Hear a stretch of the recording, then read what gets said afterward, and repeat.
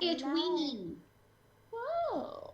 Oh, I'm all pixely. Why? Why am I all pixely? Okay, I think fixed. Whatever. Anyway, so, hello, and welcome back to our little stream. Thanks for playing. We're playing Kingmaker, but not the video game version, because that would be weird. Yeah. Um, yeah, mine's still gone. Is the rest of us. Woo! Last week, our intrepid adventurers got together and were like, hey, let's go do some exploring. And they did. They completed their first hex. Yay! You guys! Oh my god, it only took 3 months. Yeah. And 2 new players. It's fine. It's fine. Um, and also they met Bokken because Bokken's the most cheerful and friendly person in the entire Stolenlands, of course. And Bakken was like, "Now child support," and they dealt with that.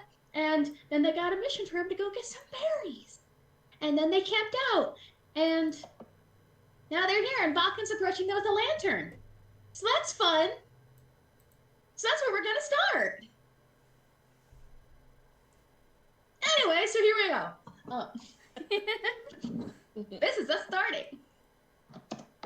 This is a losing our damn Stop mind. the game. Man, it's been a long week. It has. No, I.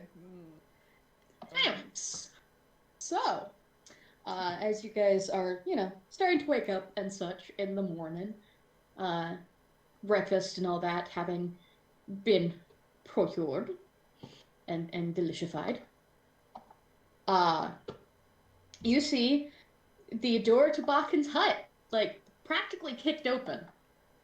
And Bakken himself, with his little lantern, just coming down the way towards you guys. Look, man, my husband bought me this. I have to use it once in a while. Anyway. With Sakura seeing Bakken come towards us, she's gonna fix him up a bowl of whatever they were having for breakfast. I'm sure that there's enough left over for him. But that means he'll stay, which is obviously what everyone in the party wants. Yeah. So he comes over. He doesn't even ask. He just like plops himself down in like your circle. Good morning, Mr. Bakken. Hi. I hope you slept well.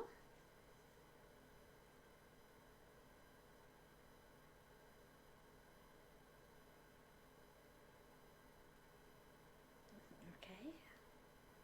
Puts his lantern down, like in the snow, kind of wiggles it so it, gets in there. Not that he needs it with, fire, but like he has one. And he's all like bundled up in like this really awful, like patchwork wool thing.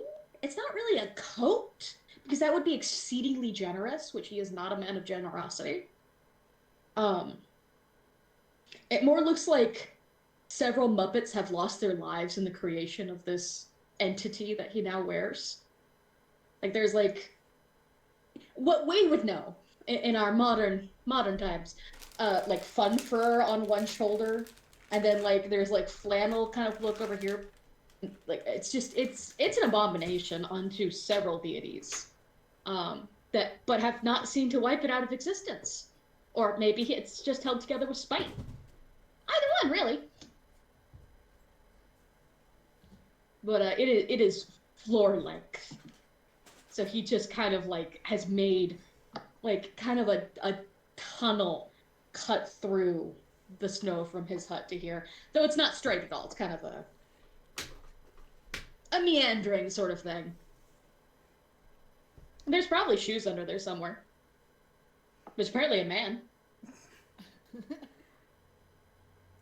Is everything okay, Bakken? You seemed energetic this morning.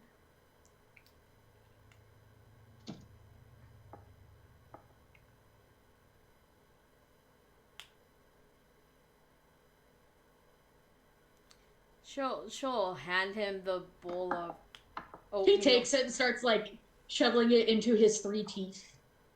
It dribbles out inside. It's oatmeal. It's squishy. You don't really need to chew it, so He chews it enthusiastically anyway. Or rather, he gums it enthusiastically, I should say. And it comes out one side and he uses the, like, spoon to, like... Shove it back in. Nah. Yeah, it's awful. Honestly. He's an awful being. Kana's like refraining from looking over so she doesn't ruin her breakfast. Grokon will give him like the tip of the spoon, like, good morning, and then say to him, so what do we owe the pleasure of breakfast with you today, Bokken? Thought you might like, well, and there's still oatmeal in his mouth when he's saying all of this, of course. Well, you seem the type to want to kick some ass. Grokon will just kind of like roll his shoulders a little bit and be like, I like the way you're talking. I'd clear to give you a little extra discount if you kick some ass with a particular ass. Feel free to elaborate. Kana's ears perk up. Oh, good. I did. I was like, oh no, I left them on the table. No, I did. Right here. Haha. Notes. He takes out some sort of like earthenware sort of bottle. It's not really a flask. It's not a mug. It's just kind of like an earthenware bottle with a big old cork on the top, and he like uncorks with a boop, and takes a swig, and you can see the contents are steaming. It smells horrible. It smells as bad as his coat looks. It is just a stank. And he breathes out this, like, nice fog cloud of just, like, hot mud. It's very goaty. Sakura kind of, like, taps her nose to kind of block the smell without being too offensive. Yeah, it's very farm goat in a mud field. Kind of musk. It's not great.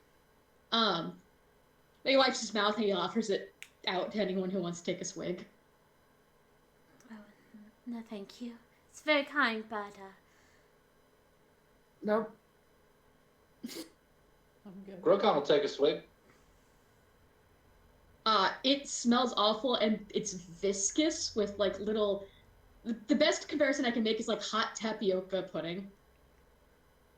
But it tastes like buttered, flaky pastry and fresh, tangy, like popping berries with lemon juice. He'll look at Bokken and say to him, the consistency of clam chowder, but a fruity pastry flavor? How'd you do that? Fangberries. Now you see why I need them. I can understand that. That Makes seems everything like a little more palatable. I can see why that would be a tradable commodity. it would be So interesting to induce into some cooking. You've piqued my curiosity about the berries, at least. So about kicking. He takes back his jug. So... And he holds up his hand, and, like, the pinky is gone on this hand. It's just... No knuckle, no nothing. He's like, so, I used to have a brother, and I kind of cut him off when he cut me off, so to speak. And he, like, wiggles, like, this knuckle that's actually, like, attached to the hand is still there, and you can see him wiggle it a little bit as though he has a finger there. He cut it off last time he hit Mom. And, there's no rest or soul. But he took off right after... Live in a hollow tree somewhere down south rather than face the guards, so it kind of worked out. But, he's a right bastard, he is. And he's somewhere in these lands, I hear. Don't know where. South. But, you know, if you happen to come across him, it's kind of like an uglier version of me. And he does, like, his most charming smile. With, like, the one bug eye and the three... It's... In all fairness, that's fairly easy to do. Oh. That's what Grokon will say to him. I like you, you're a liar. Why Grokon saying that? Underneath Slate's breath, he's like, I didn't know that was possible. But we stumble across him. you could kick his ass a bit. That'd be great. What is your brother's name? To make Fuck sure that if we I know. have. Why would I ever know his name? He's your brother. Not to me. You ever heard that phrase? Blood of the covenant thicker than water of the womb. I've heard something of the like. Yes. Yeah, he's no brother to me. That chicken, and he points, and you realize the door to his like hut is still left open, so you just see a like single silhouette of a very confused chicken. It's very hey from Moana. That Oh, chicken's God, more of a Hey-Hey. brother to me than he ever was. Just because we were born from the same loins. Ladies present. But Doesn't mean he was a brother. you grew up together. You shared music. Yes, and I drank until I wiped out all those memories, because fuck that guy. So, dear sister, not everyone has been graciously gifted a relationship like we do. So, Bokken, tell me, do you want this rat bastard, for lack of a better term? Great term. Would you like this rat bastard returned to you? Oh no. Now fuck Returned that to guy. some guards? Or If you could return lost him in the from wilderness? if you could return him from the deity which saw fit to create his existence, that'd be great. So basically kill him. Okay. That's very strong words, but yeah. You want us. For what? He is a wife beater, he's a mom beater, he's a rat bastard. I'd probably banned at this point anyway. Aren't you supposed to kill those or something? Everybody else from Brevoy tried. I mean, I mean, I the don't druid- see the problem in this. I mean, I would rather see him brought to justice and put into the hands of guards rather than just kill him outright. But You dear like sister, if I know it's a little much to believe the words of this man since we barely know him, among other things. If he is proclaimed to be a wife beater and a beater of women in general, I don't take too kindly to that. neither do I. What But guards would we turn him into, Sakura? What prison do we have the ability to send people to out here? We're kind of the judgment at the point. I do see You your spoke point. of a charter the other day. What jurisdiction does it give you? We can kill them if need be. To deal with them as we see fit. Well, Yeah. bandits at the very least, but if he's not a bandit. I mean, I know he's stolen some shit. He stole from me. Can you elaborate, Bokken, on what he stole from you? Not that I don't have any issue dispatching swift justice, and he'll pat his tributia, but it'd be a little rash of us to just assassinate a gentleman based on your very honorable word. Yeah. Why'd he steal? Takes another swig. Well, he stole a gallon of this. He stole. Oh, this was years ago now. He stole some mom's old jewelry.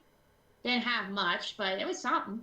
Can you describe what the jewelry looks like?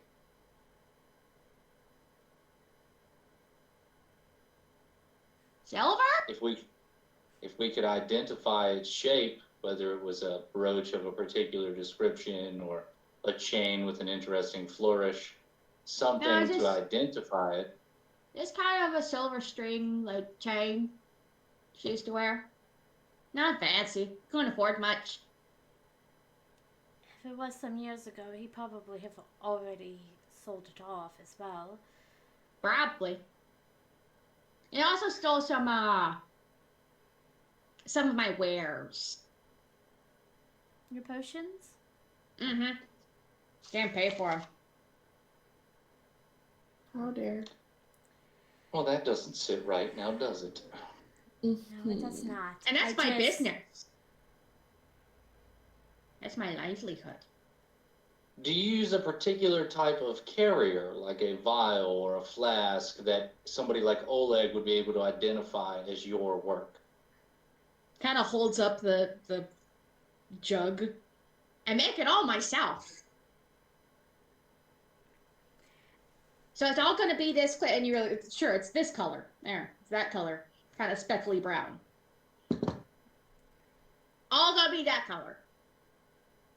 I just use the local clays and stuff. Well, that would be fairly distinct to you. Most everyone else uses glass. We will make sure that justice is done.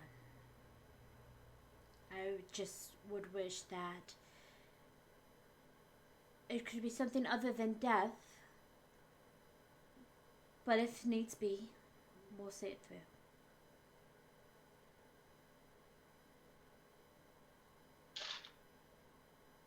The part where he stops moving. What was that? He likes the part where he stops moving.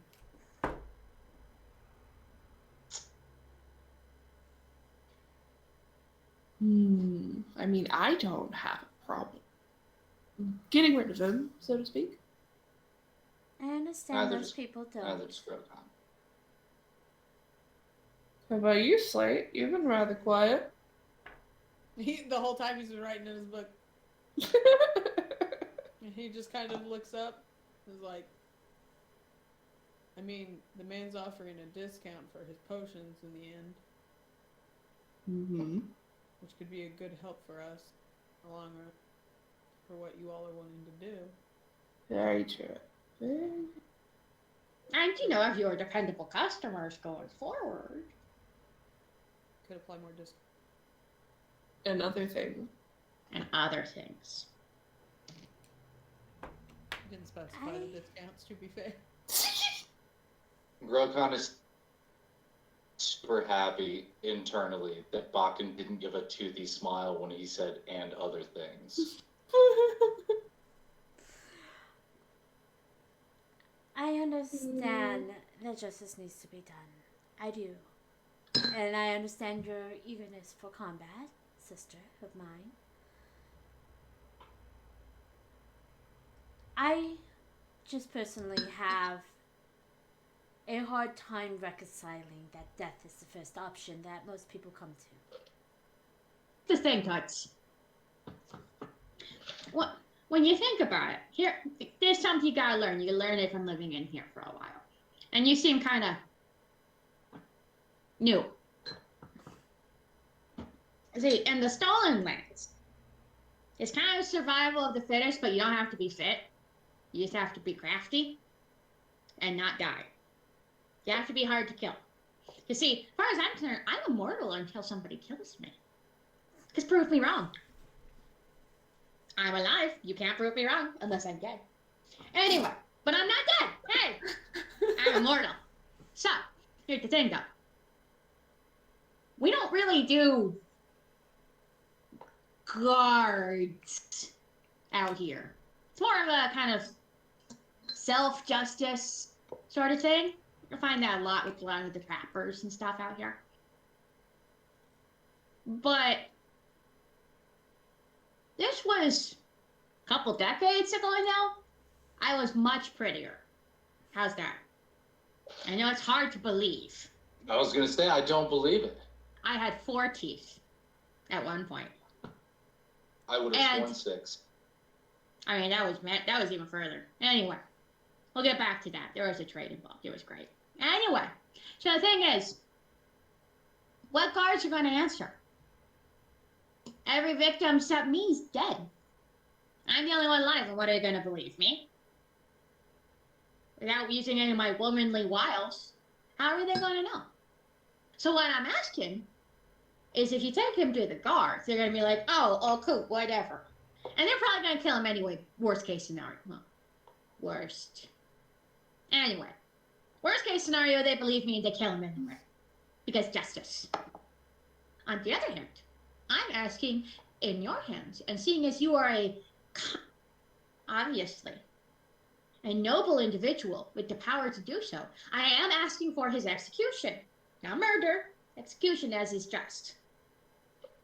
But I'm giving you control how it goes down. So you can make it like a quickie.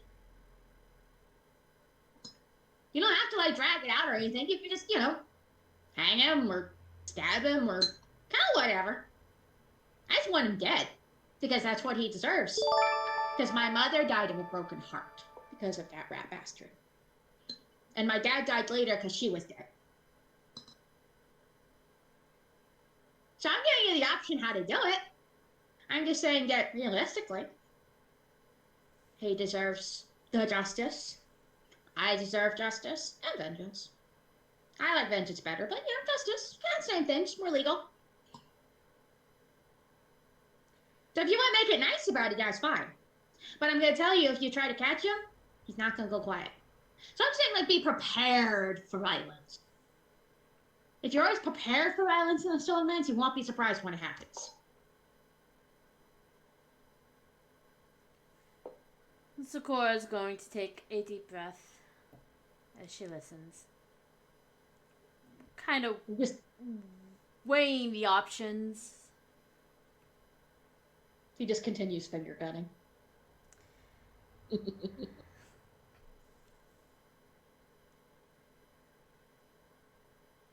We'll do what we can. Yeah. If it must be, then we will make sure that it is a quick death. Oh, I'll make sure that he's. I knew I could count on folks like you. You seem the dependable type. Anyway, I'm freezing my taint off, so I'm gonna go back to the house. Thanks for the food. You're very welcome, Bokken. He like tips the bowl and like scrapes it really fast in his mouth till his like cheeks are like hamster style. He's like, bye. And just starts trudging back to the house. Once he's a good distance away, she's gonna lean in towards the other. Did they say womanly wiles? Yes, they did. And it kind of made me chuckle. And taint. That Well, was I a I could've surprise. From writing down things to know. I should have used Grundle. Grindel would have been funny too. But the man does make a valid point. Or woman. I understand the point. But do you? I do.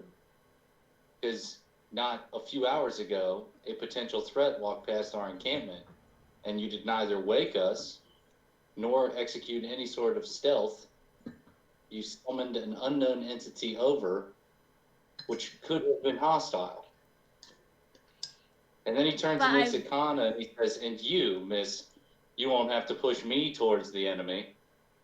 Next time you punch me in the morning when I wake you up because there's a threat, if you hit me again... Ed was not a threat, and I But recognized... you didn't know that in the dark. Yes, I did. And Slate and I don't know that. And then you yelled, which woke us up. Therefore, What am I that supposed to apologize. think? We're out here traveling with you, helping you with your charter. Do not make me regret this. Do not make me feel like you're not safe companions.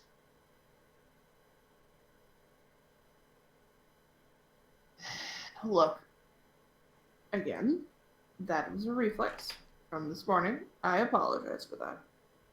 Now we'll try not to do it again. I would hope so. Because if we get into a sticky situation, I'm going to need you swinging that big stick. But not at me.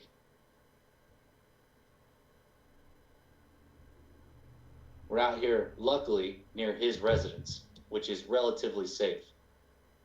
Because he's lived here without any issue. But if we go deeper into these files, It is not likely to stay that way, and he is merely indicating one individual he believes to be potentially violent out roaming the area.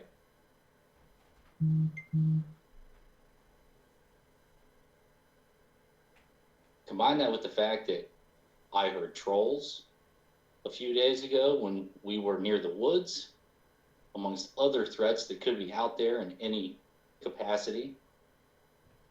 From now on, this isn't fun and games and hanging out with the neighbors. We're out here hunting down threats and eliminating them. But we have to be wary. They're threats. Do you not think that I don't understand that? Not based on the way you acted during your guard shift last night. I don't think so.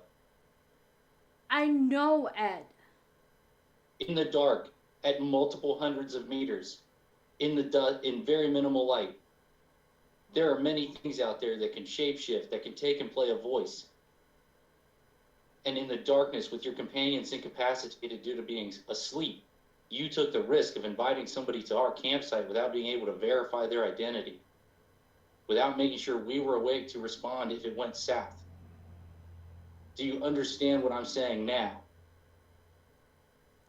She kind of shrinks back a little. Yes, I do. And that was poor judgment on my part, but I believed it was Ed, and I did not perceive the threat. But that is not to say that I do not take this seriously, that I don't understand that there are threats out there. But at the same time, I'm not just going to assume every person that we come across is deserving of death. I'm not saying that everything's deserving of death, but you have to act like it's going to kill you before you verify it isn't.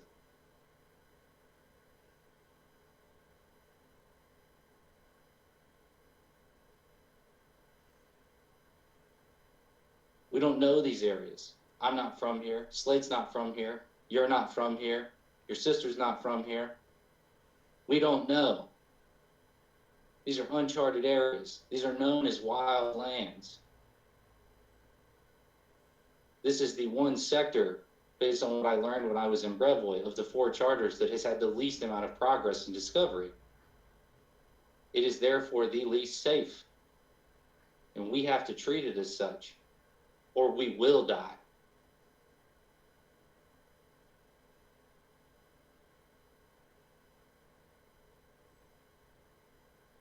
I'm not trying to be mean, but if these lessons aren't taught or aren't learned, we all can die.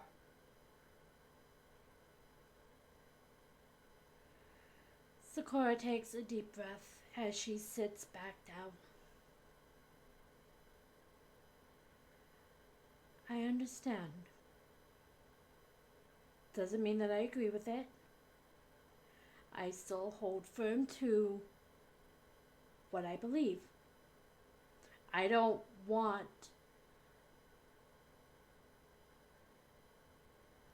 death to be the solution.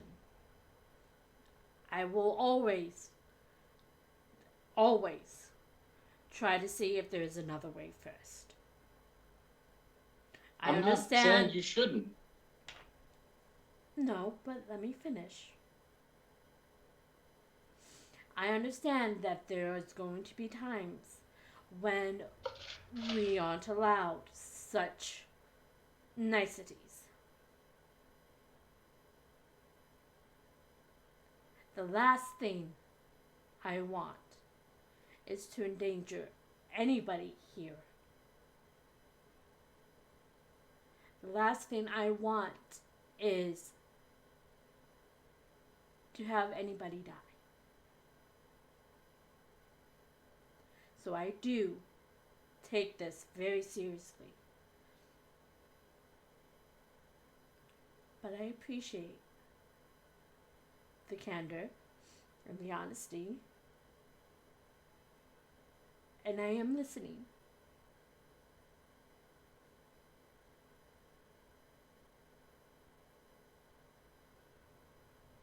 I am listening. Okay.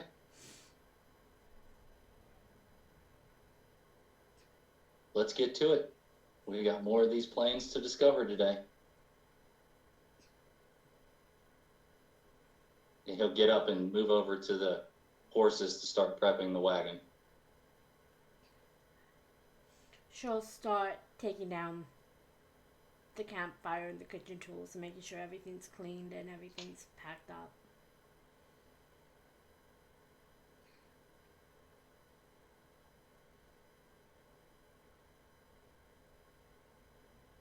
All right.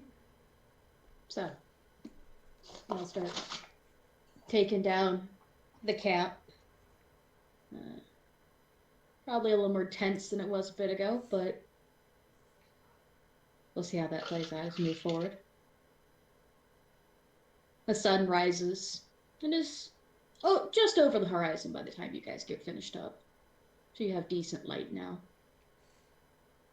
You can see because of the kind of heat, the above freezing anyway, temperature of the day before, and then the drop overnight, and starting to warm back up as the sun comes up.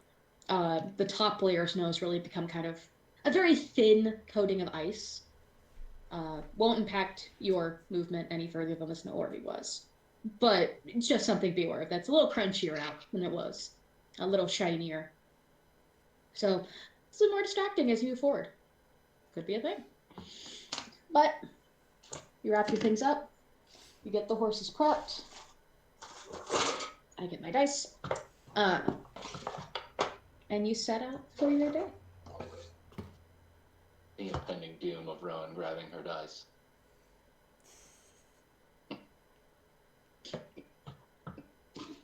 They're shiny. And pointy. Anyway. I forgot something.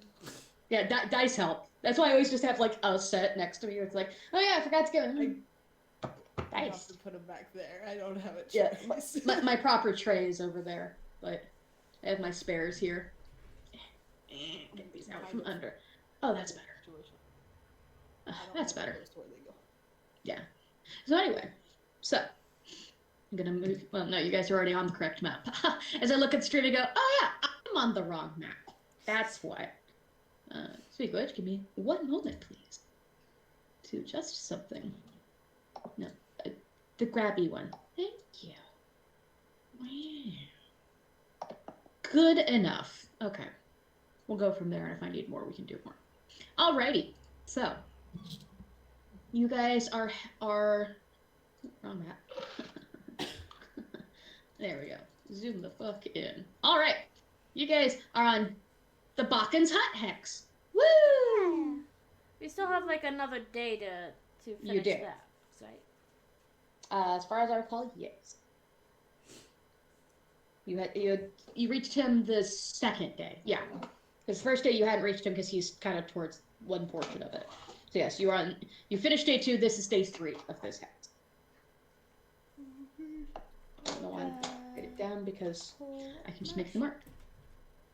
So. Make your rolls. 25. Okay. 7. Nice. I rolled No. a 2. Hey. This is already turning out to be a wonderful It's day. not a 1. We're doing not a perception 1. rolls, right? Yes. Perception for meandering around the hex.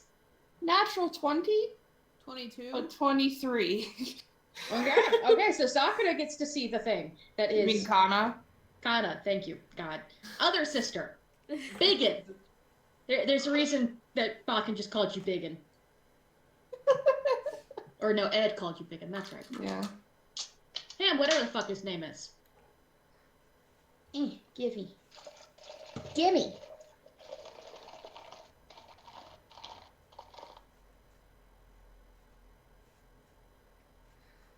Yeah, okay, that'll work. I don't remember which way, up or down, you're going, so it doesn't actually matter, fuck it. South to north. Well, it doesn't matter. This is just during the day, as part of your exploration, at some point, you see, there's a little copse of trees. You know, these are field or plains and kind of field land stuff. But there's the occasional like cluster, like small, kind of the opposite of a clearing. I'm sure there's a word for that, but I can't think of it right now. But it's an anti-clearing. It has trees in it for some reason, and you do notice that a good portion of these trees they glimmer at a distance. But Kana, you're the one that realizes the reason they shine is not because of snow or ice or anything. They are pretty well covered in webbing. Not like big webbing, just a lot of webbing. That's why spiders. Yeah. Blech. She's gonna point out to the others that what she sees, like seeing a bunch of like webbing and stuff. Yeah, we're not talking like the whole Australian like season of webbing or anything like that, but like God, what are they called? You know when you go out in the country you can see like those moth nests up in the trees? They kind of look like cotton candy. It looks like that, but webbing. Mm-hmm. That's what you're seeing, basically. But it is a fairly small You're patch. muted, Jacob, if you're trying to talk to us. I'm making snarky comments like light a torch and burn it and Yeah, it is a fairly small kind of outcropping, copse, whatever, of trees. You can fairly easily avoid it if you did follow the incredibly snarky advice. You do have the benefit that everything is very damp, which you remember from back at the trading post, so it's unlikely, but not impossible. Yeah. Or you could just avoid it. I would say avoiding it probably be a good idea. I would at least mark it down so we know there's. If we need to, when closer we can clear it up. Mm-hmm. That I can agree with. Just for references, we can mostly hear you, but you're picking up just a little bit. Oh, I'm sorry. It's okay. I fixed Just it. giving you the heads up. Yeah, no. It's Okay. It was Well, I have just to- enough for me to understand what they were talking. Yeah, it was kind of like the ends would clip. Yeah. No, it's fine. I understand. Okay. You guys mostly just. I'm just trying not to pick up Peppa in the background as well, so. Yeah. No, totally understandable. No, not that one. Look at all of us with our significant others just making lots of noise in the background. So I'm gonna move you guys for a second. Just that way. I'm placing a marking for you. I'm just gonna put a spider web. Really?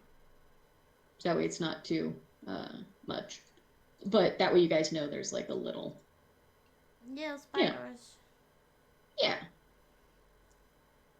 well, like might as well investigate it, because if the whole idea is to eventually settle this area, we need to know what type of spider it is or whatever creature it is, so that we know how to deal with it. Could we tell by the webbing what kind of spiders they are? Can we tell by the webbing whether the spiders are large or small? Yeah, you could do that definitely. Okay. Like type of, I mean, all of that would basically be for just the size in general. I will include that in your nat 20 because that's, I mean, easy to tell. If you want to know more about them, that's gonna be your nature checks and stuff. With just the nat 20 and stuff, they're not big. These are, like I said, they're clusters of them, but they're just like. Trying to think of a good like bottom of a Coke can kind of size at biggest. So I mean, they're not tiny, but they're like the big hunting spiders you see. Yeah. At biggest here. We're not even talking like tarantulas or anything. Like just, So not small necessarily, but they're various like wolf spiders probably kind of vibe. Yeah, I know I hate them too, but also it's winter, so you don't see any moving right now.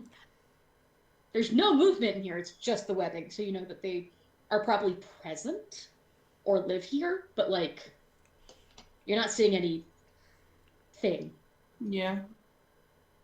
at the Kind moment. of just like, thank God it's fucking winter. But yeah, they look like normal size. How close to them do we get? This full lighting. I would say you probably have to get within like 60 feet to be able to tell that about the size. Okay. So you don't have to be like right up on them, but like you do have to get pretty close to be able to tell. Partially because they're small. I would like to hand the reins of the wagon to somebody else so I can hop off and get within 30 feet to do a closer investigation check. Easy Are you enough to pass it. Sorry, go ahead. The reins. Are you sure that's quite wise? I got a 20 nature check. As he's moving, Kana's gonna like go follow him, kind of just to back him up, just in case something happens. Yeah, you get that close. Again, it's winter. Most of them, if not all of them, are probably dead, to be honest. Okay. Because it's cold as shit. But normally, just based off of the sizing, based off your own knowledge, it's not as though these are, Brevoy specific types. This just appears to be a regular, fairly common type of spider. It does tend to travel in groups, I'll say, Okay. of quite a few. You might even say a swarm of them, Uh-huh. but it's otherwise a fairly common type. Let me double check, make sure I'm not missing anything for you guys. Because I don't want to accidentally not tell you a thing. There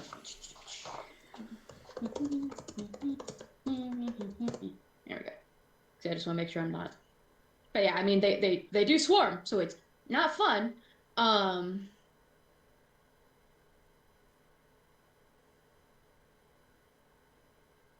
Yeah.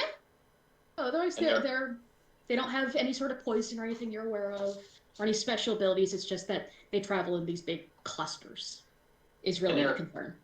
Their webs are high enough off the ground that I wouldn't be able to reach them from the floor. I mean, if you extended your arm up, I wouldn't say you'd be able to touch it or anything, but like you plus like a weapon, you could probably like be touching some of the lower ones. Would a 16 knowledge arcana check allow me to know the spell spark in terms of knowledge and awareness of it? I don't know it personally, but would I be but know aware of it? Yeah. Yeah, I would say so. I mean, that's a fairly common spell. Especially in where you come from and stuff. It is probably not at all uncommon for people to spark to light small things. So, Grokon will turn and look at Slade. And Slade, do you know how to cast Spark? Nope, not today. Actually, don't think I have that in my book at all.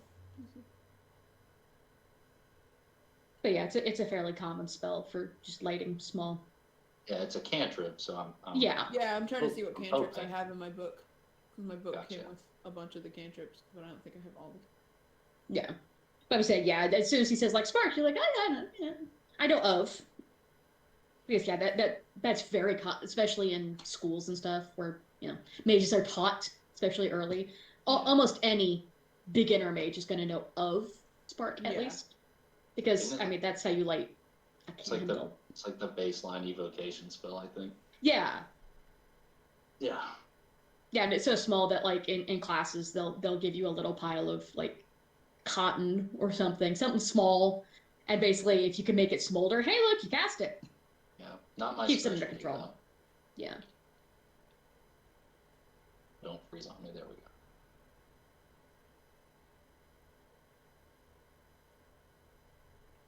I don't know it today though. I don't actually have it in my book. It is not a cantrip I have. Then I'll grab a torch out of my backpack and light it. What are you doing? Taking advantage of the wintertime? I mean, I don't blame him. Are they a threat?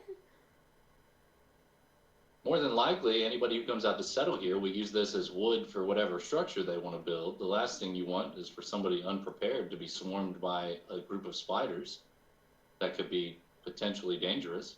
And just to clarify real quick, because with your knowledge of the fact that they swarm, you know this, we're not talking like, oh, like a dozen of them, we're talking hundreds in this swarm.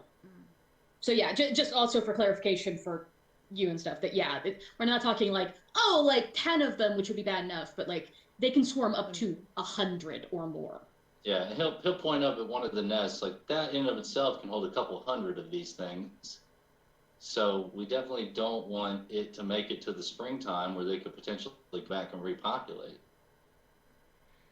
When you mentioned that there could be hundreds just in that one nest, and I can assume that she sees several nests in Yeah, that... you can easily, because they're kind of a, I'm sorry, they're kind of a yellowed, they're not white, so it's easier to see them, Yeah. especially in the dark of the coloration.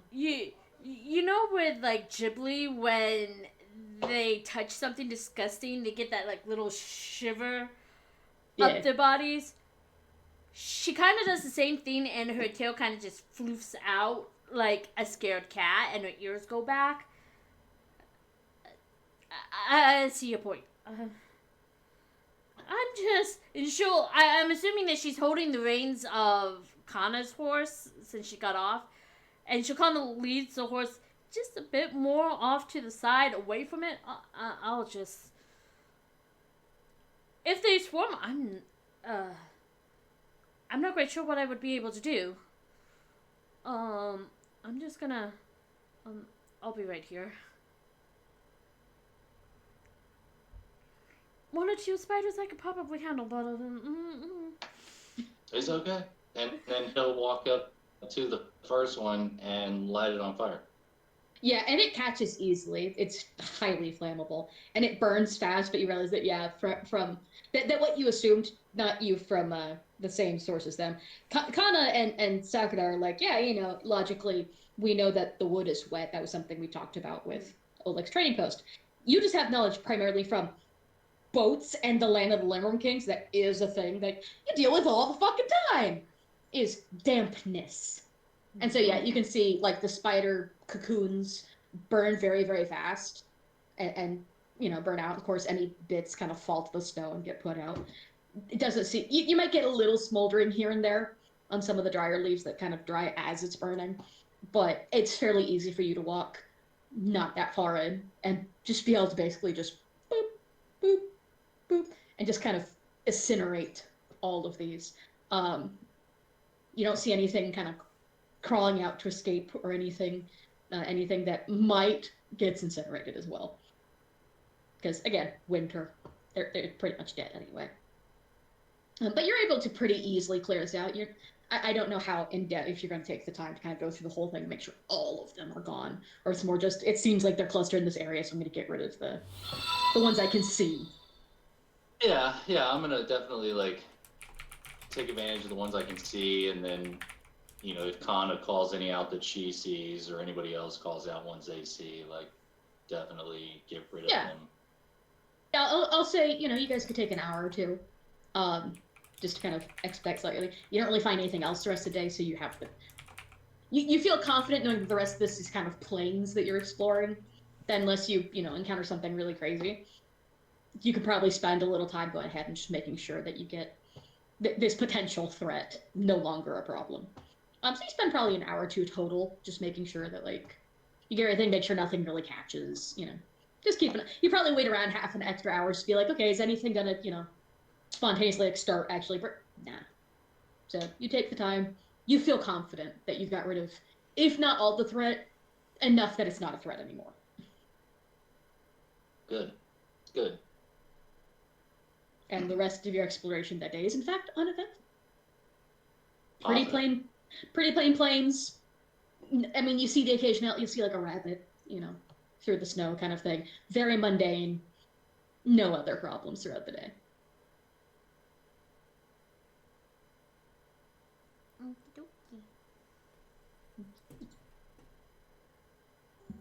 Nice, you completed a second task. Yay! I'm going to leave this marked as a little spider web, just so you guys know, like, where it was. Yeah. Because then you know, like, hey, there's a little copse of trees here. This is an area you want to make sure that, like, It's not like salmon where they come back to it every year kind of thing. We want to make sure we keep an eye on this, make sure it stays unpopulated. I know it's kind of even with Bokken Tech, so bear in mind these are like 12 square miles, so there's some distance. I just want it to be big enough you can tell there's something there. Yeah. Because otherwise, you know. and then I'm marked. I go, oop, that's blue. I don't want blue.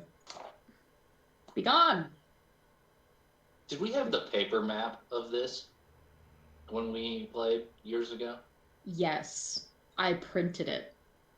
That's I basically- right. I basically had the same thing, and we printed it. But I had the blank one, and then like I would hand draw it in as you guys went along. Yes.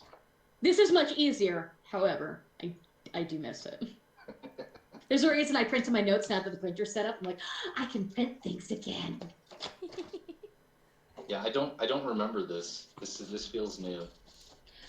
This is a potential random, just for your reference, Jake. This is a potential random thing that you guys can encounter. That you guys just missed when you did it. You had a similar thing in a field. That was when the shield that Matt did. Similar thing. Creative heat metal spell. Yeah. Very cool. Yeah, not the exact same scenario, but same idea. Got it. Got it. So yeah, this is just an encounter y'all didn't have. Got it. But yeah, so you clear it out. You make nice camp for the evening, and you know that the next day you can move on. This hex is done, been covered. Now, of course, in game terms, it would. You understand. Yeah. I did not forage very well for food today. Nat one. Okay. Oh, So you find like a small pile somewhere in the snow that you're like, oh shit, this could be like something good, and you dig it up, and it is a rock. right. That's okay. That's not what I thought you were gonna go with that. It's his first nat one on a forage. I'm gonna be nice. No. No, never mind. Sakura is gonna cook dinner, and when she cooks, you could tell that she's putting a bit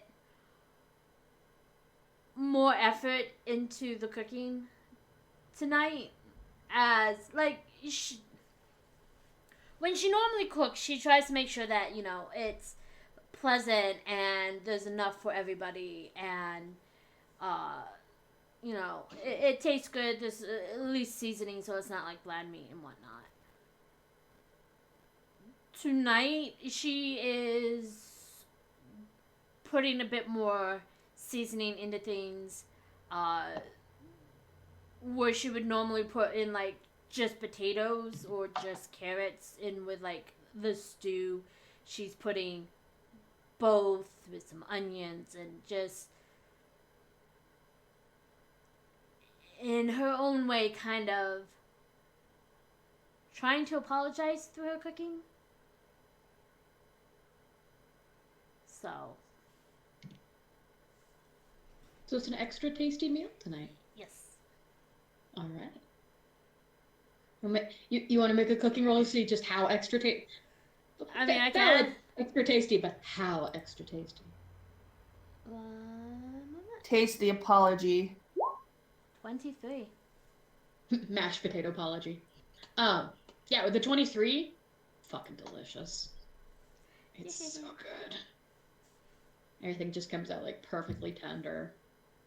Like you'll finish up just a little bit early, and you're like, okay, but we're not going to continue on. It's getting dark because it's winter. Dark comes early.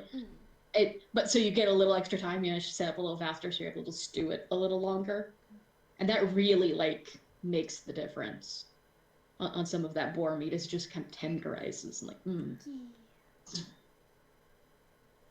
While that's happening, Grokon is going to take extra care of Yuri, the horse, because he's been toting this wagon around for miles upon miles to this point, and I got a 16 handle animal check to groom him. It seems that like Yuri the horse takes to slightly more rough and tumble people than the genteel nature of Sakura. Um, you are not strictly aware of this, but you know he does not like Sakura for some reason, even though she like tries to spoil him and be nice. And Kana, he's like, if he could talk, he'd be like, yeah, you're capable. I like you. Apparently, he has realized that you two, Gurokhan, are like capable. So like, it's not that he's a nice horse. He's not. You can tell by his temperament he is not a horse that I would say particularly enjoys what he's doing. But he is very capable of doing it and will get the job fucking done. And he's like, Gritty. yeah, he's like, no, this is what I'm here for. I'm gonna do it. Fuck yeah. Eventually, I'm gonna be like leader of the horses and be able to delegate it to someone more suited for this task. But like, for now, obviously, I have to carry it. I have to be the horse leader, and accomplish this task. Or my name isn't Yuri Horstova. I don't know. So, I hate it. man. I hate I it. know. I hate I know all you of it. do. I know. That's why I'm doing it. Because I love you, man. Rip. Sir. Rip Look. Yuri Sertova. Love you, Jake. And besides, he wasn't Sertova when he died. He was his own man. With his own name. I can't remember the last name, and that's killing me.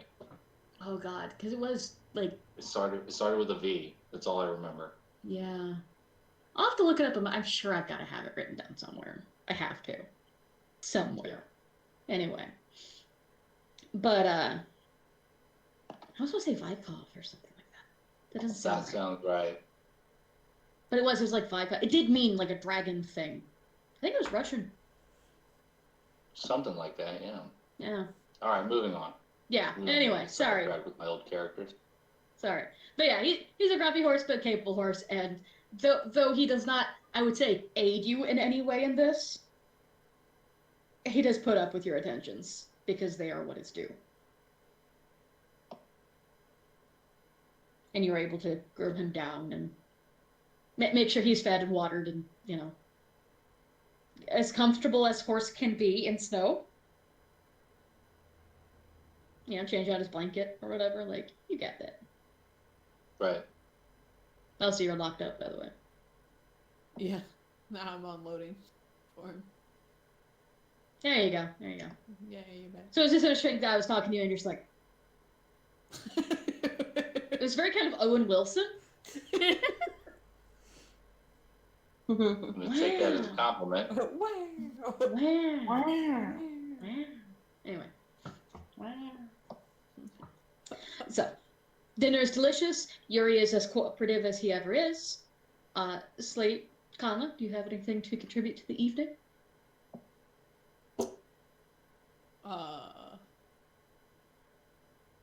No, I'm just writing things down in my book.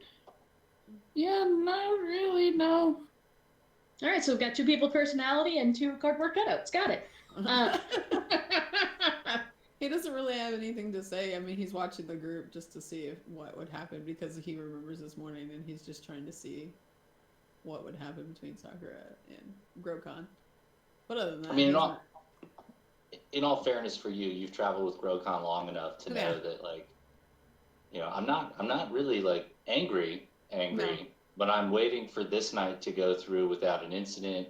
I want to see that the lesson been learned. Mm-hmm. And yeah, no, I know how Grokon is. His focus is probably more focused on Sakura. I guess probably since Slate is watching mostly, he could probably tell that Kana is more agitated and thinking about something that's making her agitated.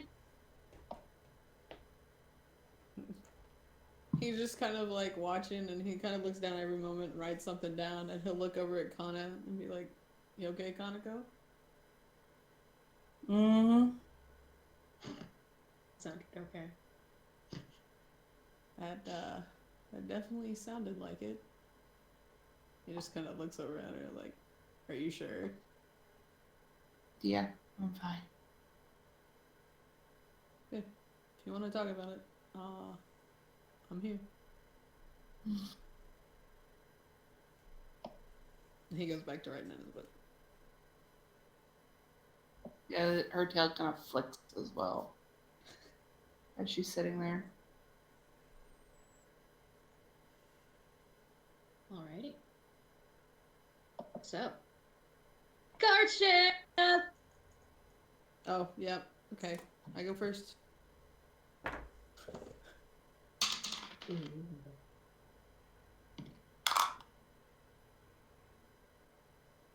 Oh no. So, That it was is a such a great 7. just a great juxtaposition between the DM going ooh and you going Yeah. Wonderful, love it, my favorite. Wonderful. No pun intended. Wonderful, marvelous. Woo, first watch. Don't see shit! I don't see shit. You don't see Sorry. shit. I still have the why are you written in my book? So I forgot That's about true. that. yeah, I still have That's the so googly eye funny. face and the who are you still written in my book. What else is gonna happen now? So you don't notice shit. Yeah, no. So you're just like writing in your book, just taking notes. You got your googly eye with the who are you off to the side. Why And you're just like- you? And you're just like writing away and stuff, and like 3 hours in, Uh-huh. like a few hours in, you realize that there's actually a reply written down, Oh my god. and it just says, all caps, friend. Like that's not creepy at all. That's all it says. It's the same style handwriting. Just says friend. That feels like something Pennywise would do. There you go. It just says However, friend. nice boot. And then I have my it's on the page with all the information about characters. George. Slate. I'm just like, as soon as that happens, as soon as he notices on the book, he just starts looking around like, what the fuck? Ghosts! Fuck this! Piss off, ghost. Piss off, ghost. And that makes that great because I have ghost sound. As a cantrip, I can Piss off, ghost. make ghost sounds happen. I just realized, speaking of which, the reason why it sounds so quiet is because I never put up music on. I was like, why is it so weird? That's why I never put the music on. Yeah, the bot hasn't been in here. Groovy, come back. Groovy. But yeah, that's what you get. So I hope you have fun with that. That's Yep, great. I'm gonna Now- probably write a reply. I'm just trying to think of something. Now you know why I went. Ooh. Yeah. It's like, goddamn, like I just keep rolling this for you. It's like, I'm okay with having an interaction like this. That's fine. It's okay. It's funny to me because he's never dealt with these before, so he's like, what the fuck?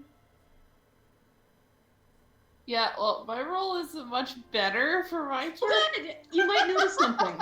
It's a 4, so I think that's also a 7. Oh my god. We're gonna die tonight.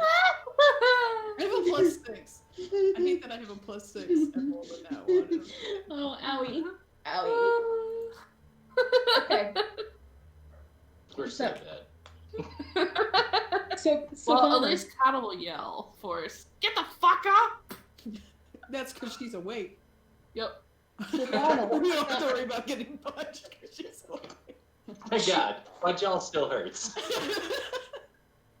let me write this down for a future note. Yeah, by the way, I didn't come back to full health until the 3rd hour we were awake. So thank you for that. You're welcome. At least you're back to full health before we get into a fight. Right. Oh, fuck. I'm sorry I gave your jaw a boo-boo. My primary combat feature is performing oratorily, and you punched me in the mouth. It was very tactically sound. Did she also nat 20 that too? Yes, she did. did. Confirmed. Yes, she did. I love it. I got crit by her fist. First time in combat, I got crit by her fist. So out of curiosity, Kana, for no particular Yes. reason whatsoever, Oh, what do you have on your person during guard shift? Well, all her valuables are put away, and she kind of just has like her hair down, still wearing her kimono, just watching. Okay. Doesn't really have anything on her. Okay, cool. That's all I need to know then. You don't notice anything.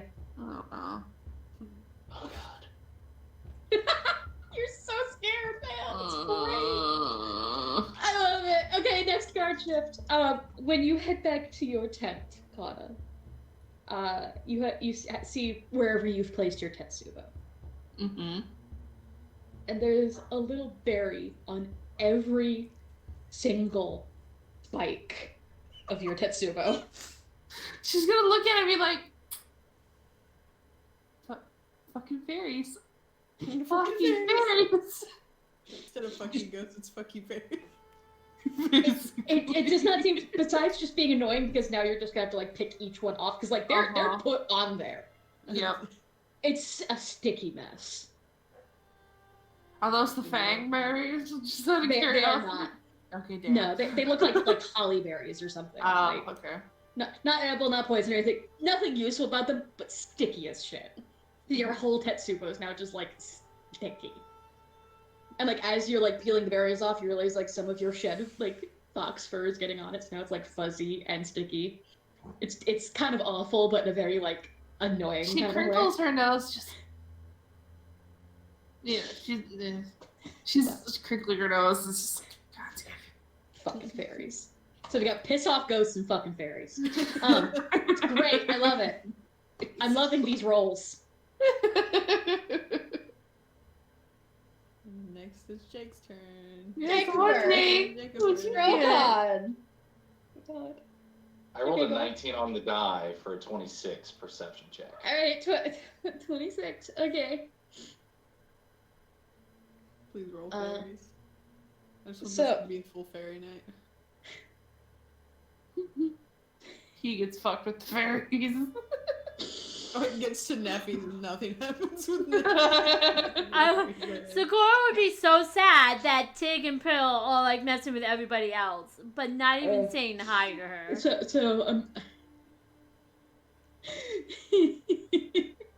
sorry, give me a second. I'm just enjoying Kel's reactions. I'm sorry. Okay, so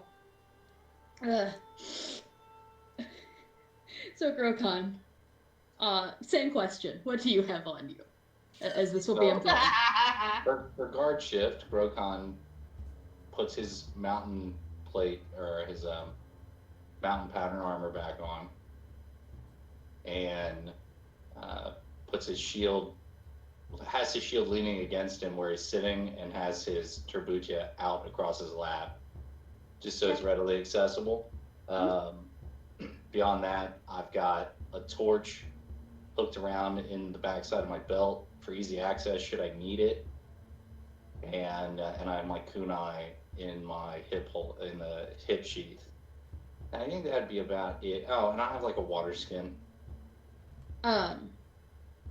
With your like 29, 26. 26. 26, yeah.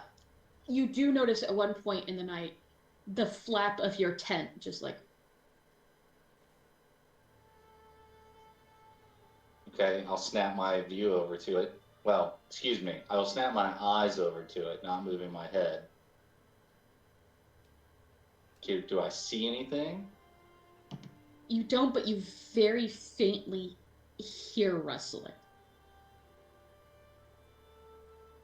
Do I smell anything?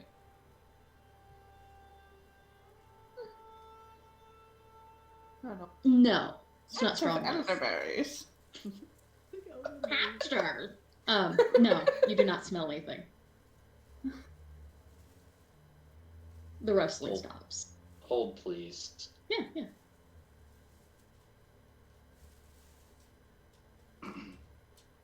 I'll cast Detect Magic in that direction. Ooh. Let me Google something real quick, just because I have to double check it. I think I know the answer, but I want to make sure.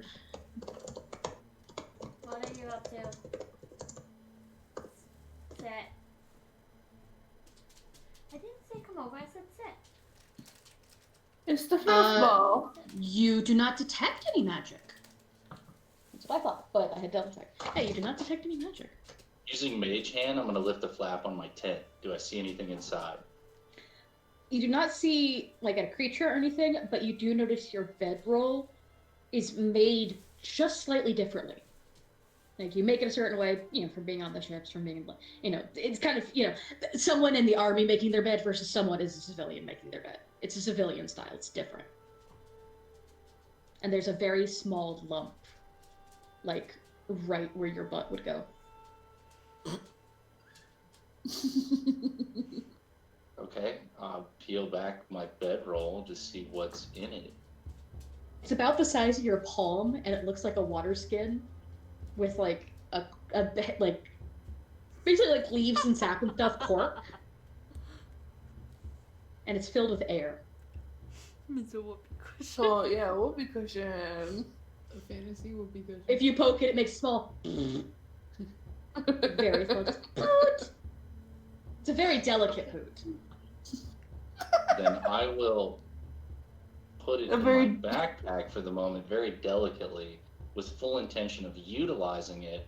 Actually, I'm going to roll Knowledge Arcana, because I believe that's Fae.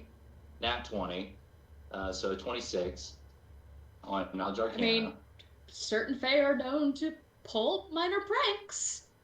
So would I know that, like, they want to see it happen? And that... They enjoy the type of Fae that would do. You're assuming based off context clues here, that the fact that the prank was a whoopee cushion of all things. Generally, these are the kind of Fae that do have a more childish sense of humor, Okay, and they do enjoy like the prank going off. I will set it to the side because I'm not going to get pranked, haha. But I will try and set it under Sakura at breakfast.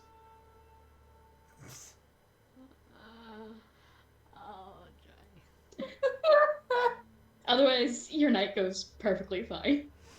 Okay.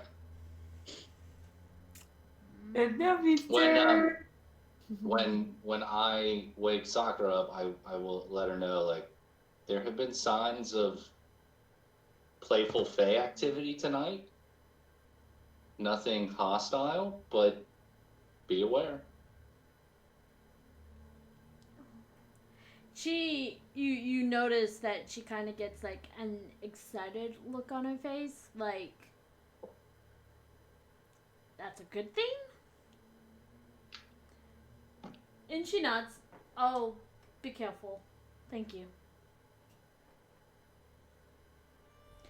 And then you'll hear him sing a lullaby as he gets himself back to sleep. Because I know that cantrip in it. Why not? Wait right up, she cries.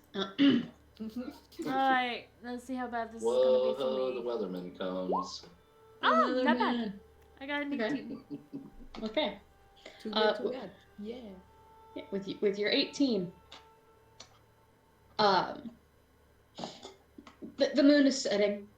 I don't remember what fucking moon phase we're on. I don't even know what day it is because my calendar is in a different room. How dare you? I was taking notes! Well, we left on the 3rd, I believe. 3rd, yes. So Okay, so I know roughly where we're at. That's really all I need. Today so it's would not be the night of the 4th into the 5th. Okay. So yeah, it's almost like a half moon, is what I was roughly guessing. And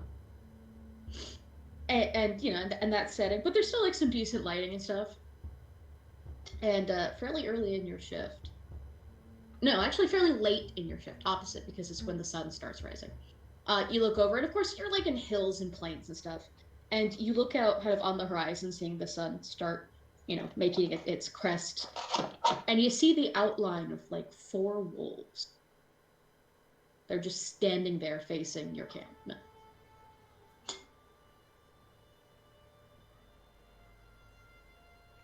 They're just standing and watching us? Mm-hmm. But they are actively like facing your encampment, and they're easily a ways away. Do they? I don't know if it's like a knowledge nature or a handle animal or anything like that, but do they look like they're tracking us, watching us like with curiosity, or I would say this hunting? is a behavioral thing, so I would say this is knowledge nature. Okay. I don't have knowledge nature trained. You could also do a local, I think. Yeah, I think you could also pull a local for this. Okay. For I have like knowledge. stories, you know, not specifically like fairy tales, but just like knowledge in general of happening. 12. You don't know a lot. Mm-hmm. Wolves are not like, I mean, especially in Brevoy proper, wolves are not really a thing. See lots of wolf pelts, not so much wolves. Mm-hmm. So I mean, this is the wilderness, but you know that Kana has seen them because she mentioned like defeating them that one time, and you're not sure these are the same ones or anything, but like this is a thing that's happening with some frequency. If it's the same ones, that would be weird. They're out on the plains. They're further away from like where you guys first encountered them. So you can't say for surety like they're tracking you, but the fact that they're just like at a distance watching, kind of weird. And the sun crests over the horizon. You get that like brief like flash that you see when the sun finally hits and kind of plunge, and you look back and they're gone.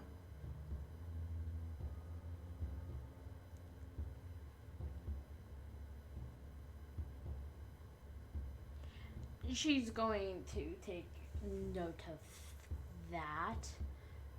Still keeping her eyes like on the perimeter of the area of where she saw them off, just to make sure that like they're not moving closer and whatnot. But as your eyes adjust to the light and you know it starts getting brighter and stuff, it looks like they went on the other side of the hill away from you. And you don't see them again for the rest of your shift. Okay. She'll start making breakfast. Around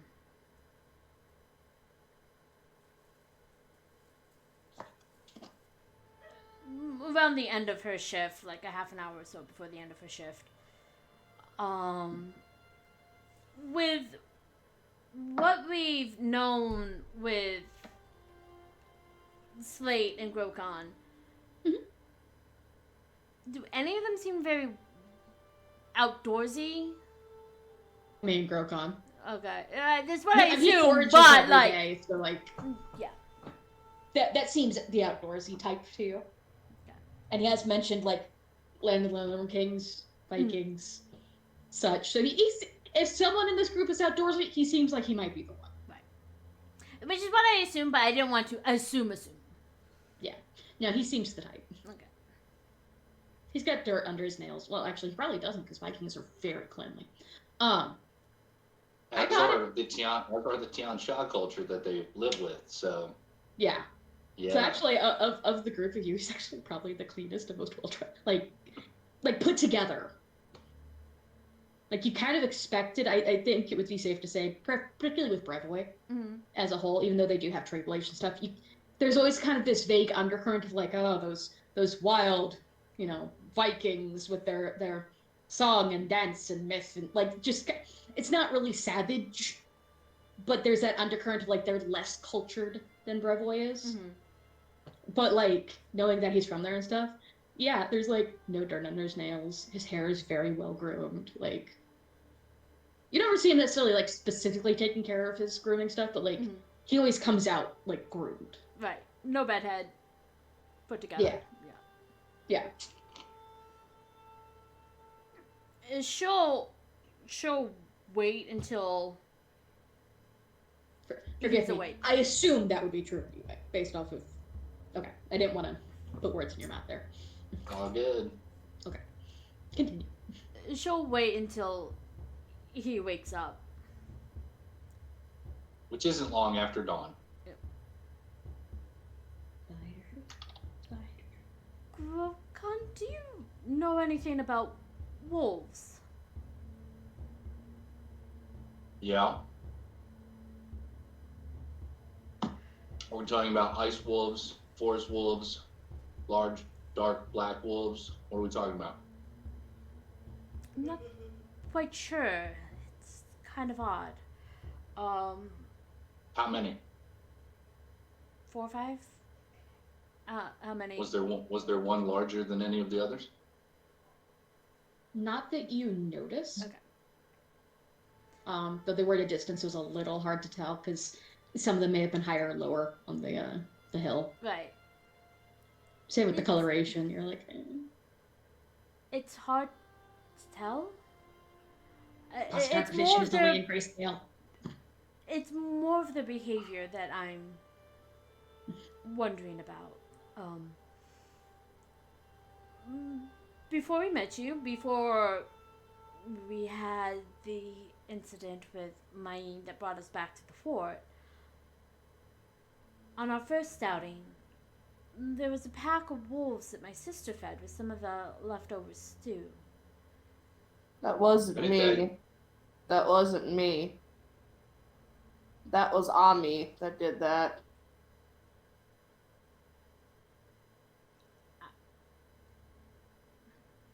She told me that she did it, but I didn't do it. Did it? Huh, okay. No, I did not do that. But you heard it from your sister, we'll say. How's Yeah. Yeah. that's how we'll, fix that. Is you heard from your sister that Ami did that. As you say that, you see Grokon's tusky, like tusk coming out of his lower jaw, and he just kind of like shakes his head, and his jaw drops a little bit, where his tusks are grazing his upper lip. What? Oh, that's what my sister said. That they were Why? fed. They were hungry. They're Better to wolves. feed them than have them attack us, I suppose. Better to kill them than have them eat the food that you could forage. I'm just telling you what I heard. It wasn't on my shift. Though, to be honest, it would have been. Okay, sorry. I heard my cat getting into something and I thought she was in places she wasn't supposed to be. To be honest, if it was my watch, I probably would have done very similar, which is. Well, on my shift. Well, has Kana mentioned that she's seen the wolves also before? No. No. Okay. But if you ask her, she'll tell you. On my shift, there Grokan has this look on his face because of what happened the previous night. Mhm. And now he's learning another thing happened, and he didn't get woken up. So he's got a very concerned look on his face. Last night, while I was watching, well, it was only like an hour or so ago, and she'll point to the hill in the distance. There was about, how many? 4 or 5? 4 4? was what you saw. 4 wolves. They didn't do anything. They just stood there and watched. And For probably a good 20 minutes, for reference. yeah, for a good while. I didn't want to jump to any conclusions. If they approached us, I would have woken you. I would have woken everyone. But they just stood there. They just watched. And then when the sun came up, they disappeared almost. It's not behavior that I'm used to. And I was wondering if you knew. What do you do with the breakfast and dinner scraps when we stop moving, or when we start moving for the day? Well, what isn't used, I try to save and use either for, like with stew, as a base for the next meal, or, for lunch in the breakfast, for lunch, or, try to make only what we need, so there's normally not a lot left over. Do you leave anything behind at our campsites when we move? I mean, the only thing that I could think of would just be the dirty water from washing out the pans. But with my cooking, I've always been taught to, well, didn't always have a lot to eat. So we saved what we could and used what we could for as long as we could. Even down to the bones sometimes, using them for stock. Don't tend to leave anything behind. Well, for the next few days, we need to make certain we leave absolutely nothing behind, to include the dirty water. Because if they're following us for scraps, they may be waiting for us to move before they come raid what scraps we leave behind. Or they may assume that your group, us, will feed them. You never feed a wild animal and expect it to stay away. Then it just follows you. I rolled a 17 knowledge nature, by the way. Okay. With 17, all of that, like, that's the obvious, like, solution to you. Because the only other thing you can think of, now, Land of the Norm Kings, which I'm sure you know, but just to give you guys the update, since I know some of you are not familiar with lore, actually also has a very heavy Fae presence. Yes. So this is not unusual.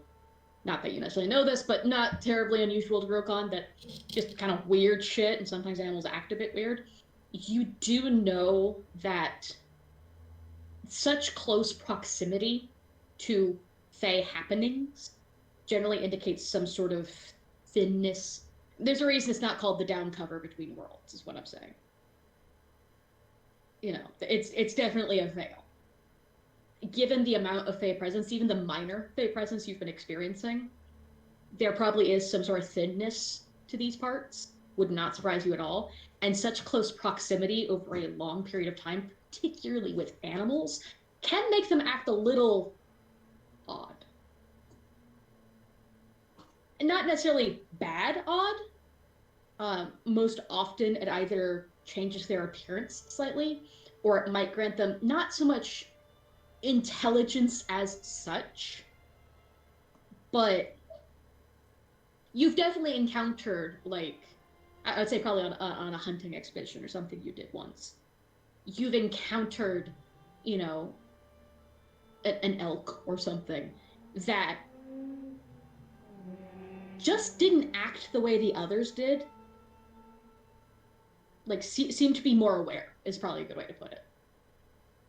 Now, whether that's aware of intentions, aware of, you know, things that you're doing, so on and so forth, hard to say. But they just seem to be a little more aware.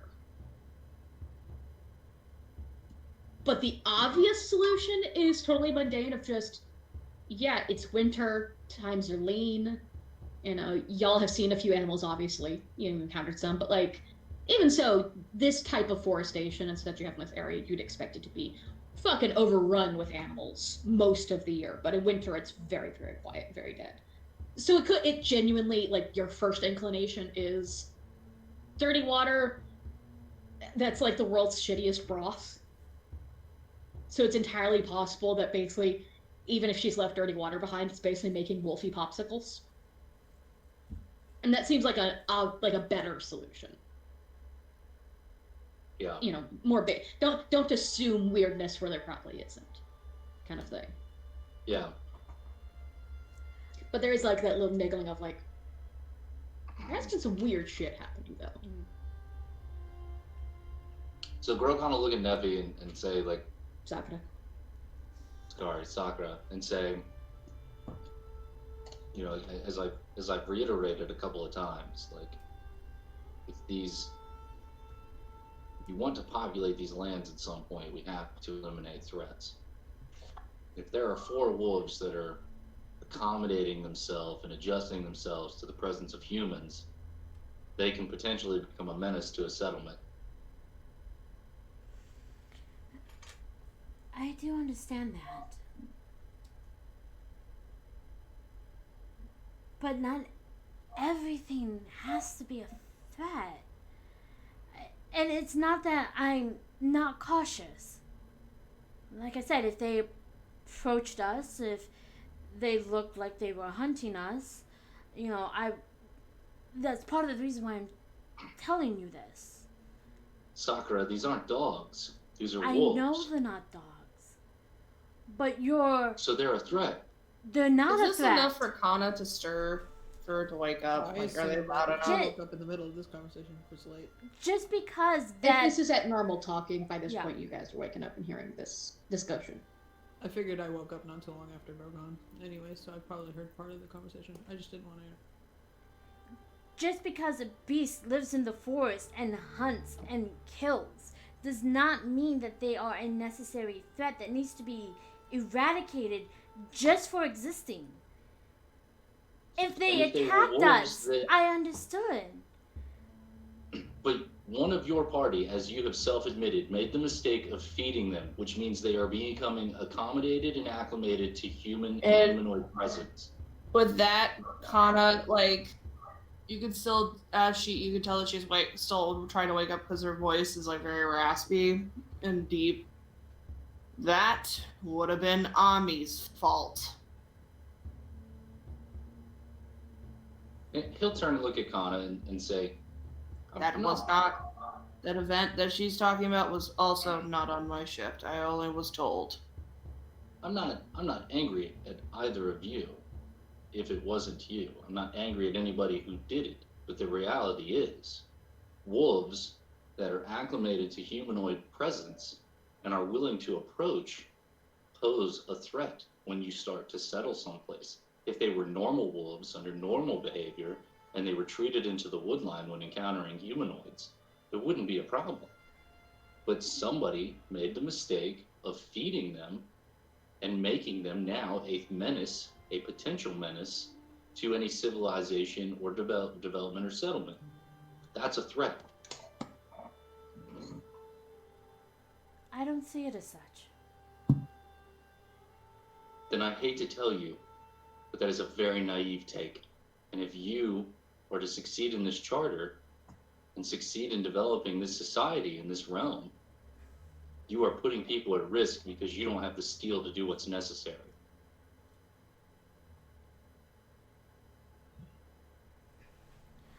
And then she's like, Just- let me stop you right. That's when Kana goes, let me stop you right there. There is such a thing as picking battles. I have seen these wolves on my watch as well. They didn't do anything, so I did not fucking mess with them. It seemed smart at the time to just watch them and leave them be. Instead of stirring up trouble, which could have gotten more people hurt and taken more time for us to explore. They haven't done anything, which is why I do not see them as a threat. If they have acted viciously, if they have done something to warrant being a threat, then yes, I would agree. But just because they exist does not mean that they should be put down. Just because they're acting differently does not mean that they should be put down. I do not want death to be the first thing that we jump to when encountering anything. I look forward to the conversation when they steal a small child or somebody's livestock. When we settle these lands, there will be walls, there will be guards, there will be things to protect the people.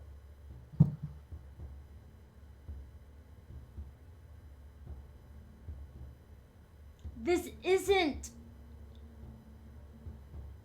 You're assuming the worst before it even happened.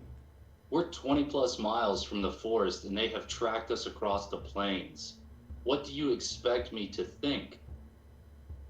The only place you encountered them where you fed them was in the woods, as you've told me. Yes. And we are more than 20 miles away, and they have followed us. There may be other How is reasons. that not If they abnormal were... behavior where they think that they can approach humanoids? there could be other reasons.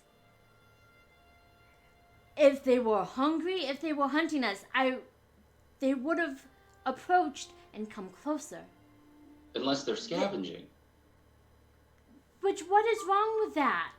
That means that they would go into settlements to scavenge and take livestock that's easily accessible, or take small children who aren't being attended. You haven't seen it necessarily, but I have. And you're willing to put that at risk because you want to be as pacifist as possible, and that is fine. I'm just telling you it may be a mistake. Then that will be something that I will have to live with. But it does bother me a great deal that when something is just merely observing and not doing any harm, your first reaction is to kill it because it's abnormal that it has followed us so far from the woods for meager scraps, which I'm Four fairly... predators are stalking us miles across the plains, and you think I'm kooky for being concerned? We're being stalked. They're not observing. They're waiting for an opportunity. That is stalking. I don't see it as such. Then you And know I nothing don't. of wolves. Then how about we take this? The next time we see these wolves, we take extra precaution. That's I really fine. do not wish for this whole event to be held over our heads because we didn't do something the first time. I am so tired of having things held over my head and being made guilty felt.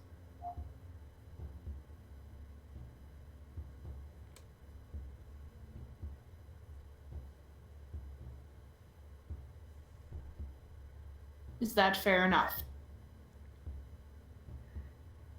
It's your charter.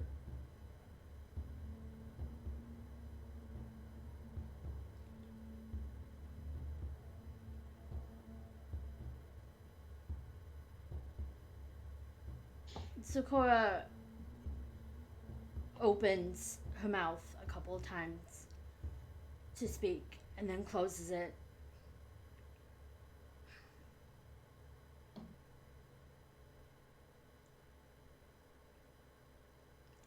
After a while, she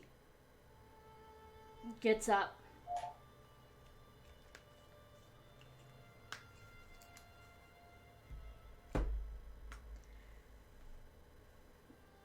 Puts her things away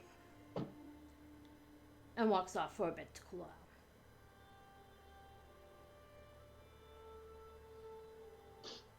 Yeah, Kana's gonna grab her Tetsubo, still kind of sticky and covered with her fur. Very sticky.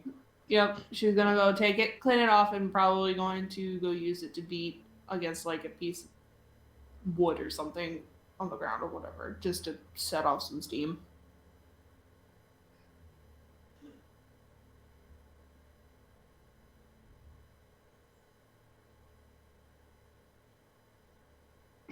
Then Grokon will cook breakfast.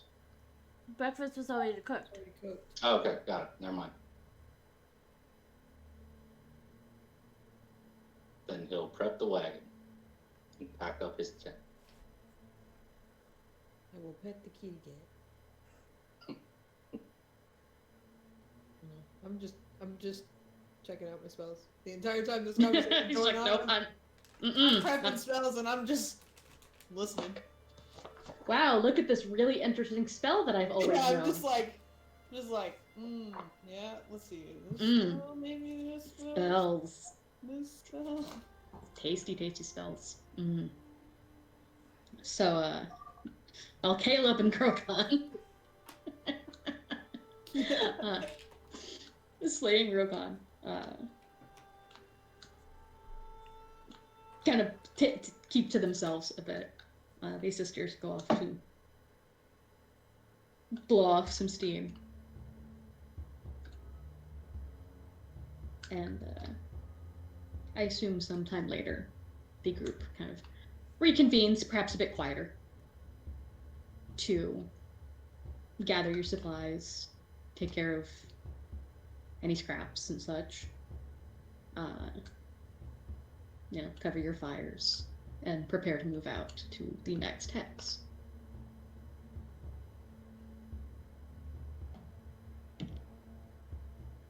So which hex are y'all heading to? Are you going to continue to the east? That was the original plan. Yeah. I don't know if we're still on that trajectory. Okay. I just want to kind of check. So moving us back there. Okay, so you guys are moving to this hex now. Mhm. Okay, just making sure I'm tracking. All right, so let's find out what is or is not in this hex. Right. I know that number. That number's bullshit. Oh, that's because I'm also rolling the wrong die. I haven't been this whole time. Just today. So, go back in. Oh no, that's still fair. Okay, so.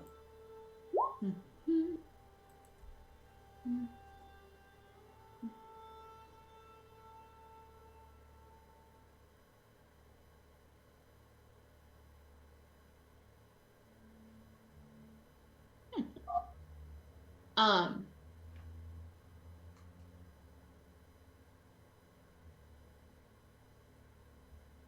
In that hex, you find. Well, actually, I can't tell you that yet because Yeah. you have to percept. I heard there was one word. 26. 26. Okay.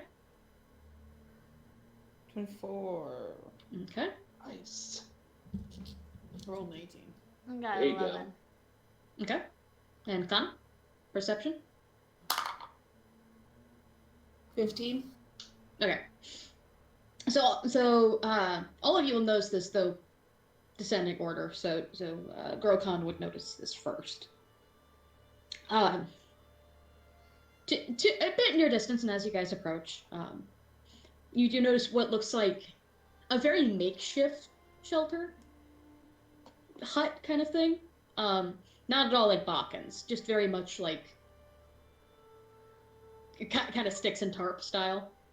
Like Obviously, someone may have been here for like a day or two, kind of thing. It looks like it's been here a while because like the sticks are starting to collapse. You can see it's very like. It was probably once okay. Looks like it had enough room to be comfortable for one person. But as you approach Grokon, you hear chittering inside.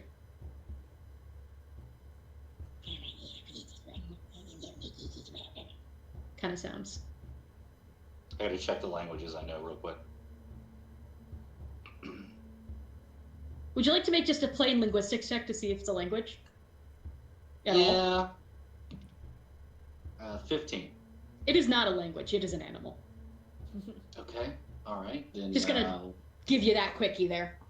a 12 knowledge nature. Sounds like a raccoon. Yeah. That's what I was thinking. Okay. All right. It's the noises. Can I see it, or is it? If you get a little closer, you kind of like look underneath, and you can see there's like 3 raccoons. One quite a bit smaller than the other 2. They're like huddled in there. It looks like they've got like a couple of scraps of like probably a little piece of. It looks like jerky to you, honestly, at this point. It may have not been when they found it, but it is now because winter. And like some like partially eaten like tubers kind of thing. They have basically a little nest in here that they've taken to sheltering because you can see there's like no snow cover. The tarp has mostly kept this part of the ground cleared. Otherwise, they just seem to be basically just in there taking shelter and waiting for the snows to melt. Is there anything of use at this campsite?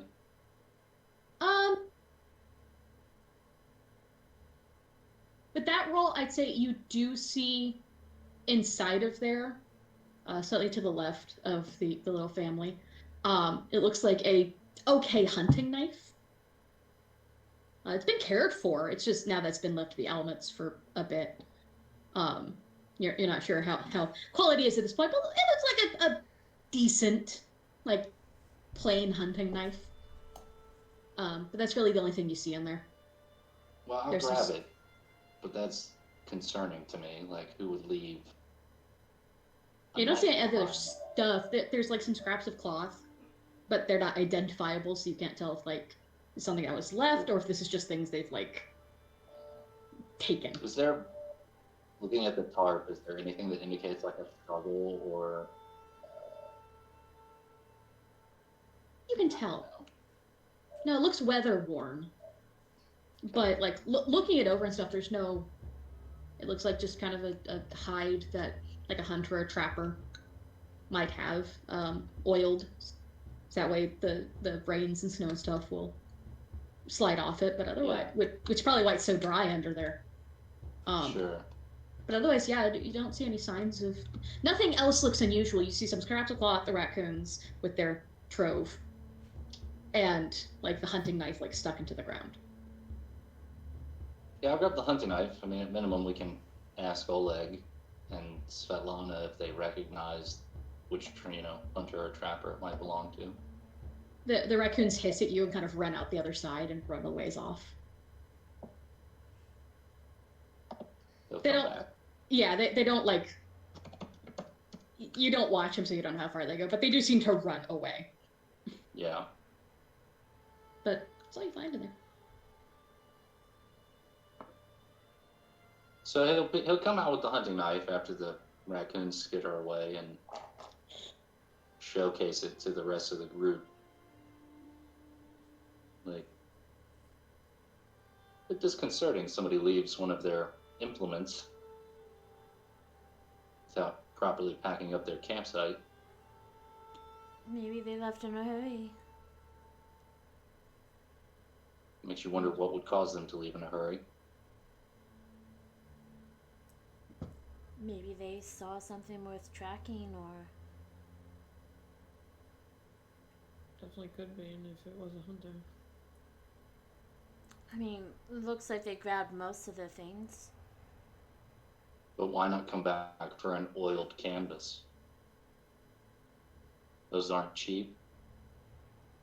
Maybe it's part of their rotation. I know some hunters go from one spot to another, and maybe they just haven't come back to this spot yet.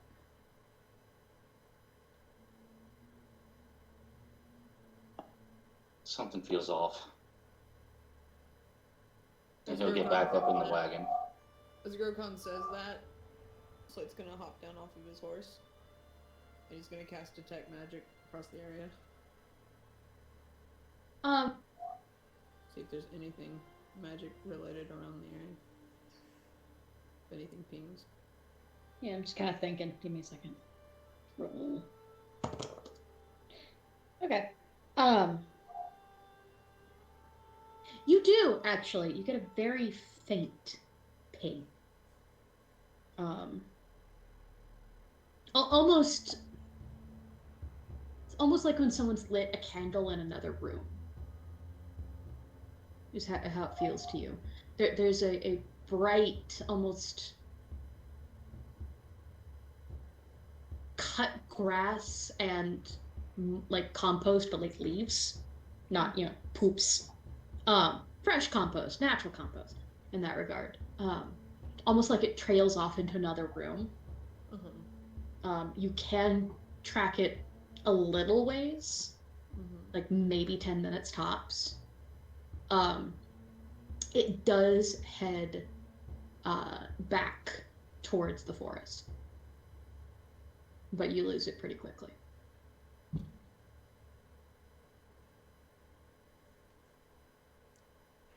Well, noted.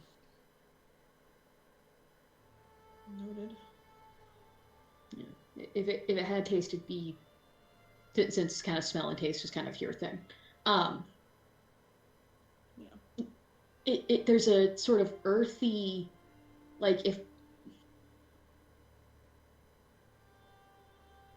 almost rose petals, as close as you can think of, like moist rose petals that have been left to rot, basically. Not in a foul way, just again have that composty. You've probably had a drink or something at some point that was Yeah. Yeah. Rose petals marinated in something, Mhm. and that's what it reminds you of. It's very perfumey. And it's heading toward the forest, so it's heading in this direction.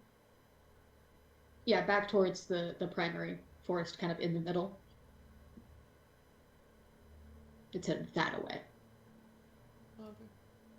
So currently opposite direction y'all are headed. Yeah. So is that he's southwest? they'll see him, basically what they'll see him do is him move his hands in a way and then see an arcane thing to show up before it disappears. And it's all a bright neon green, and then it disappears, and then he waits for a few minutes before grabbing a book out of his side and writing something down, and then closing and put. He'll head back toward his horse. Anything we should be aware of? Not anything dangerous in regards, just something back toward in the way of the forest caught my eye.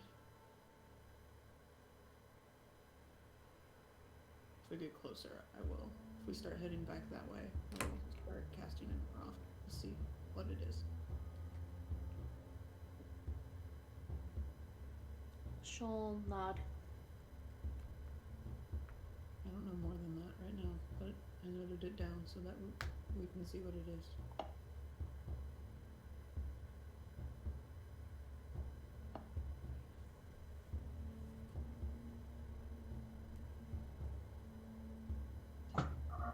That is what you find with today's exploration. So, At come the end evening. of the night, when we get to the part where we're about to settle down for camp, he'll cast it again Okay. and see where it's at. If it's moved, like. By this point, you've moved quite a ways Well, yeah. away. You don't see any signs of it out here. It seemed like it was more centered on that leading away. So you're not detecting any additional weirdness. Mm-hmm. Was it in the direction of Bokken's? No. Oh, okay. No, Bokken's is roughly parallel, so it would be straight west. The way this was headed was more southwest. Okay. Yeah, I had to wait a second because I was watching. My TV stream is delayed by about 10-20 seconds. Okay. So I had to wait for that error to show up and be like, where? Yeah. But yeah, you're kind of pointing southwest. That's more the direction. Yeah. So not towards Bokken. Okay. So 17 to forage. Pretty decent. You're able to find some of those tubers that the raccoons seem to have dug up. You actually, knowing that there's raccoons and obviously they had them, you're able to kind of look out for where it looks like there might be like kind of a scroll-style hole. Mm-hmm. And check it, and yeah, they obviously just kind of ripped up the ones that were kind of at the top. Not really potatoes or anything, but they're an edible root that you're semi-familiar with. You know, it's essentially just kind of a turnipy potato sort of vibe. Mm-hmm. And you're able to find enough that you can kind of help fluff out the dinner that night and make it a little more hearty. Sweet. Sakura will use the last of the boar meat and cook it up. For most of the night, she's very quiet, even turning in early to go to bed. Seemingly very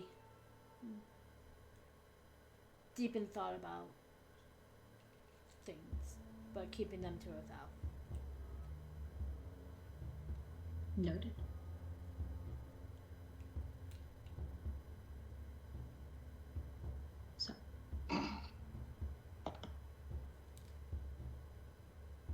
So your first shift of the night.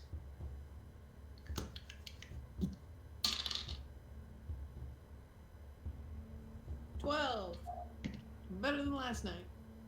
However, you still see nothing. Yeah, no, I believe it. There's also no. You You see nothing because there is nothing. Nah, okay. Cool. At least as far as you're aware. No creatures trying to fuck with me. Got it. Not tonight.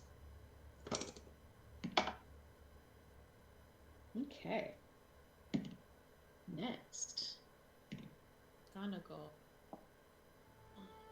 Yes. 15 again. You as well do not see anything. Seems a peaceful. Maybe the raccoon's scared off. Whatever it is. Vicious raccoons. It's Their just little- little trash pandas. With their little people hands. Opposable thumbs. They like to steal Capri Suns. I believe it. They do. They're like land seagulls. I will give you a wonderful story about how they stole and drank all my Capri Suns. I was very pissed 8-year-old. Like I said, they're little land seagulls. That's all I imagine. Can you imagine a griffin that was like seagull raccoon combo? It would be the No. worst. It would be horrible. They would steal everything and also shit on it. Yeah. A Sable Company hippogriff. But it's a seagull raccoon. The terrors of Corvosa. Do not have French fries. Just don't do it. No French fries, no Capri Sun. So bad. Now we know why Corvosa sucks so bad. Anyway. Yeah, that's the reason. Absolutely it is. Third shift. 25. 25.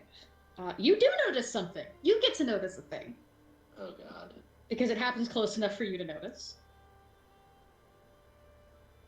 You hear distant howling. Distant. Distant. Not on us. Not on you. Okay. But you do hear howling. Like,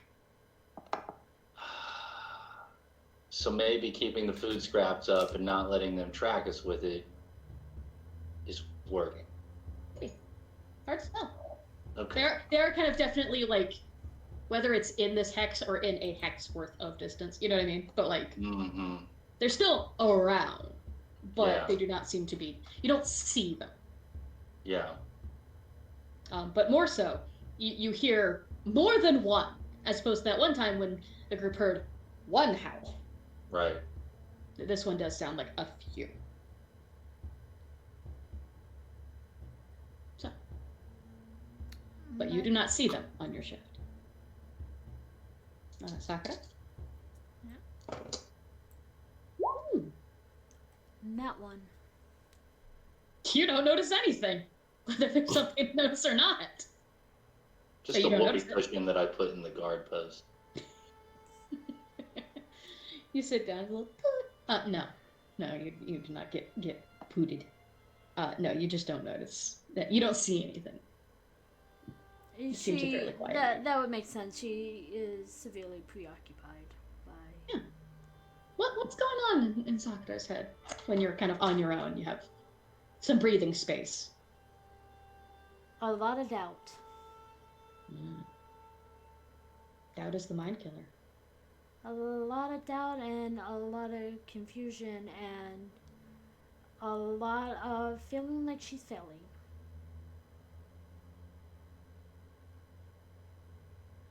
And wondering if she made the right choice to leave in the first place. You know, you think back a bit in moments like this. I think it'd be safe to say one person that, whether you really feel she's there with you or not, you do wake up early enough that the moon is still sinking, but you can still see it. And a few stars. And think of your mother a little bit. Kind of can't help it. And your mother was definitely a woman who, safe to say, had to deal with some adversity.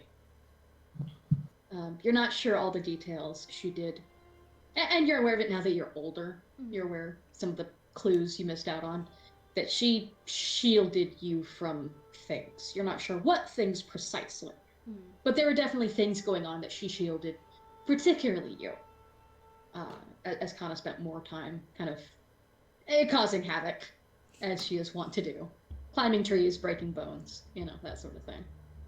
But you were very much the one that kind of clung to Mother's skirts. In part because they were soft and shiny. Yeah. But you remember her talking to you once.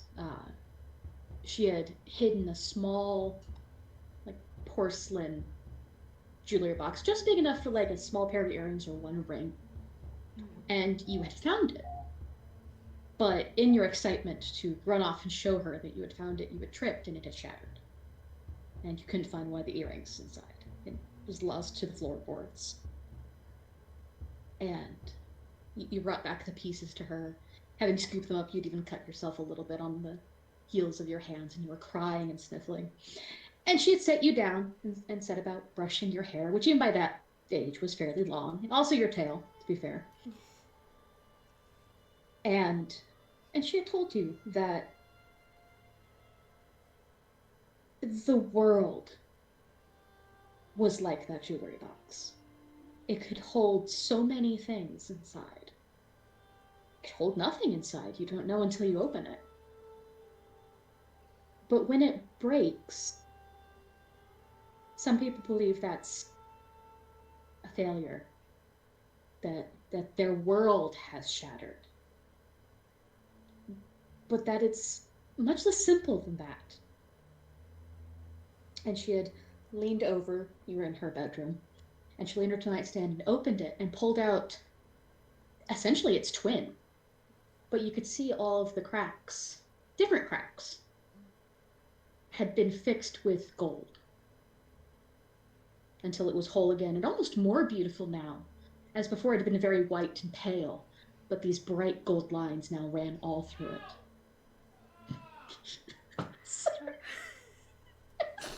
Thank Great you, timing. love you. For the moment. I guess And the she dog told- jumped on him. And she had told you that they had been a gift from your father. And that he had handed it to her, and in her excitement over this beautiful gift that he'd given her, she threw her arms around him and actually threw it into the wall. And she said that one of the greatest gifts he had given her was after she too had run to him with tears in her eyes, upset that she had broken such a delicate thing, that he had cleaned her hands and wiped her face. She did as she's telling you this. And had told her the very same words, that sometimes you have to reforge the cracks with something better. And it may look different. It will never be the same. But that does not mean it cannot be stronger.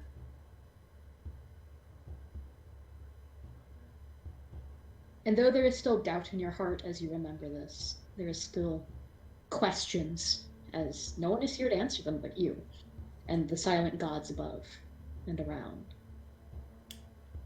But there's a comfort that comes to you when you think on this. And maybe, though it feels in some ways like your world is shifting and may break, and may fracture, maybe you just need to find out what you need to fill in the cracks with to make it a better, stronger piece. And to make you better and stronger.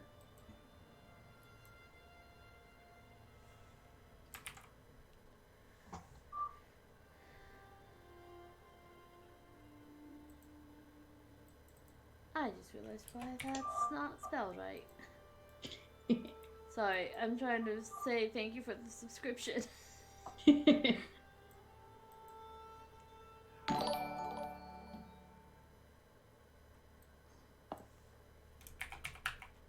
Thank you, Paulson, for gifting a bunch of tier 1 subs. I'm a very bad speller. I'm trying to save face, but thank you so much Yeah. for all those subscriptions. Paulson is one of my RP buddies. Oh, thank you. I put the link to the stream in the Discord we're all in. Oh, thanks, Spellsy. Yeah, I hope I you're do all it every. enjoying it. I do it every episode, so I've been doing it for the last like 2 weeks now. And you just now showed up. No, we love you. It's okay. You're fine. It's fine. Paul gets the abuse from us anyway, so it's fine. Oh, He's good. used to it. He likes it. He's a masochist. Oh. I will call you out later. Anyway, so with these words of wisdom that have come to you, remembering this very pleasant memory, it maybe doesn't lighten the burden of the way you feel, but I think it makes it not rest quite so heavy on your shoulders. And you're able to compose yourself a little bit, take a nice deep breath of crisp morning air as the stars and moon sink beyond the horizon and the sun replaces them. Look at this. You just gotta find your gold, so to speak.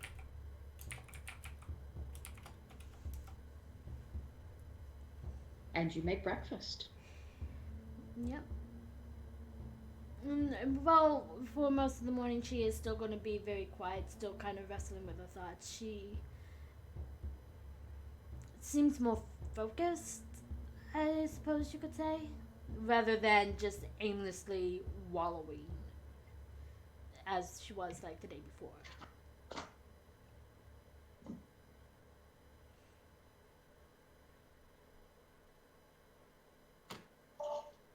So, 2 more hex. Woo! Wait, did we already do 3 days in As Slate comes over. Oh No, this was our first day in that hex. Yeah. Yeah. We have 2 days left in this hex. Yeah, because day 1 you had spider in previous. The first day, because I'm marking down the days we're covering, so bear in mind this is not via, like, day 1 of hex. The first day of this game, you encountered spider tree. Mhm. Second day, wolves and fae. Third day, raccoons. Oh, then we've done 2 days in this hex. Sorry, because we finished the Bokken hex with the copse of trees. So this will be our last day in this hex. Yep. This will be day 3. Okay. As Slate comes over for breakfast with a 14 sleight of hand check, I'll attempt to put that whoopee cushion down under their focus. But what do I need to? Not you, Oh, Slate. Wait. oh. What do I need to do? You can Yeah, roll I'd a say- perception check to. Yeah, I'd say it's a perception check to see if you spot it before you plant your derriere. What'd you roll? I rolled a 14 sleight of hand. I have a terrible sleight of hand score. It's a +1, so you should be able to beat it. You did not, did you? So, A very delicate coot. so you know, kind of with the smells of breakfast, you've already kind of stumbled out, and you're kind of rubbing your head, you know, getting yourself up, and you know, Sakura, you're serving out bowls, and Girl-Con, you receive your bowl, and you nom nom nom nom, and Slate settles down. You see her. Dude! Seriously?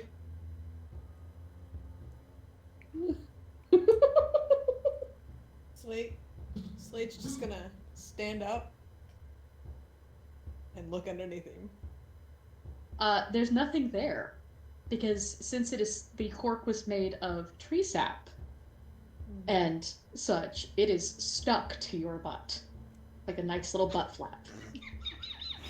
God is gonna laugh even though we chuckle some more seeing in the fluff. Does Sakura notice this at all? Oh, you all see this. There's this nice little like leather butt flap now. So Sakura's gonna step up to Slate and just like put her hand on his shoulder, where she kind of like cleans off his back, slowly moving he's- down. When she goes to put a hand on him, he's going to step away from her. Oh, okay. He just steps away from her, and he'll cast prestidigitation to get it off of him. It does fall off with a nice little flop onto the ground. But you can kind of see like this little indent where it's like slightly butt shaped in the Yeah. sap. Because you got like it right centered. So there's a nice little kind of peach shape to the sap now. He's just gonna sit there for a second, kick it off to the side, and sit back down. And he's not gonna say anything. He's tempted to do something, but he's resisting the urge so For now. much. For Cut. now. Kind of like Vengeance. wipes a tear from her eyes, and she's just like, "Oh, that was good. That was funny." And he'll go back to eating his food. Actually, no. He'll pull out his book and make a note. Oh, that's even worse. It's Close been it. noted Note for for later. Put it back. Get and Croton. then go back to eat food. It's been noted now, bitch. Yeah, but does Slate know who did it? It's true, you didn't see it. Yes. Sakura would totally do it. It nailed it down to 2 people. And one of them follows Caden Kayleen. That's fair. It's not hard. You do have a fairly good assumption basis Assumption, there. yeah. Like, to be fair. I did write into my backstory that I like to play pranks, so it would not surprise you. Yeah. You did write that in. I did You write that. absolutely were the guy on the boat who was like, hey, there's this cool thing I got from Tian Shan. Yeah? Yeah, what you want to do is you want to put both fingers in and push. Pull. And then pull. leave him wandering around for a while. We traveled a few months together. I probably Yeah. need to prank somebody. I Yeah, probably you already you know. absolutely have seen him do the Tian finger trap to somebody and then just walk away and leave them following going, hey!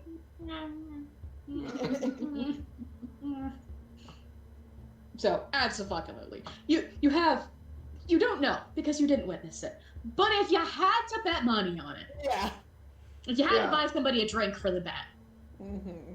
you'd put your drink on probably Grokan. And it just been noted. I used to do it to Wade a bunch, which is partly why she didn't like me. That is part of it. Beyond my cooking. She did that until the day that, because luckily you had pretty cheap one. It was very much like a touristy one that you happened to get. And then one day she came back and she hadn't removed her fingers, but she had apparently taken a knife and just sliced it through the middle. So she just had the 2 halves stuck on her fingers still. Do you know how smart I felt as a kid when I figured out how to take those off? Yeah, I know, right? Like I'm a genius. I just push, I hold, and my finger comes out. Yep. Yeah, she just didn't even bother with that. She just like left the room, came back, and it was in half, and her finger like just wore that around for the rest of the day. 100%. Nice. My dice are betraying me today, I see. I'm gonna get rid of that one. Hey, you know what? Hashtag worth it. Yeah, no, it was good. If you had to roll a nat 1 on something besides the other like 3 things you've already rolled a nat 1 on, this was a good one. Yeah, fair. I'm just gonna switch out dice. I'm using my red one now. Yeah, it's like, no, you go to dice jail. You take nap. There's jail for you. You sleepy. You I take only naps have- now. I only have 3, okay? They can't all curse me today, please. Or else you're, Okay, or else you're gonna every have to day- use one of the I'm curse knocking on die. wood. I knocked on wood. My entire desk is I was gonna say, made of wood. they can actually is the thing. I hate to break it to you. Anyway, so you have breakfast. There is some hilarity, obviously. Kind of I mean, who knows? general Maybe it was your weird fae friend that you're like writing in your Horcrux. I mean, your journal about. Yeah, oh man. It's totally a Horcrux. I can totally see it. Books haunted. What? I'm a gunslinger now. Books haunted. You're a living Grimoire Inquisitor. Good to know. Grimoire Inquisitors, watch out when they say they're gonna throw the book at you. Its weapon damage scales like a war priest. I know. Oh god, I should play one. I have. It might come out. An Aristilian Inquisitor, living Grimoire, a Bible thumper. With I'll that talk about it, happening- Rick. My thing. With the prank happening, Mhm. he switched out one of his spells. Okay. Good to know. I am gonna. I don't have a journal on me right now because it's a different room. But guess what? I too am noting that shit down. I'm gonna switch it on my software. Can you message me what you Yeah. switch it to so I know? Okay. Yep, I will.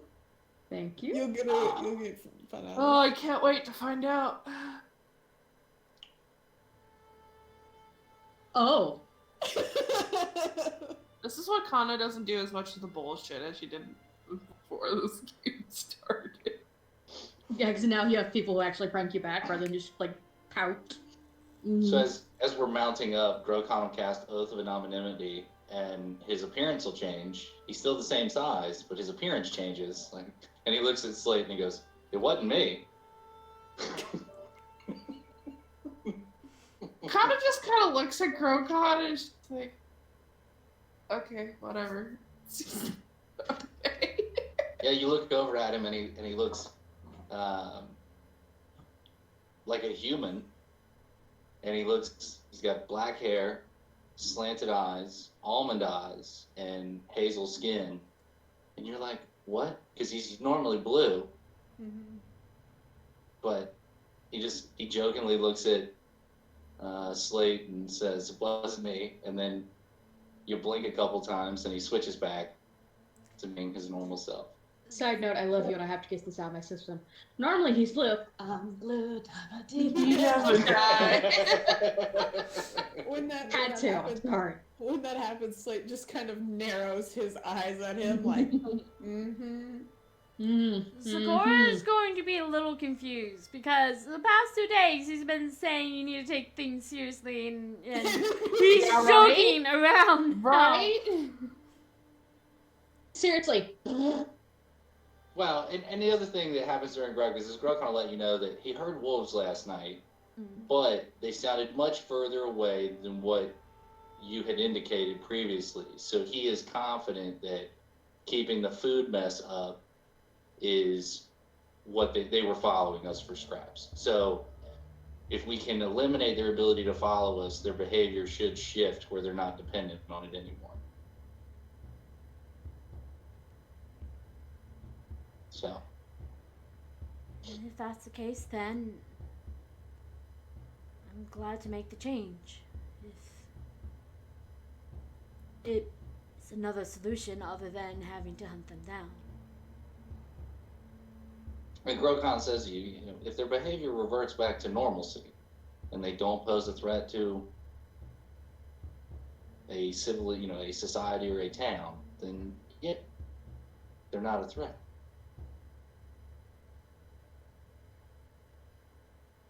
Well, as big a threat. They're still wolves.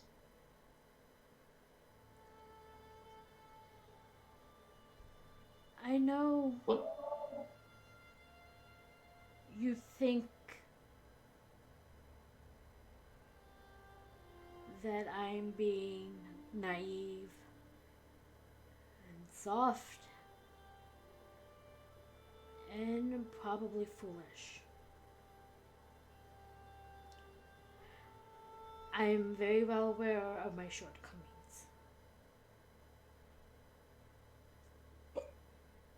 Doesn't change what I believe.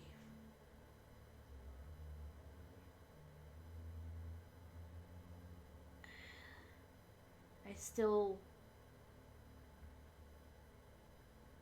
worry.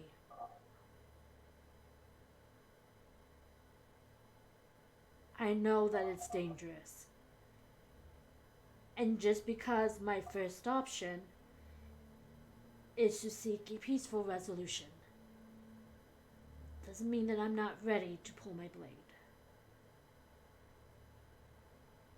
But I'm always going to try to find a better way of dealing with things than assuming that they're a threat and need to be put down. I need you to understand that. And I need you to trust me that I will be able to stand and fight if it needs to be. Grokon at this point almost has a look of confusion on his face because he recommended the peaceful solution first. He just, and if you roll a sense motive here, not that he's making it all that hard to read his facial features, he's not He's not concerned with taking the peaceful option. He's concerned with the fact that you just assume everything is peaceful and isn't a threat. He just wants you to take a level of seriousness towards the possibilities out here until it's verified.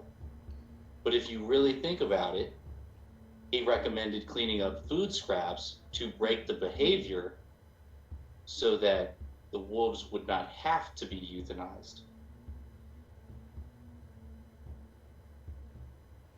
And maybe that's where they're miscommunicating, because that might have been your suggestion. But it But gave a whole other everything- implication. Everything that you said after that was they're a threat and they're a danger and they need to be dealt with. And that, along with, the conversation from the day before, is what's clinging to her. And specifically the part where you said that you didn't feel safe with them because of her actions that she had. Sure. So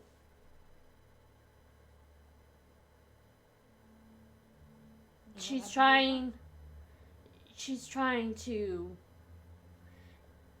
it feels more like Grokon is more guilty until proven innocent, and she's more innocent until proven guilty. And that's where they're butting heads.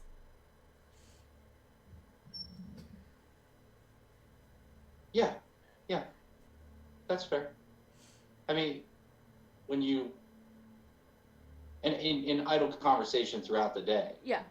if you ask him, he'll tell you, when you're sailing in the seas and you see another ship, just because they don't have a pirate flag up doesn't mean they're not pirates. Why would they announce themselves unless they knew they had superior force and speed?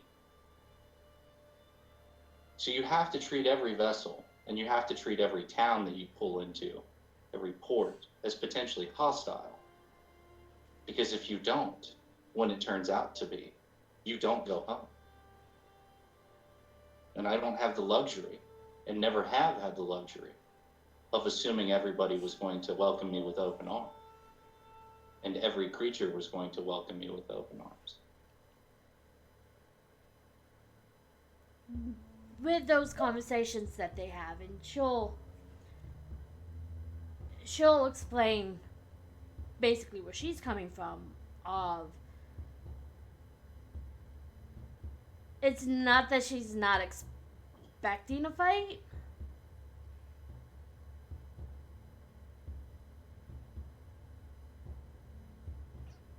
but there's been so many times, especially with all the fairy tales and things that she's read, and with everything that's unexpected going on, is that not everything is as it seems. So just rushing in and treating everything as a threat and attacking first and asking questions later can sometimes be the worst thing that you can do with, for instance, the Fae, or what if they met like an enchanter in the woods and they look like a feeble old person and turn out to be something much more powerful and dangerous. And if you are just polite and show little humanity to others, that they respond a lot better than force. And she's just worried that somebody who might need help with something that is innocent or just trying to survive is going to get hurt because we assume the worst. And she does not want to assume the worst. She's out here to make this world better, to create a place that is better, which is why it's important to her that death is not the first solution that people jump to. Grokon will look at his weapon and ask you, have I drawn it yet?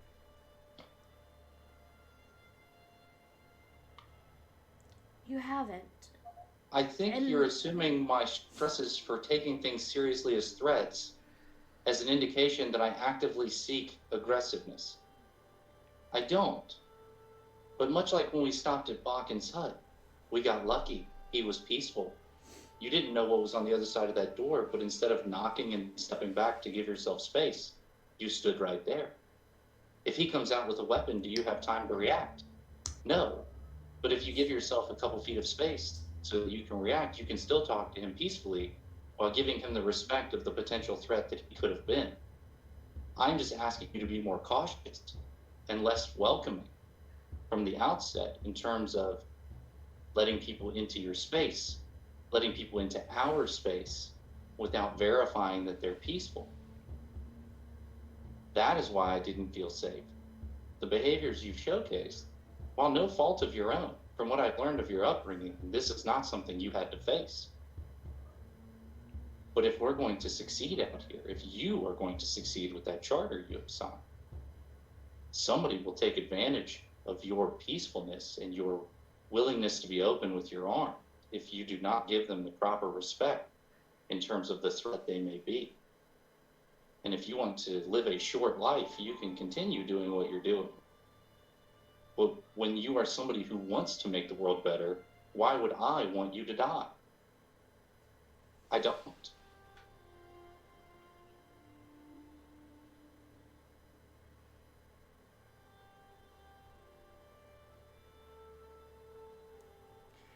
She kind of lets the words sink in.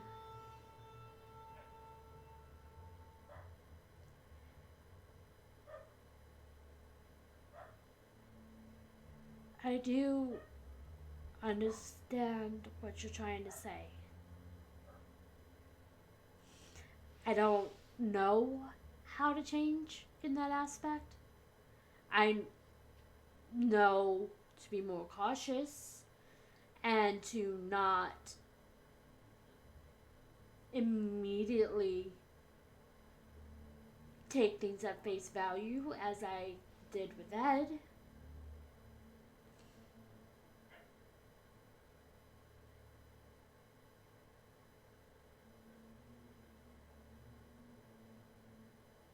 But I can't.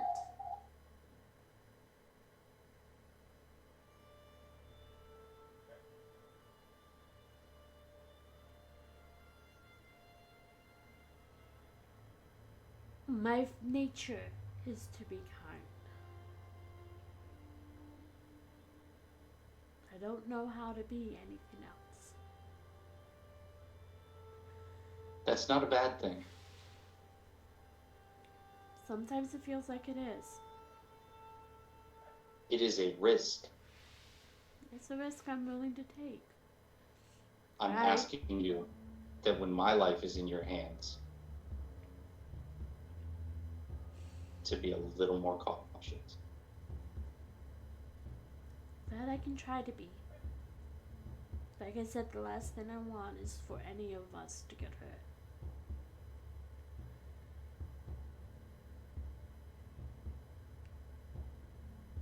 I do admit that there are things that I am naive about that I don't take into account.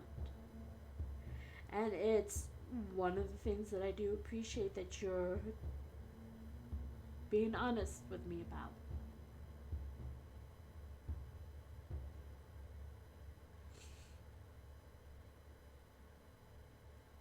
Just be patient with me. I'm not. Just understand my criticism comes from a place of positive concern.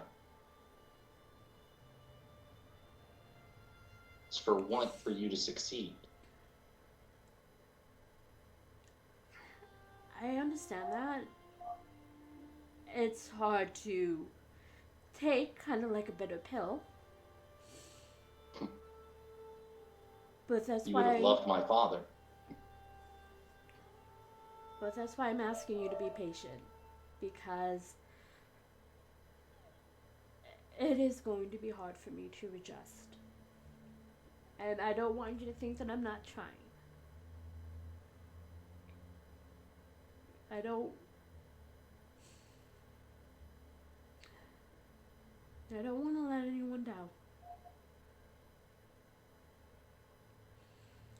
Believe me when I say that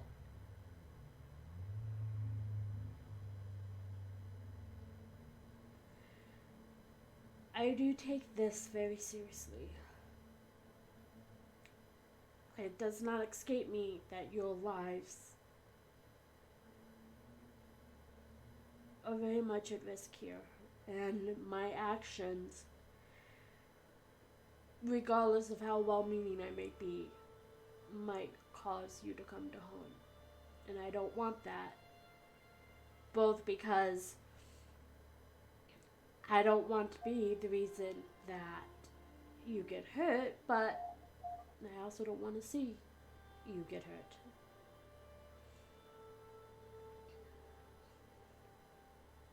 I mean, ideally, we clean this place up. There are no more bandits. People come down here and settle, and it's fairly civilized, and you get to live that peaceful, lovely, fun life that you want.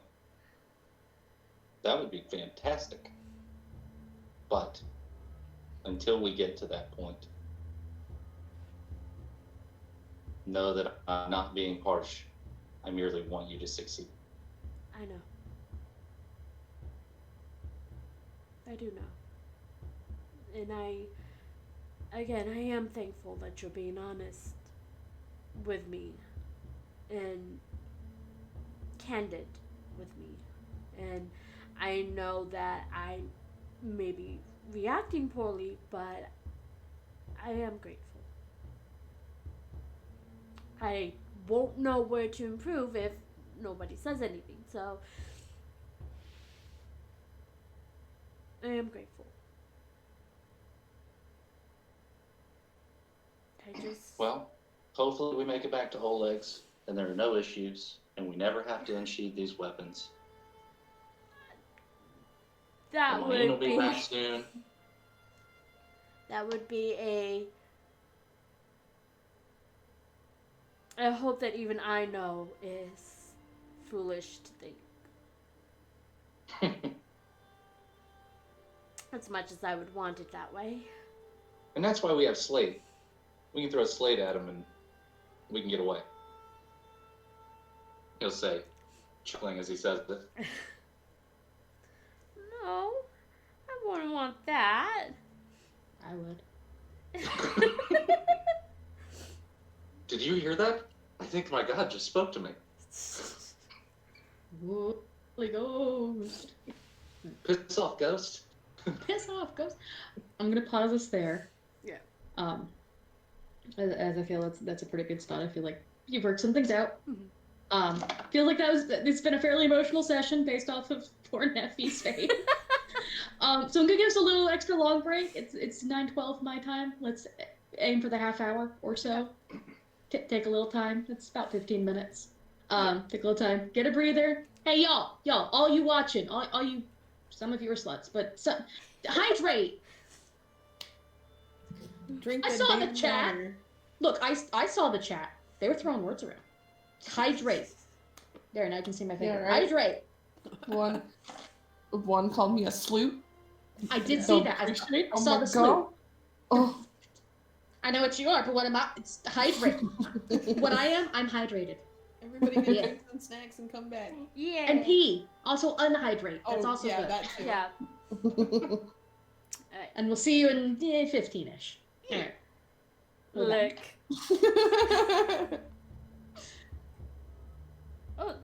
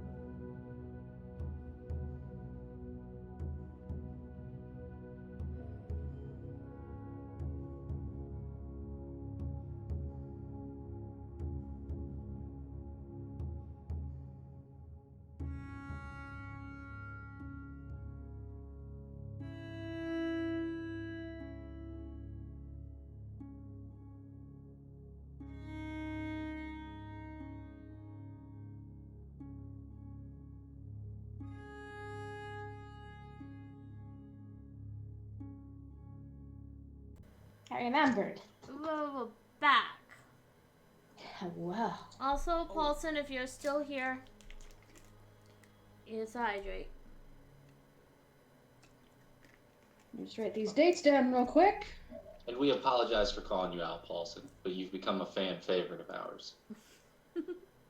I apologize for nothing. Oh yeah.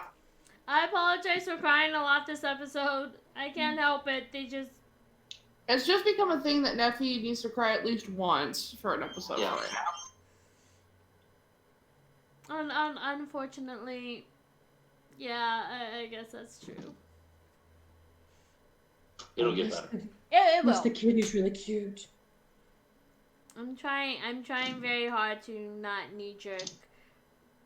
Run away and cry in the corner. Because that is the thing that I do. At least it'll keep you warm. If you do run to the corner. Also, I would really, really... Does anybody know if there's, like, an air purifier thing that, like, is a magnet for pet hair? Yeah, black pants. It's about $200 and it's sold by Dyson. I mean that too, but mostly black pants. I might have to get something because it's in our food, it's in our lungs, it's all over everything. Like I'm seeing just strands of snowflakes fluttering about and Cece? Noted. I also recommend a Swiffer. oh, we have Swiffers.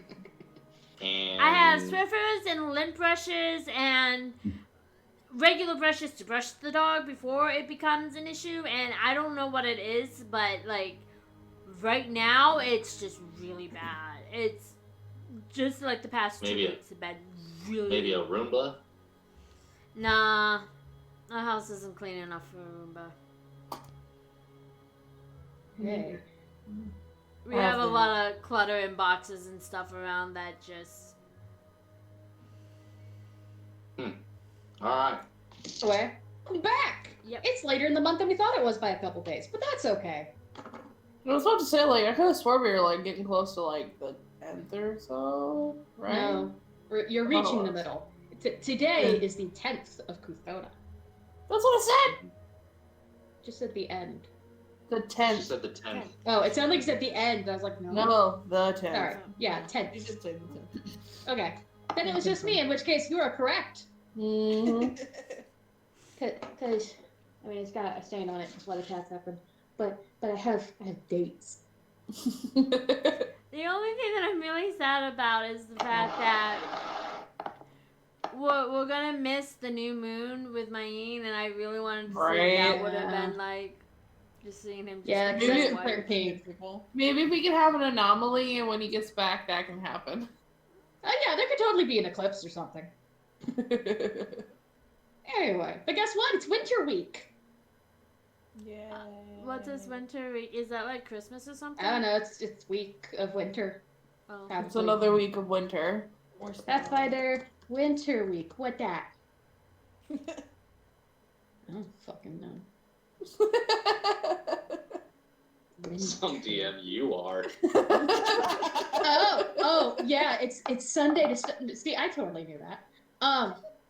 Winter week is the traditional feasting time and a traditional time for courting and dancing. Oh. Damn it! So it literally is I know like nothing winter about solstice, like Christmas week, equinox, like fuck yeah. Yule. Yule. Thank you. That's what I was trying to think of. I'm really sad now that people aren't here. We're not even back at the fort because courting. Sulk over here in the corner. And you're approaching winter bloom. None of you care about that, but I do. It has to do with one of the goddesses I really like that I never get to see. But it's okay. Someday. I'll play. Which one? Nadiri. Yeah, never mind. Yeah, I know. I like her. What does it? She's the basically she's the patron goddess of like tragic romance suicides and tragic Yep.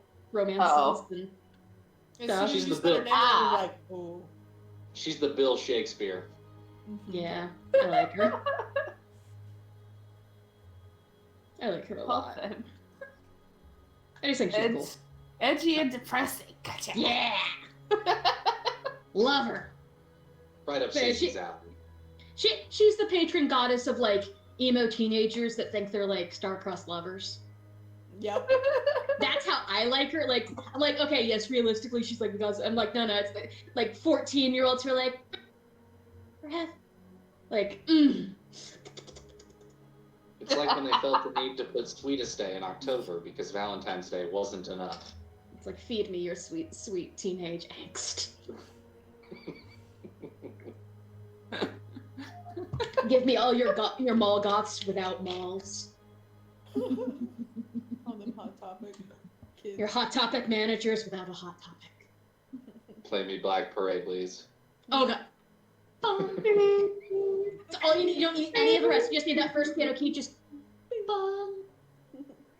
And all it's like you're in the fields and it's like the velociraptors in the grass field. All of a sudden he's gone, and you know it's just like, come on. And back to the game.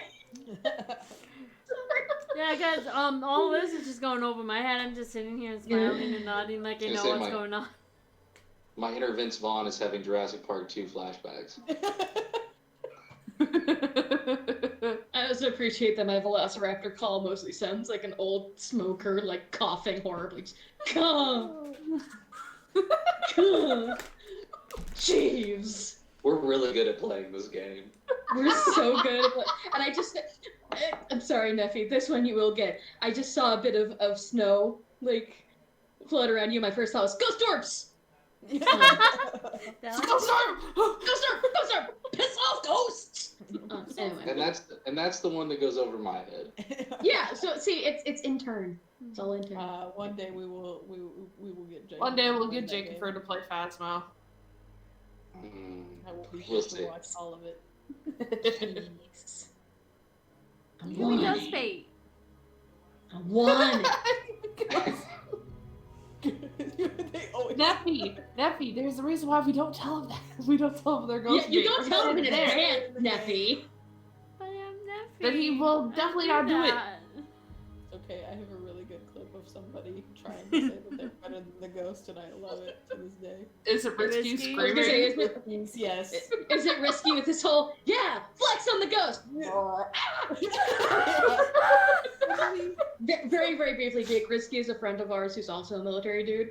And, like, he was playing with us, and he was like, yeah, because, like, he, like, intimidated the ghost, and it stopped doing the spooky thing, and he was like, yeah, flex on that ghost, yeah! And then the ghost, like, croaked behind him and, like, walked by, and Yeah. he It appeared in screamed. front of him. Yeah, he just screamed like a little girl. And it was fantastic. It was. He started running up the basement stairs. There's a clip. We'll post the clip.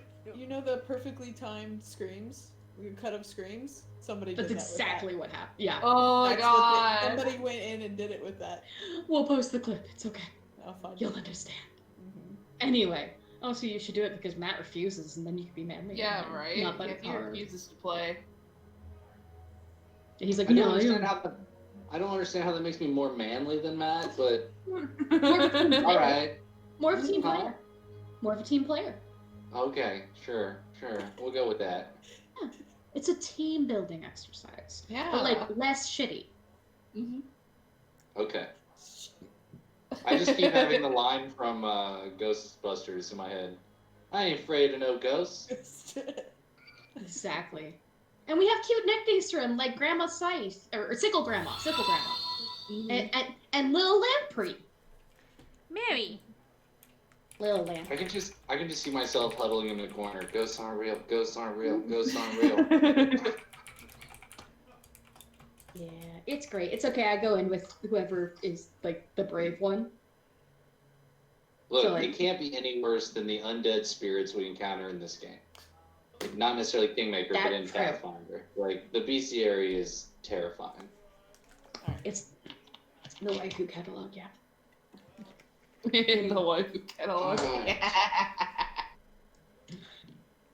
boyfriend biannual. Anyway, so really, back to the game. We're so good at games, you guys. We're just the bit. This is the content you're here for. We know. What do you expect when 5 friends get together to play a game based around dice and joint storytelling? Yeah, we're the fuck. This is the content Lots of you're here bullshittery and tangents. That's what. for. Like we know this is what you're here for. It's okay. Sorry, one day they'll see the Phasmophobia streams. Yeah, we'll see it again when we don't.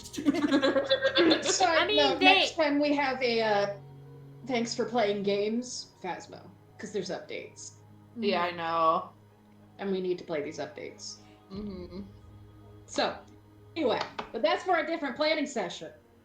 That's thanks for playing after dark. So, Is that like poker after dark? sure. Well, yeah, let's go with that. Oh, sorry, that's an ESPN2 thing. That'll definitely go over heads here. Sorry, Yeah, I just was wrong gonna crowd. say. Look, man, the other day someone asked, like, what's ESPN? And I was like, I'm pretty sure that's a sports channel. Yeah. Yes. Yes. Sports channel. It's Where all the sports ball 32 happens. degrees. It's 32 degrees and raining. Yeah. I swear to God, when it comes to sports, I'm Gretchen or whatever from Mean Girls. I know my plays. Anyway. Holding your breath so that we can seem to predict the weather. Yep. I mean, that's how I currently predict the weather. And also the mood. Because there's the party tit, and then there's the like, forecast tit. One's, like, reasonably and responsibly employed, the other's like, nah, man. Is there another actress in Hollywood besides Amanda Seyfried who could have played that character? No. I don't think so either. Hello, I think that was Kate. one of the perfect castings. It really was. Though I do like the Broadway one when she's, you know, singing the number about sexy Halloween. And she's like, I can be a sexy doctor curing sexy cancer. Oh, No. I can cure, and basically the last line is like, I can cure sex cancer. No. There's no such thing. I did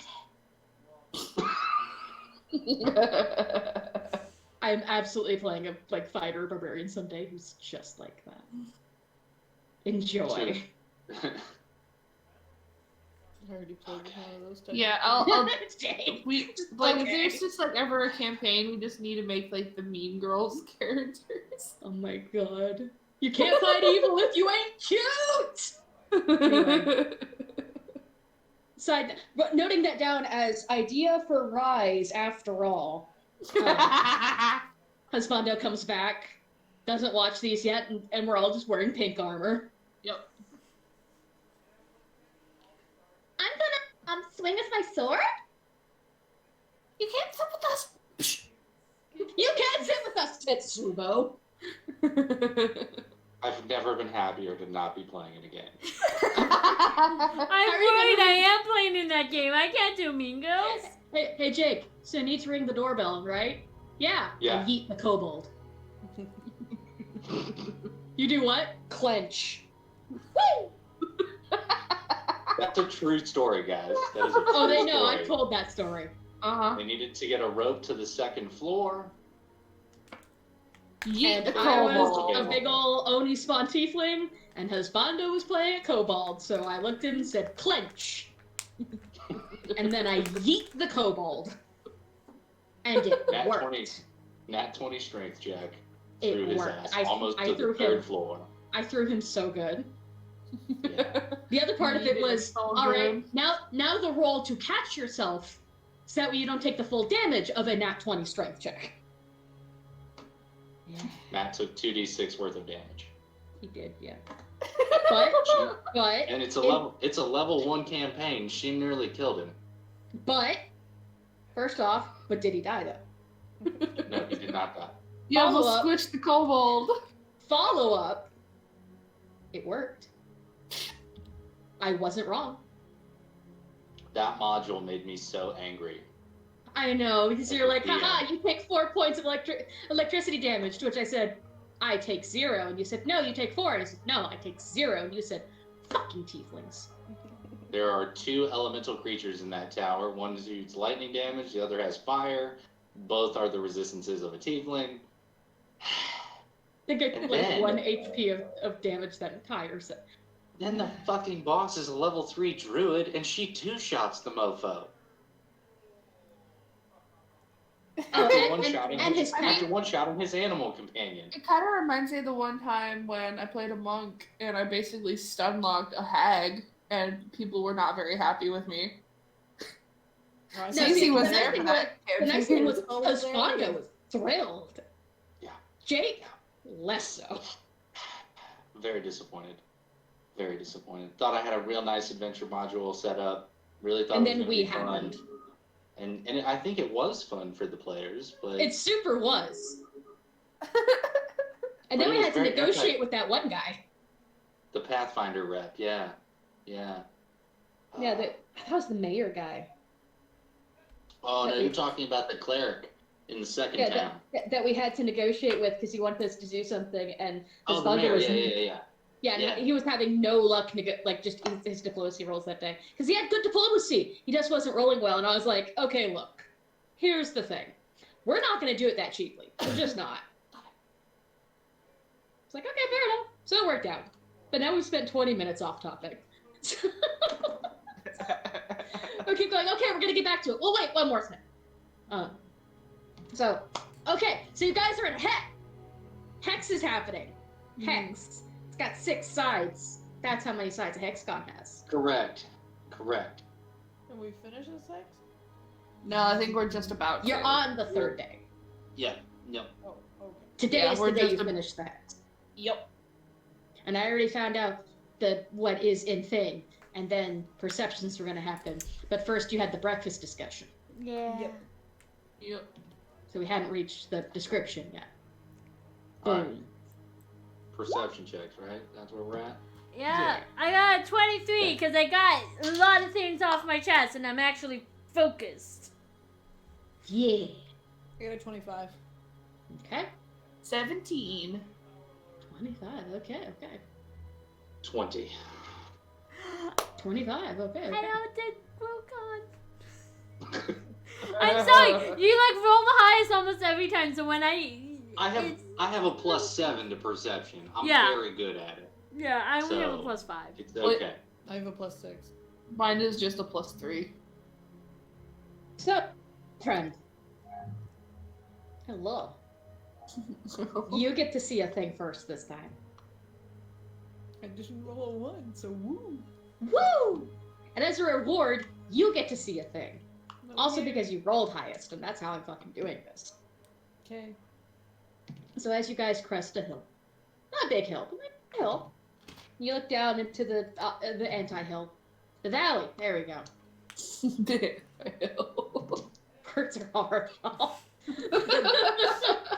Look, man, I don't know what the opposite of a plain is. Now I don't know what the opposite of a hill is. Just anti-hill, anti-plains. I love it. Work with me. I love it. You know what? Did you Depression, understand? But Did you know what I was talking about, though? Yes, I you did. I So- knew exactly what you were talking So about. it works. It's fine. Anyway, so yes, the depression in the ground.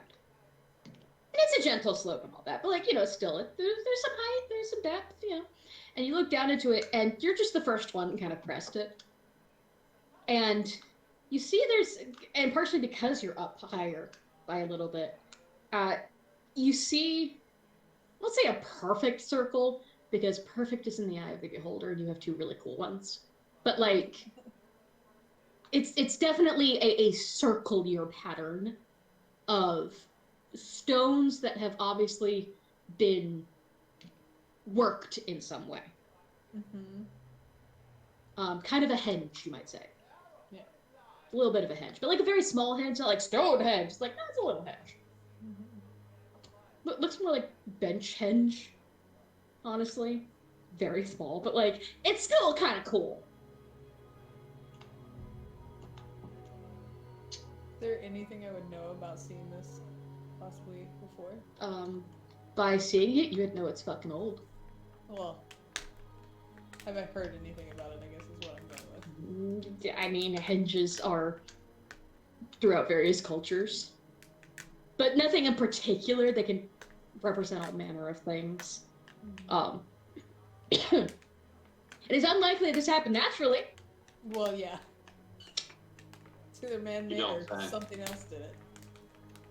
Something did it. You are correct. So just that, like, at a glance, no roll or anything. Not really. Could I roll something? You could roll history. You could roll in local. You could roll. I think this would be your primary, dear. Really.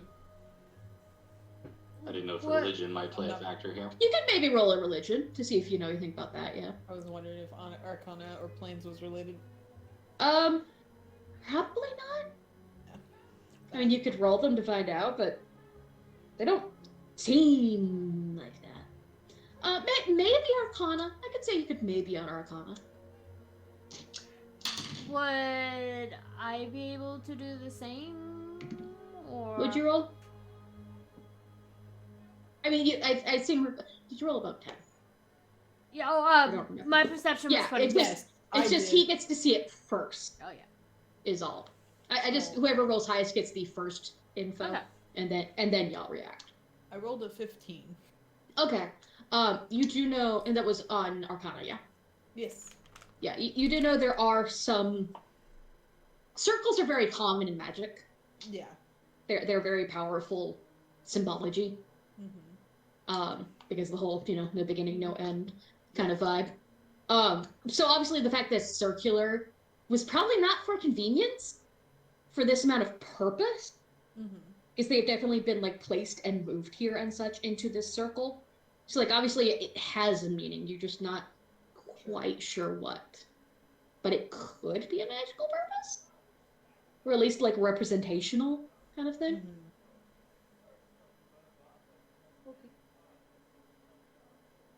Okay. You do not notice any symbols or anything on it.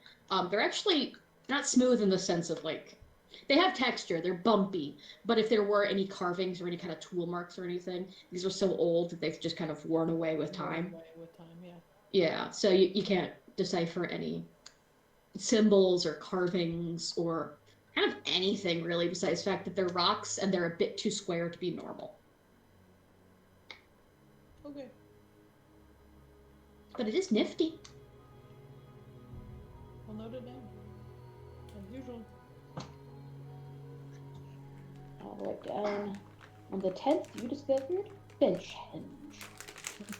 I rolled a 21 history check when There it's you my go. turn.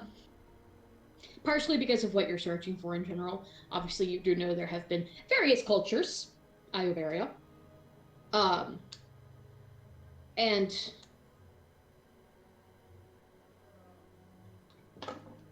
trying to figure out like how exactly to word good thing. Relevant thing, I should say. Hi. Hello. Hello. There we go. Because of the Ulfin. There you go. You know Ulfin, Iobaria, yeah. Settlement, yeah. Henges. Normally, primarily you're gonna see this more north, like towards Lake of Mist and Vales, just Sertova lands. But it, obviously travelers happened and such. That's why you're down this far. And then of course the new Iobaria and so on and so forth. This does, though there aren't really tool marks or anything, just kind of the way it's been set up does strike you as kind of Iobarian Ulfin-esque influence. It is not uncommon in like Land of the Gnome Kings, for instance, to see things set up this way, this kind of pattern. Again, circles have a lot of symbology of power and connection, which is why a lot of the way the cities are set up and such does have kind of a circular flow to it. So you do recognize it vaguely as like very possibly tied in with that kind of historical thing. So it is actually probably the first thing you're seeing with your own eyes that's like, And given that you were headed east, which is towards where you were initially headed, it's like, yeah. It's a positive sign. Yes. I have a question and then possibly a role for myself as well. You may. When we do the background skills, if we have a special one like knowledge, breviary, fairy tales, is that a proficient skill or is it just a regular skill? You're always proficient with, I think. Let me double check real quick, actually. I'm pretty sure you're always proficient with that. Or at least with specifically lore and artisan. God, I wish I could spell.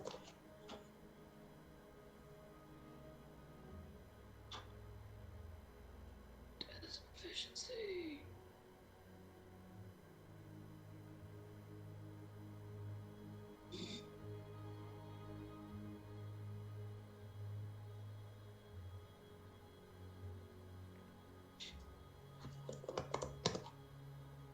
Does it count? I fucking know! Okay, so. Okay, no, you're not necessarily trained, Okay. looks like. I wasn't quite sure because there's not really. Because it's a custom Yeah. skill. You know what? I'm gonna make the decision Mm. as the DM because I can. That, like, artistry and lore, you are trained. Okay. Because if you've put in the work for that specific thing, I feel like that would count as a trained. Okay. Personally. That's how I'm gonna run it. Then I'll make a decision on other ones later, but, like, for now, at least those two. I'm just gonna say, yes, you've put in the training for that shit. Would being knowledgeable in breviary fairy tales help with this at all? It could be. Just for reference, I will almost never answer a direct, like, would this roll it and find out. Okay. It's kind of fuck around and find out moment. Roll, Ricka, roll. 19. With a 19, you do know some fairy tales and stuff that do feature A, circles of magical nature, such as fairy rings, Yeah. and B, henges, which are also circular and are also sometimes fairy rings. Or at least portals to other. You know, like in Brave. You know, she goes in the henge, she follows the will-o-wisps, and magic happens. Yeah. That's a thing. Perhaps we should give the hedge a wide berth.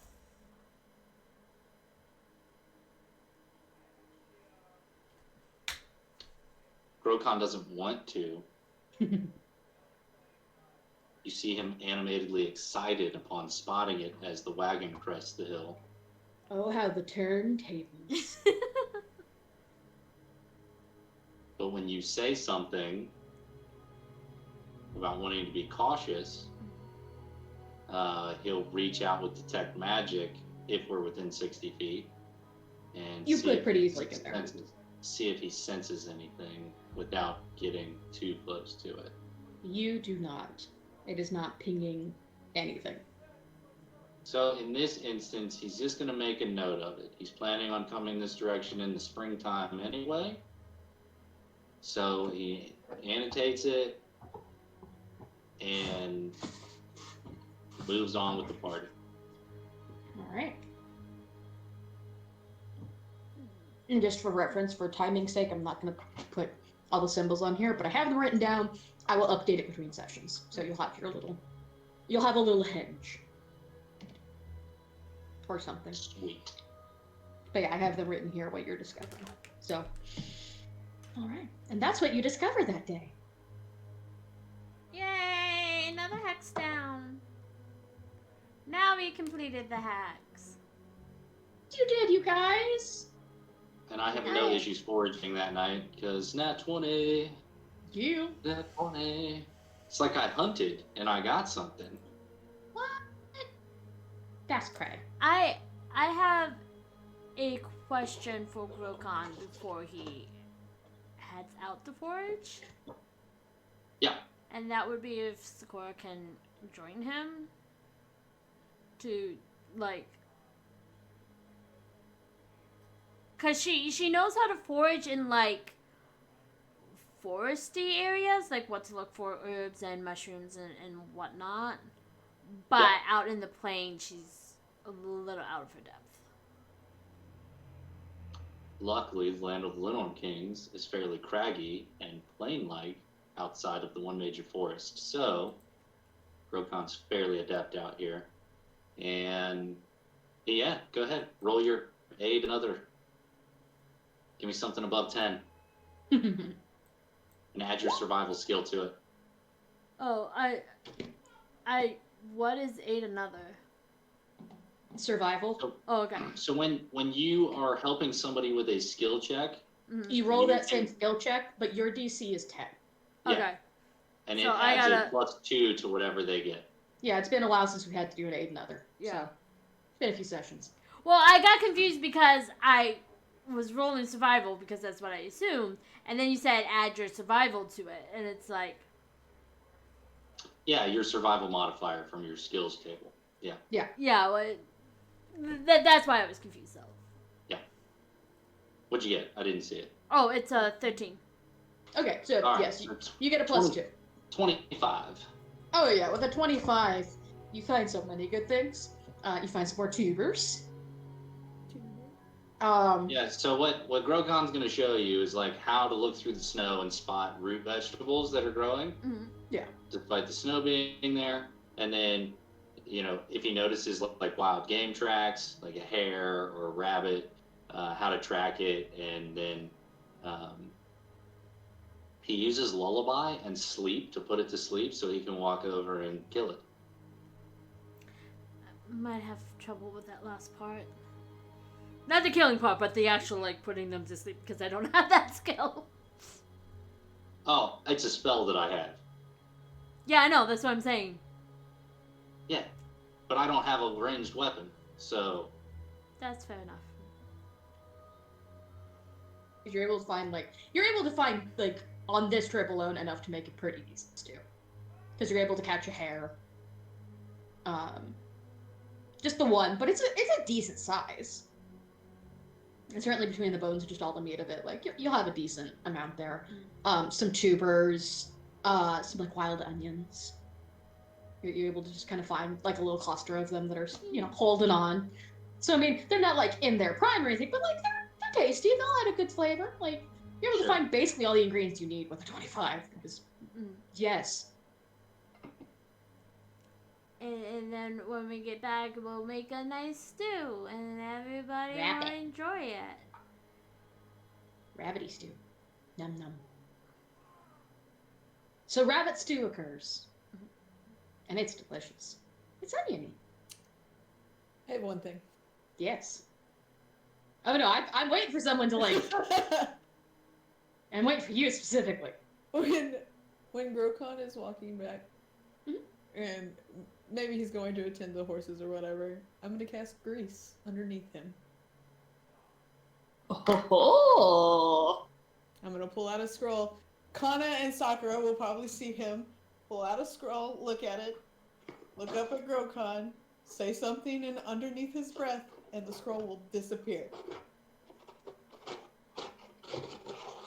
Okay. Have to reflex save. I'm gonna roll a perception check to see if I notice you casting the spell. I got a 19.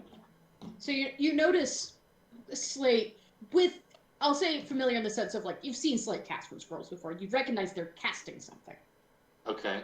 But given that they Then- did specify they're doing it very quietly and at a distance, Mm-hmm. I would say you Are don't there know any- what. Can I roll a spellcraft to try and identify the spell? Yes, that is a thing that you can do. Well, I got a nat 20 for that roll. So that's a 26. God.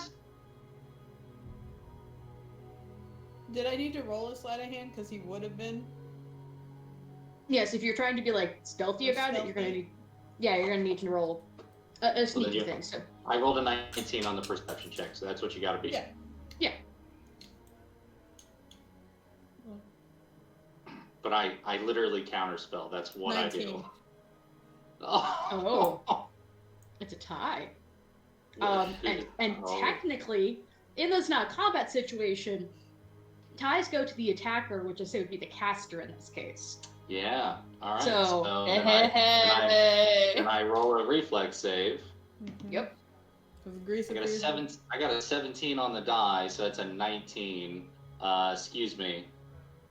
Because it's a +2. I get a +2 reflex due to my dragon armor on spells. So that's a 21 to save on the grease spell. He saves. He keeps falling. God But damn it. you're surrounded in grease. You, as this happens, and as you feel the way the ground beneath your feet changes, you're like, "Fuck." I know. So what I this just kind of stop. I look up at Slate. He's smirking. And He doesn't care There whether you you go. feel or not. You have to get out of I it. go, "Thanks, buddy." Payback's a bitch, bud. Yeah, I deserved that. And then, very, very slowly, hoping that my time spent on ice pays off, even though I'm not very acrobatic. Let's see here, what's my modifier to this? Oh, I'm in my armor too, so it's a -4. Let's go. And I rolled a 4. So I will crawl my way out of this. So you know that video that people show where it's like the guy in the snow with the shovel, and like he doesn't Yes. fall, but he's just like constantly like for like 5 minutes straight not falling. Because of the time you're taking, you don't actually fall. But Oh, that's because the what grease happens. dissipates. I mean Oh, that okay, too. got But it. Yeah, no, after 2 minutes, it's gone. So Oh, what? yeah. because of the time you're taking, you don't actually fall because you are going real fucking slow. But you are like, You're definitely wobbling. yeah, I'm taking you're- advantage of Winter Week to dance. You, my dude, are dancing to the beat of your very own custom-made drum. Yeah, that I came don't- out to a 0 on my check to Yep. move across very slowly. That was terrible. That's why there's like Thanks, technically you fall at one point, but you catch yourself with your hands, so you like start crab walking, and then like it for the full 2 minutes. It is a Oh. goddamn show. Failure means it can't move that round, so it has to Oh. take him a minute to actually move. Yeah, so you're Well, just I slipping in rolled a- place for a minute. I rolled a 19 on the second one. Okay, that's so a the second 15. one you managed to like find your Yeah. grip after like a full minute of just flailing in place. You managed like Hold on, it gets better. I'm reading this Oh. again. Oh, It's no. a big giant paragraph, not that big. okay, that's fair. This says failure means it can't move that round and must then make a reflex save or fall again. Okay, so that was my reflex save, so I don't fall. Yeah, you don't fall. But Yeah. then I rolled a 16 on the die, so it's a 12 check to move the next round. You're- And I don't know you're if that fine. time. Okay. Yeah. The whole time You're this is fine. going The on, DC to- Sokora's The DC to move through it is a 10, so. Oh, got it. Okay. the whole time this is going on, Sokora's just covering her mouth, trying not to laugh. And you can see this rabbit that he's carrying in his hand, and it's just flailing as he's. You're doing a great like rabbit lasso thing going on. I'm like tenderizing it with my elbow as it keeps hitting my elbow. Curiosity, what part are you holding the rabbit by? Do you have it like By- on a rope, by or are you the- just holding it by by the- its ears? By the base of its ears, yeah. Oh. How Yeah. strong are you? What's your strength score? You're gonna rip those bitches off. My strength score is a 14. Oh, I have a +2. okay. Please don't tell me I just yeeted this poor rabbit. You After either ripping that or its you ears were off. his ears. Ears. She's rolling. Okay. So a D8 to determine direction. dance determine direction and give me a D4 after that. Okay. It's a 7 on the direction. So what? 1, 2, 3, 4, 5. Yeah, so it 6, goes 7. So it goes behind me to the left. Yeah, like you're kind of in it. Whoop. Yeah, and then a D4. You said Yeah, give me a D4. a 3. Okay, so what happened is, for a full minute, Grokon is trying to get his footing, and it's just flailing and whipping this poor rabbit around. I'm so glad that it's already been unalived. Yeah, no, me too. And finally you find your footing. On that last slip, you manage to find like a little patch of ground. You're like, okay, I got this. And you're still holding the rabbit over your head. And you're kind of like this, and you're like going along and very carefully easing your way out. You get out, and you sigh, and you look, and there's a pair of ears in your hand. And you start looking around. Now, luckily, you've had witnesses who, in the midst of this tantric dance you performed, watch this rabbit just go, what? I would have watched to see where it went, just because I want to know. And you see it hit the ground a couple of times, 3 times, in fact, for 3 points of tenderizing damage. And roll a few feet. It's a good, 10 feet behind you, easily. But it's there because it's not going anywhere. No, it's not. At least not anymore. If it had any hope of going anywhere beyond apparently that way at a high velocity, it doesn't anymore. And also, you now have a pair of ears. So, that's cool. Is it sad that I want to put this on a headband and see him wear the I was just ears? about to say. I was gonna offer him, Somebody do that, and I then was when you get a gonna pair of offer him the sticks, you plate. can be like a little jackalope. Oh. I was gonna offer him to Slate for a headband. That's so funny. Little bunny So- foo-foo, exploring through the forest. So Grokon will go pick the rabbit up, carry it over to. Here's the So thing, that rigor means- mortis hasn't set in, because we're not worrying about that. Sakura. But you pick it Yes. up, and you do Sakura. realize that the rabbit is slightly limper than it was a minute ago. It was already pretty floppy, which would have been a great name for it if it had been a pet. Mhm. But it's a little extra floppy now, and you realize a couple of bones have broken in the rolling and bouncing, and because rabbits are supposed to bounce, but not that way.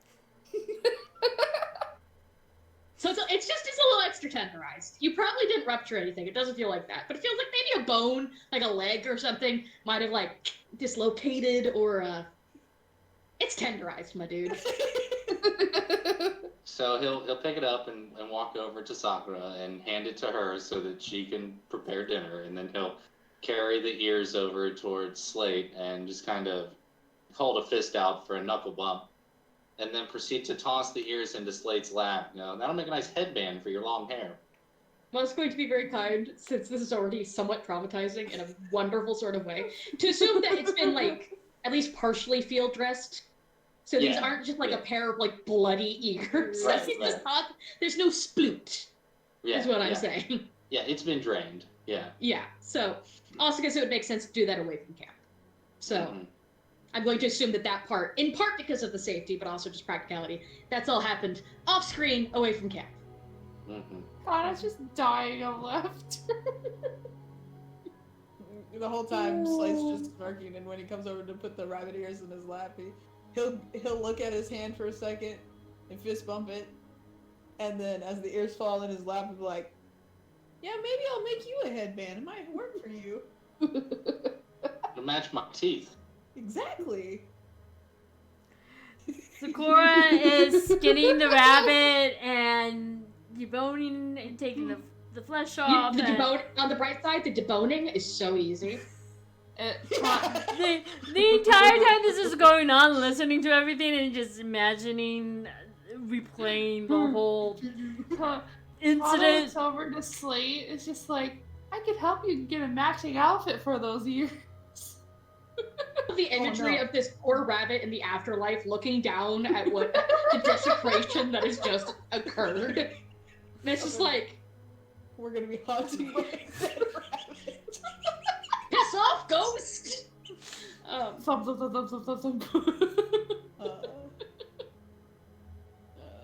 But the entire time that Okay. she's cooking, she just has like this small smile on her face, just kind of chuckling to herself, trying very hard not to burst into laughter again. I hope you know I'm adding this to the notes for the I'm day. so tempted now to draw Grokon in a fucking Playboy bunny outfit. Do it!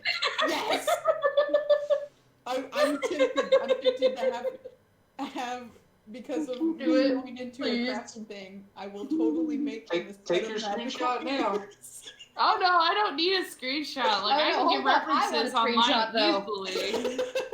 Um, Oh yeah, give it a screenshot at least for Come his on, come on. Husbando's sake. Oh yeah, that's what I'm doing this for, man. Husbando don't know what he's missing.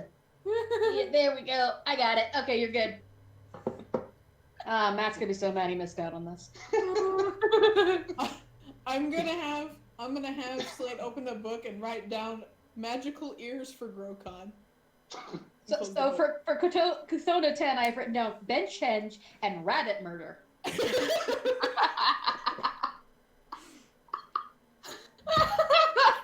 Kuthona 10, good day. Best day of the whole trip. Rabbit murder. I mean, so far so good. my dude. Amazing. Rabbit, so tender. I'm going to save these ears for later. That is the plan now. Just text him. So, with a picture of the screenshot. So, second half of game, be good. And it's just Jake going, not gonna give any more explanation unless he asks. Just gonna leave it there. He's gonna have to watch the VODs to find out. I now have an intrinsic urge to do a matching, like one of the postcards is my email. Please. That might kill Please me. do it. That would kill me. Excellent. I'm sorry. Maine Playboy Bunny is happening for Thursday. Yes. We already were gonna do like a Maine stripper thing, so why not just like go a little more classy with it? Hell yeah. Yeah. So, rabbit stew that night, so tender, you guys. So It just melts in our mouths. Really does. Just, so tender. Surprisingly tender for how little time it's been cooked, but like so good. I helped him cooking without meaning to help him cooking. See, now we're finding his cooking strengths. Can you smell what the rock is cooking? Just put you in a meat locker and just close the door. It's like the Rocky movie. Oh my When I god. was a lad, I ate 5 dozen eggs. Every morning to help me get large. Now the man ate 5 dozen eggs, eggs. and my ass is the size of a barge. It's so sad because you can replace Gaston with Grokon very easily. Yes, Oh, you yeah. can. No one twerks like Grokon. No one works like Grokon. Great. Now I want to see Grokon dressed up as Gaston. No No, one he drops didn't. it down hot Oh and my jerks God. it like Grokon. One day Jake's not gonna be here for game, and then we're gonna have a. I hope you know. Yeah, be prepared. Not Not to mention another Disney villain song, but be prepared. If you're not here one day, Jake, there is going to be a picture of just like your face on Gaston twerking. It's all it is. You should It's use not the my one, fault. use that one, and use my actual face because that would be hilarious. I would actually want that picture. That would be Very a well. good It shall be so. My girlfriend will be like, "What the hell?" Okay, I'm just imagining it's you twerking and Grokon with LeFou. Just like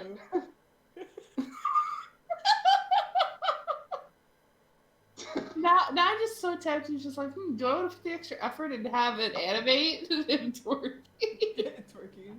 Yeah. there's already a gift for that. I know.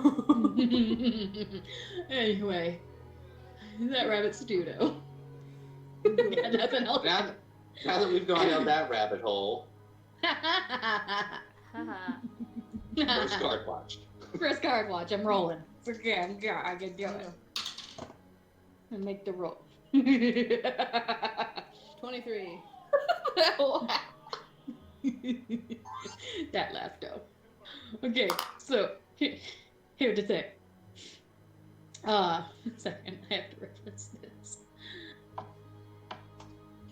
So, Slate, Yeah. my friend, Yeah. my bro, Yeah. you know what's happening. Yeah. I'm gonna go back to the page. Hold on. Alright. You go back to the page. The ink is still wet. Okay. You noticed because like it was one of those like you took a bathroom break and you come back and you're down. yeah, and the book is in a slightly different place now. It Okay. has obviously been touched. And inside, ink still wet beneath "What is your name?" It's just written, "What do you want it to be?" Because now I have to do it with Pennywise voice. I'm sorry. It's just a fine. thing now. Which is, what do you want it to be? I'm gonna have to have a whole page in my notebook just dedicated to the fucking fairies. Just like passing notes back and forth with a random Yeah. day.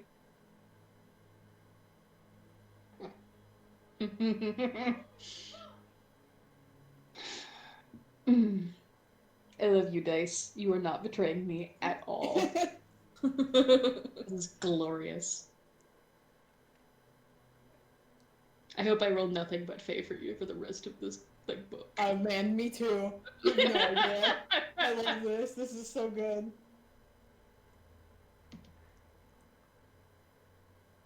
Is it all in caps again too? Yes, Ah, yes, I love it. absolutely.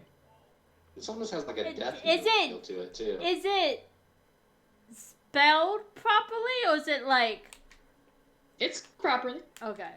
It's not And in taken common. Pearl of Ash. And in common, yeah. It's not taken Pearl of Ash.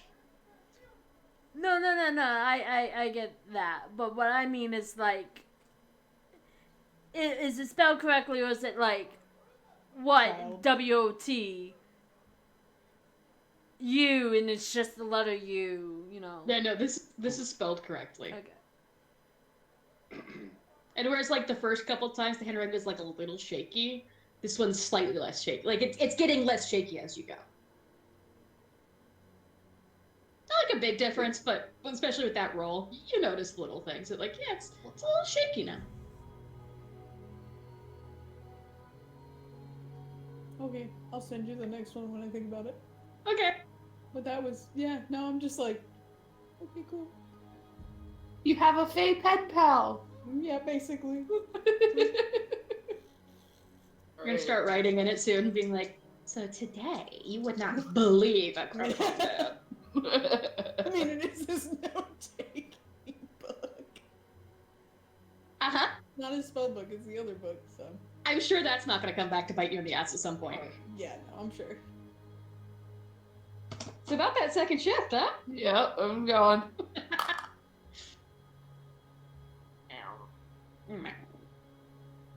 Back to a 5. So you don't notice it. Nope.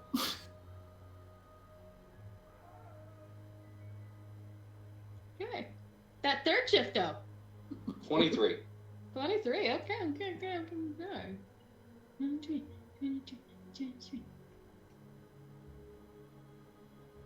Where is it? There it is. Okay, found it. So.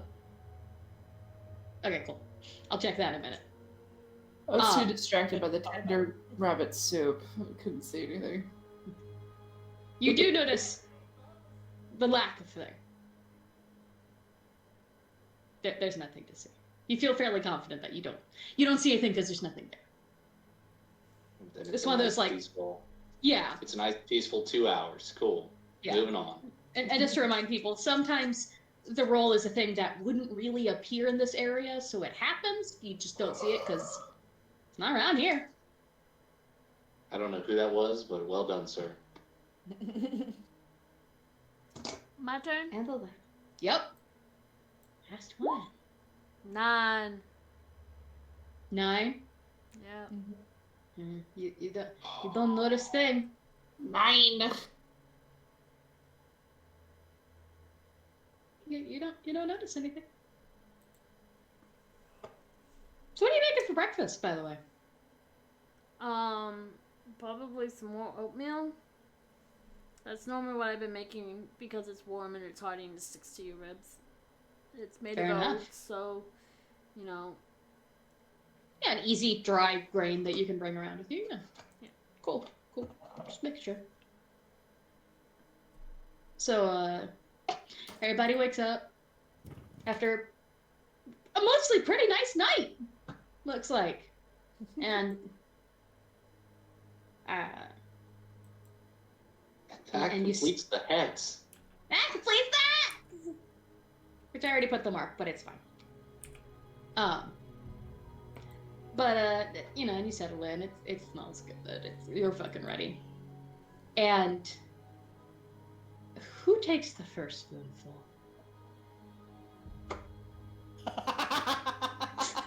Probably Grokon. I wake up at dawn. I'm You do, always the you do. first one up. That's fair. Either You have Grokon or consistently. Sakura, because I wake up after Grokon. That's fair. Yeah, you do usually get the first bowl. So, Grokon, like you are ready, fucking, because that oatmeal's great, man. And you take a big old spoonful of it, and it's like taking a mouthful of citric acid. It is so sour. Your face puckers, which is really hard with the tusks, by the way, because they also try to bend inwards, which is not how faces work. Mhm. But it is so sour. So you try to pull out your new piercings, yeah. But yes, it is so sour. Okay. And I don't want to make any negative comments, so I will attempt to not let my face show it. I rolled a nat 1 on my bluff check. You do So not you're like, succeed. I'm just this shit. Yeah, I'm not even gonna make anyone else roll Yeah. for that. Like, just you look over at Grokon as he makes a small sound. He tries to make it sound kind of observant, like, oh, interesting flavor, oh. And you look over and like his tusks are like into his upper lip, which is like his whole face like trying to turn itself inward. And his eyes are watering. Grokon, is everything okay? He sounds in pain. Did He hits a little bit of puberty. did you try a new ingredient this morning? No. Okay. Smell the bowl.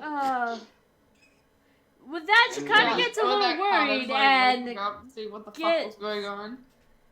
she dips a spoon in to kind of like taste test the oatmeal. And it's like rubbing a fresh lemon like down your tongue. Oh wow. That's odd.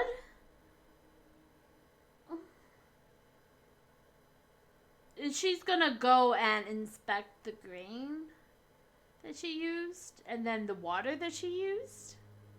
Perception checks, friendo. I've added another question to the book as I Excellent. 10. And they both seem fine. Like you like smell a grain. I assume you probably put one in your mouth to see, like, since it's a tangy flavor. Yeah. Tastes dusty, grainy.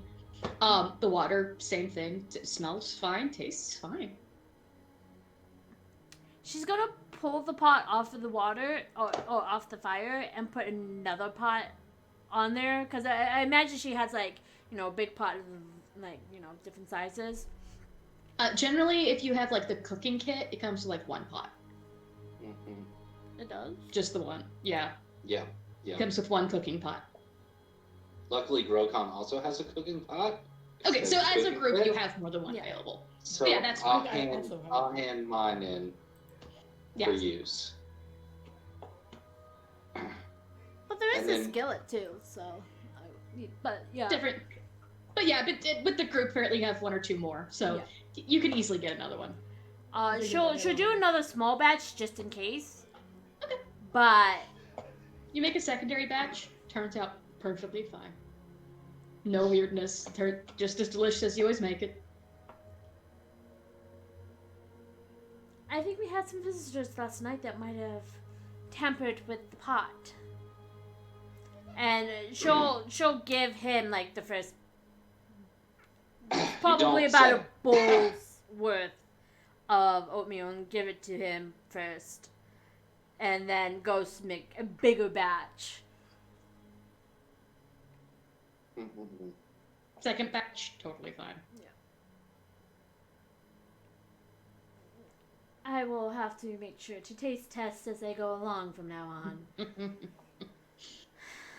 Sorry about that.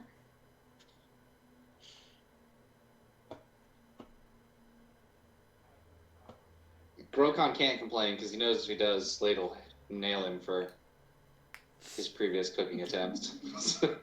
It was still better than I'm just I was sitting gonna say, there to be waiting. fair, it was still tastier than most of your cooking. Yep. And secondary benefit, your sinuses so clear. So good. Well, Nice. before we throw the rest of it out, do we have any honey? Because citric and honey go really well together. No, we don't, because I found out that that's a separate item that I would have to buy. Because I tried to flavor some oatmeal before with honey or maple syrup and found out. All right. But when Maine comes back, we will have some honey and maple syrup and seasonings that I can use. Got it. Well, that's a shame. I wouldn't want it to go to waste. But Oh, it's not going to go to waste. Can I check around the area and see if there are any berries? Yeah, you can. I'm sorry, my first thought is, well, if there's one way to get the scavengers to leave you the fuck alone. Oh, that's a good call. I'm sorry, I Oh, shouldn't give you that's that, but like, fucking brilliant. I'll give you this. Roll an intelligence check. If you make the DC I have in mind, you think. Okay. Just a straight in check. Yes, just straight in. A 10. You meet the DC. So you actually you're like thinking about it, you're like I could like maybe sweeten it with some berries, 'cause, you know, honey, like maybe add some extra water so that way it'll like be more of like an oatmeal kind of like soup kind of thing. That'll help temper it. And you're thinking about it and you're like scavengers. Scavengers. The wolves. And like it all falls into place. You're like, they would come over, it smells pretty okay. It smells a little tangy, but like not bad. You know, they've eaten probably tangier things. If they're scavenging, and you're like, wait a minute, this might be a good deterrent. And get them, if they are, and it's a good way to check with your like suspicious, like it could be an observant, like awareness thing, or it could just be a scavenger thing. If they keep following you after this, then they're probably not scavenging. But if they're just scavenging, this might deter them. Mm-hmm. Yeah, so Grokon will make sure he secures that pot, and he'll tell Sakura that we're going to leave this as a bait trap to see if the wolves are scavenging to try and deter them. She kind of gets like a weird look on her face, like, oh, the poor wolves, it tastes just so bad. But she kind of sets her jar like,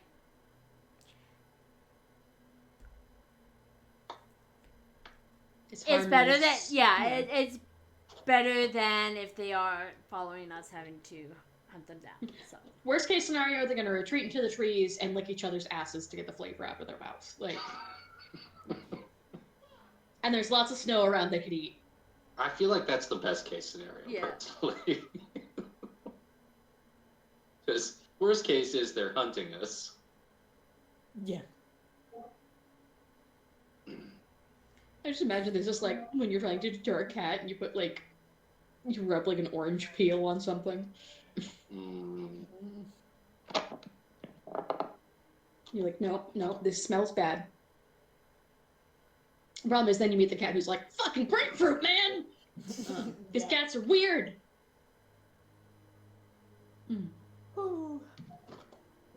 So, I'm sorry, by the way, I was busy all day, so I'm just now having dinner. How dare you eat? What? And just cheese sticks, man. I'm so tasty. Says the guy who ate half a pizza. Yeah. That's what reminded me I still have them. Because I wrote yesterday, and I was like, I still have like 2 cheesy sticks. Give. Yeah. That one. There we go. Let me change up the music, just to keep things fresh. Yeah. There we go. I really want like a tropical jaunty tune. I work on that. Really? Up here in this part of the continent? Unseasonably warm, man. You guys find a random coconut tree and make drinks. Slate crafts a very tiny umbrella. I can do that. Anyway, It's fragile, but I can do it. it has 5 opens, and then it breaks. Love Anyway, Love all of absolutely. it. Alright, so, day after rabbit murder. We're I really going. hope that when we are down the road in the game and we are a year past the 10th of Cthulhu or whatever it is, Cathona, yeah. Cthulhu, that we recall this day. Well, I'm not gonna Very let y'all helpful. forget.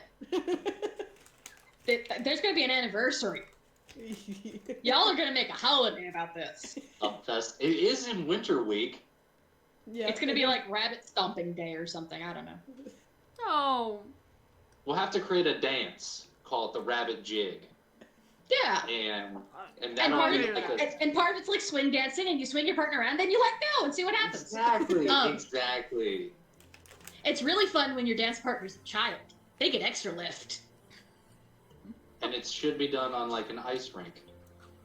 Oh god, yes. It's an ice skating song. Oh Yes. no. Yes, I love Yes. it. I approve. 100%. I 100% approve too. You're in charge of holidays as of now. That's gonna be your official position in the future. I am a scald. Exactly. So, the day after rabbit murder, the day of tangy oatmeal, which, by the way, sounds repulsive to say that. Somehow so much worse. What hex are you guys going I think we're this hex? Yeah, that Should be hex. southwest. Yeah. Yeah. Because we don't have to search this little half hex, do we? No. Okay.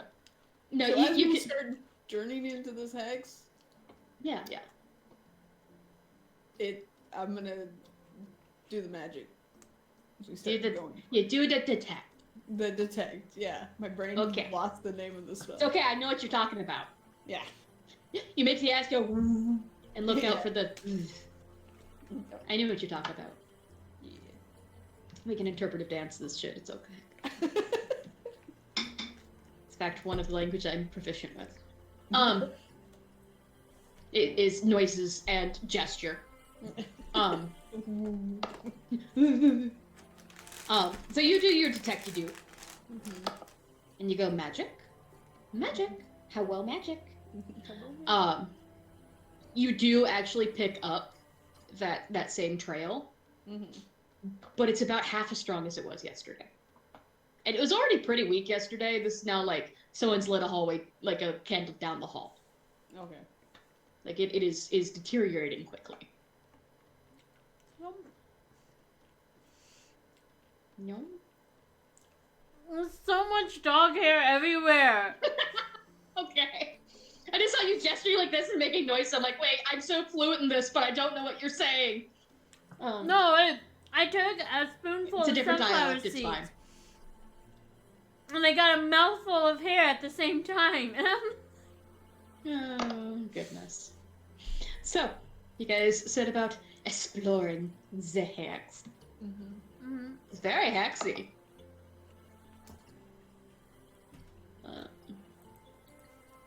A 20. Okay. 22. Okay. Oh, yeah, right. I don't see shit. Let's just go with that. Okay. I have a 12. I mean, it's over 10, so that's there, but I'm the last one, probably. The 6? Yeah, that's the 6. Let's make sure it wasn't 9. Not feeling that one. It's okay, because with that, I'm just focusing on the detect spell magic. Or detect magic. Detect spell magic? Detect magic. Detect magic spell. Yeah. Detect woo. Detect woo. So I'm sorry, what was the highest roll in your group? I think Sakura got a 22. Yeah. Okay. I don't know what Kana. And I didn't hear anything. yeah, from I Kana. haven't heard anything from Kana yet. Spellsy Okay. muted. Indeed. No, Spelsy, would you like to be unmuted? There you go. I'm here. Okay. I'm just making sure. Oh wow, that's great. Does that's not- fucking. Does not beat a 7. 22? Okay. Nope. Okay. So with a 22, Sakura will be the one to notice first. And then it will steadily, go along. Mhm. As the sun rises above and you guys are traveling along, on the horizon, you see something pretty weird. Like, you see, it's almost like a weirdly shaped tower in the distance. And you let your party know, and they see it shortly thereafter. It's not hard to see. But as you carefully approach it, you see there are several boulders piled around. But the biggest one, the one you saw, you realize not really a tower. It's just a 30-foot tall rock that is partially thrust into the ground.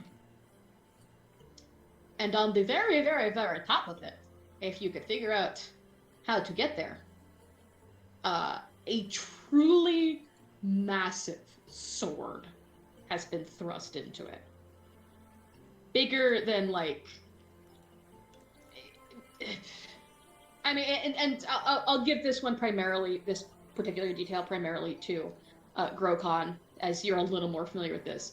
It is bigger than any Zweihander you've ever seen.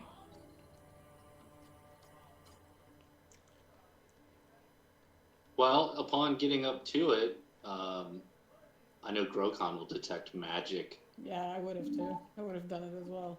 Yeah. No magic. At that moment, he'll start taking his mountain pattern armor off to potentially attempt to climb this boulder. You may do so. But yeah, you don't see anything. As you continue looking around a little bit, Sakura, Mm-hmm. you realize as you're kind of circling it a little bit, there is the pattern reminds you of something you read about in a story. And you realize this is a cairn. Like a truly massive cairn. So a burial mound. Barrymore. Mm. Grokon? I wouldn't climb that. Whatever that is, should probably stay there. I have a feeling that this is sacred soil. This looks like a grave mound. Let's not disturb the dead. Can She says grave mound, you're like, oh, cairn. Yeah. Because you're very familiar with the phrase cairn. Obviously. You're like, oh shit, that's what this is. And you realize how big whatever is buried here must be. It is literally Sure, giant sized. Yeah, but I speak giant, so I'm gonna look around and try and find any writing, or part of me wants to climb up to see the sword just to see if there's anything on the sword that would give away what it is that is buried there. Yeah, that's fair. So knowledge, is that local? I assume it'll be local. Yeah, we'll go because it's local to kind of the area you're familiar with, which is where you're kind of pulling the. Well, I know Giants is local, but if it's history, I'll roll a history check too. But I got a 17 for local and a 22 for history. 1 second. And what exactly are you looking for? I'm looking for I assume it's giant based because of the Okay. size. Yeah. So I'm looking for my knowledge of giant cultures, granted, Land of Lenorm King's giants. Yeah. If there's any markings that give away the identity or the tribe of who is buried Okay. here. And then from a history perspective, I'm curious if this type of cairn is specific to a type of giant, or if there's something in historical context that I would know about this potential Okay. cairn. Okay. So that history DC is probably stupid high because It I'm not is. from the area, but from a local perspective, like, is there a particular type of giant that does this, and do I see anything that indicates an identity? Okay.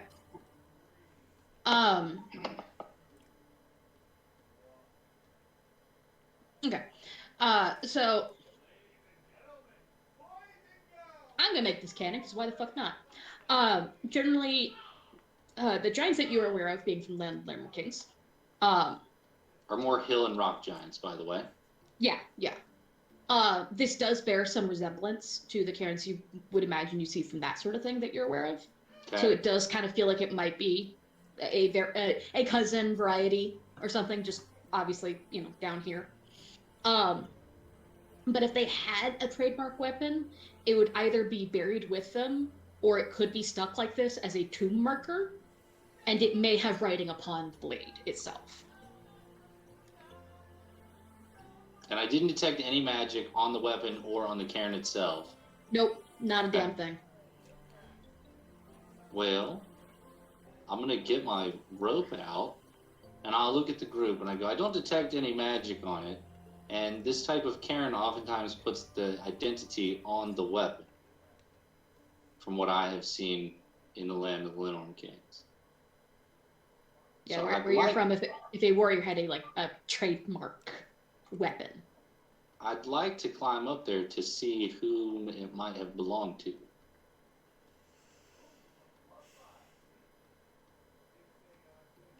Sakura's gonna kind of give him like a side eye, like, that still kind of sounds pretty disrespectful. And she'll,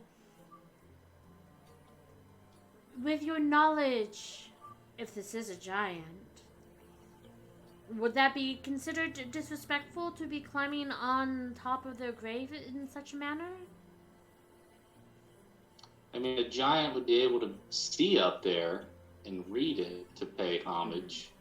Yeah, as long as you're not, from what you're aware of, as long as you're not doing any major damage to it or anything, which obviously is not your intent here, just basically getting in a position to observe it would not be violating anything that you're aware of. Yeah. So it's kind of similar to sometimes they'll be buried up on a hill or mountain. Climbing that up or something would not be disrespectful. This is kind of similar. Now, taking anything... Yeah. This is a little non-standard because it's out in an open plain. But if it were a hill giant, it would make sense to be out here potentially. And if it's a legendary warrior of theirs, if we run into a giant and we can reference it, it might help us prevent from having to fight said giant. As long as it's not disrespectful, I am okay with that. Besides, it's a grave. One should say a prayer for the dead, and having a name would be beneficial in saying such prayers. Does anyone else speak giant? He would ask that because he's not the best climber, despite being on a ship. He never really had to go up the mast. So No, but I could probably get up there and write it down, and you can relay it. So he'll heft the rope, and thanks to his profession, sailor, let's see how good of a knot I tie here. Oh, 14 on the dot. Dub. So You knot so well. that'll be a 16 to tie a knot to try and throw a lasso type loop over the weapon to try and give us, or around a cropping of the rock to try and give a Yeah. foothold to Like I anchor said, the this rope. is 30 feet up, so Not an easy throw. no. 13 on the die. That will be a 15. I would say with the 15, you could get part way up, I think. Let me double check this real quick.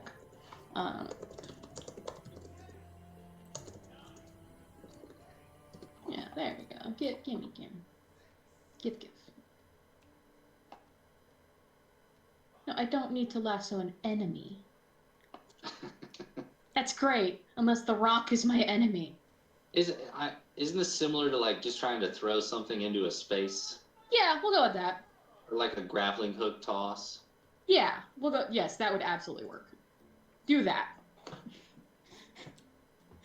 I mean, it's the same roll for me. I just didn't know if Yeah. that would change how you looked at the rules. No, that's a good idea. Yay. Gimme. So we're gonna say it's a grappling hook, essentially. Just to make it easy.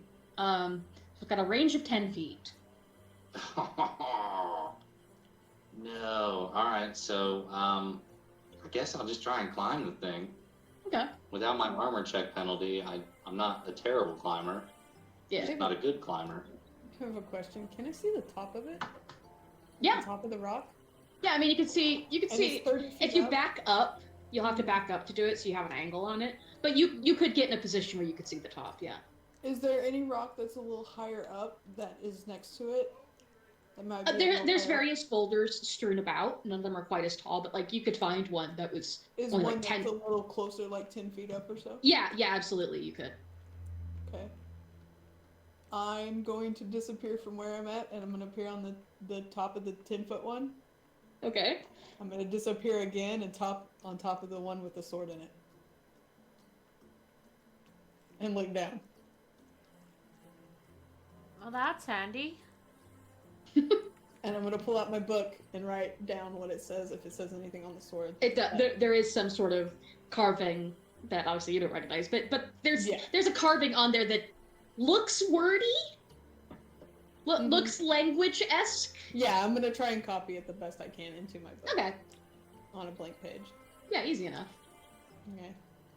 And then I'm going to turn around and do it again. Going back down. Alright, you bamf. Nicely I done. imagine like Grokon is like 4.5 feet up when you do that. No, Grokon didn't get a handhold. He rolled a nat 1 trying to climb the boulder. Oh, you basically put one foot on and like give yourself a pull and like your feet stay on the rock, but you lose your grip a little bit. All I can think of is that scene in Frozen where Anna's trying to scale the mountain and just like, I need to go. And then, we found a path over here. Oh, great. Falls backward and she was only like 5 feet up. Yeah, basically you've kicked your feet up on this rock. Unintentionally. So you're right yourself, that's yourself, totally meant to do that. Kana, what are you doing during all this, by the way? Because you're kind of quiet. Well, Kana's kind of chuckling, watching Grokon. Okay. And then looks up to Slate, is just like, see anything interesting? I'll write it down and then jump back down. It'll take you a couple minutes to do that, just because it's an unfamiliar Oh yeah, that's true. thing. So like to make sure you're getting all of like the little markings details, right. Yeah. Yeah, because you don't know what's relevant, what's not. Yeah, I'll be writing it down and be like, yeah, I think I found something. Give me a minute, and I will be back down there in a second. Are you looking around at all, Kana? Yeah, I'm looking around. Yeah, I am. Like as well. why this is happening? That's why I was. Yeah, I'm keeping a watch just in case. Give me a perception check. Just something higher than a 10. Since everyone else is kind of distracted. Well, once they start moving to go up to the top, Sakura's gonna go back to the wagon and just kind of find like a scrap piece of cloth from something and kind of sew a quick little like rosette out around like a stick. Cause it's winter, there's no flowers, so you know. Okay. Connor, I got what an you want? 18. I got 18. Oh, for 18? You are something that, as you're kind of like, I imagine essentially like you have your tattoo over one shoulder and your hands in your pocket. You're just kind of like wandering around it, keeping your way around.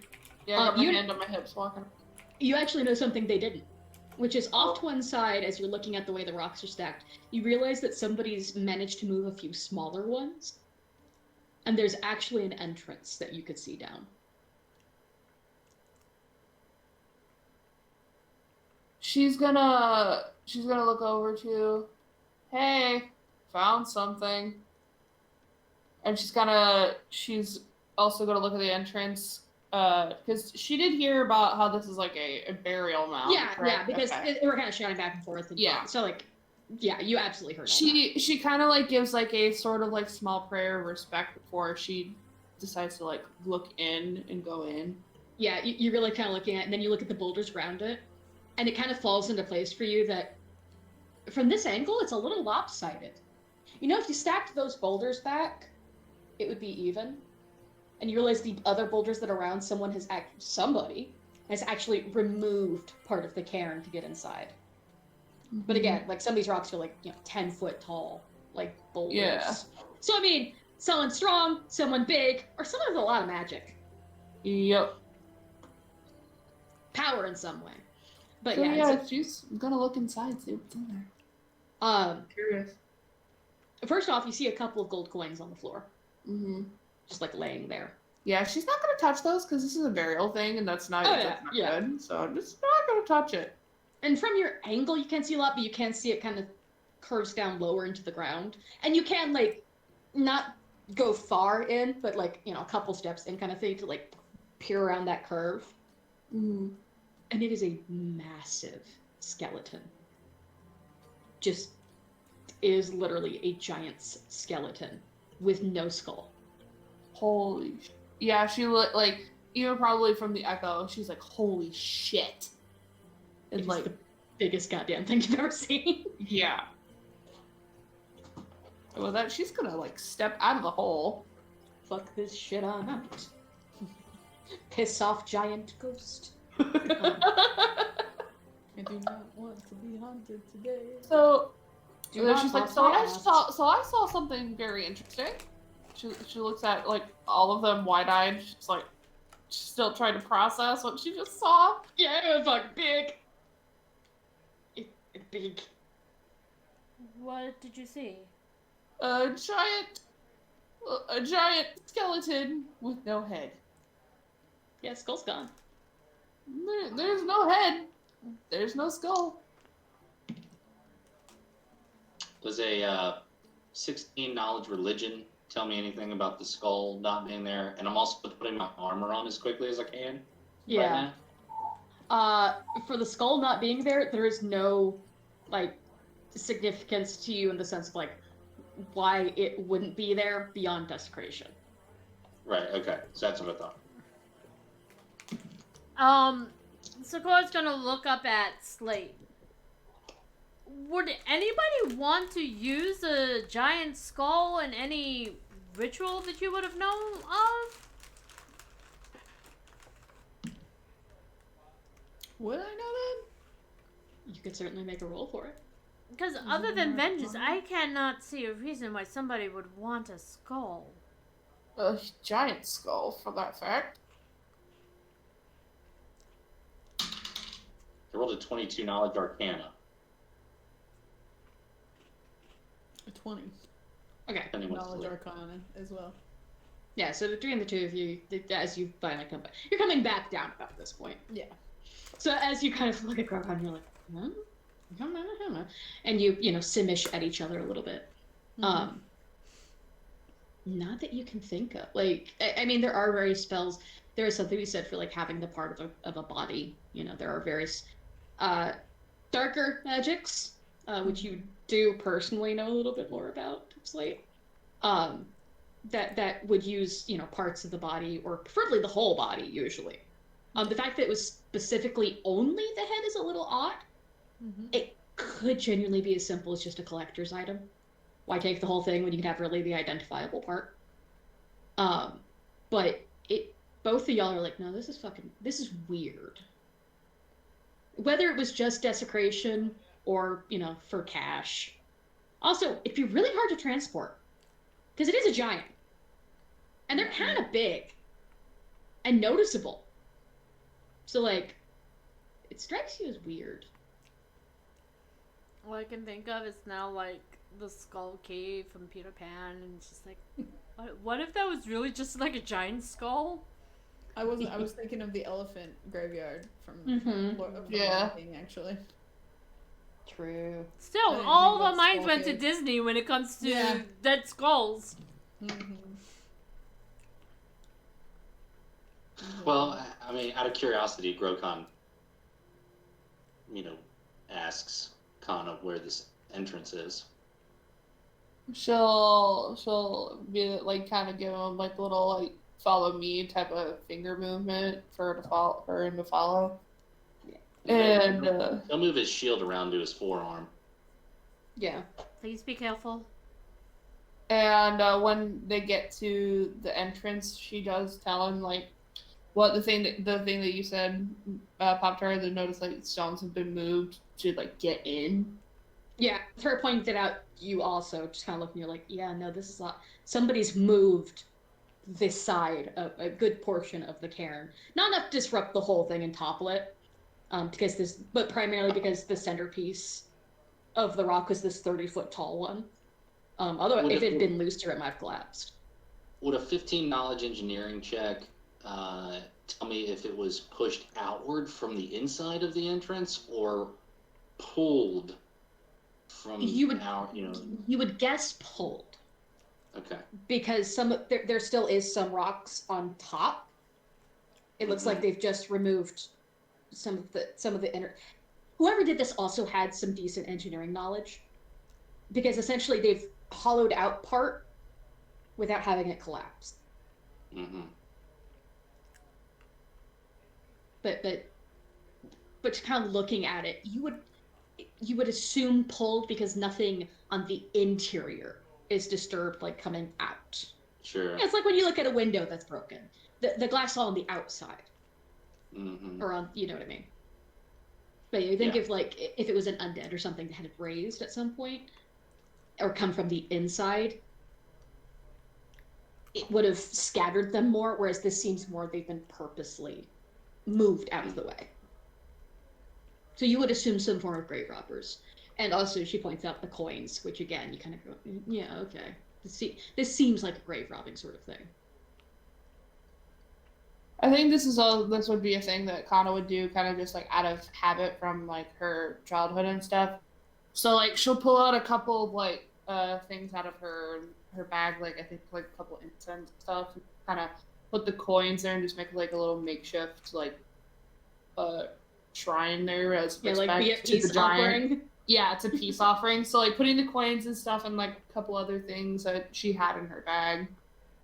Yeah, It's easy just enough. like just a small thing. And saying we're sorry that we've came across this and further desecration that you have experienced. But I definitely want to cast Detect Magic again now that I'm inside the tomb. Still don't pick up anything. It seems pretty chill in here. I really want to investigate it. But I know I shouldn't. You do still have the sword name to find out. That's Or the- true. So I'll Or walk the back giant out. name, you don't know it yet. I'll walk back out and see what Slate has in their notebook. Yeah, Kana will follow out shortly after. Yeah, when you look at it, it's giant. You can easily translate that. And it doesn't have used to giants having like an actual name in the sense of, it's not like Steve or Jeff, but like, Koros and stuff like that. This just is like you can translate straight to common, Witherblade.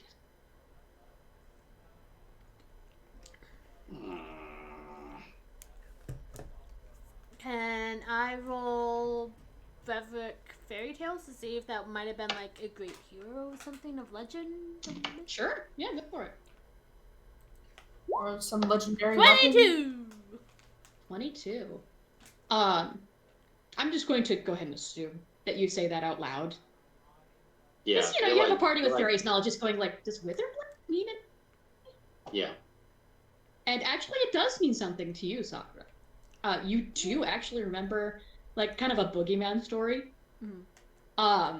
Of a giant, who was only known, at least to you as the story goes, as Witherblade. And he was the, like, powerful guard of, the favored guard of somebody of one of the Fate Courts. It's never really specific, it was more just of one of the pretty fairies kind of vibe. Because the story was about him. And it was said that that basically children that weren't good, because you heard it when you were very young, Witherblade would come and cause all of their family's crops to die.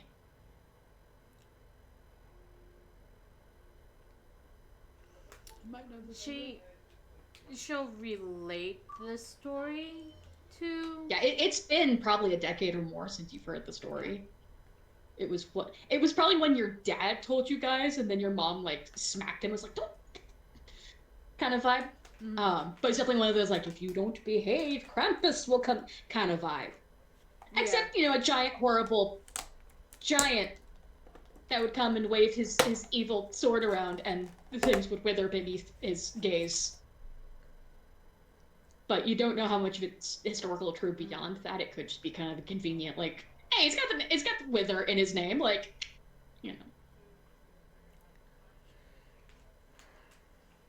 Still, if he was a member of the Fae Court,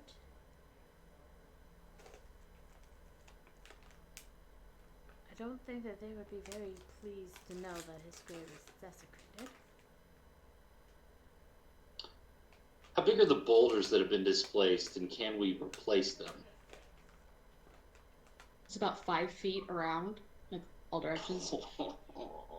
Yeah, the biggest one being the primary third. But they usually range It's a big rock. 5 to, like, the second biggest one you can see that actually got moved is 15 feet. But lots of 5-foot ones. So we can't replace it, we can't fix it. This would have to be something that we could probably try and fix later on if we really do. I mean, I certainly don't want the Fae, if it is related to the Fae, To get angry. The best we To can have do re- is say that we're looking for whoever stole it and bring them to justice. We stumbled upon it, we'll pay all respects.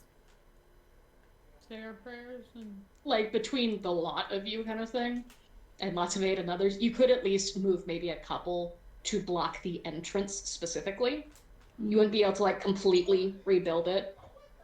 But between all of you, you could, and I'll say, give me my fucking dice.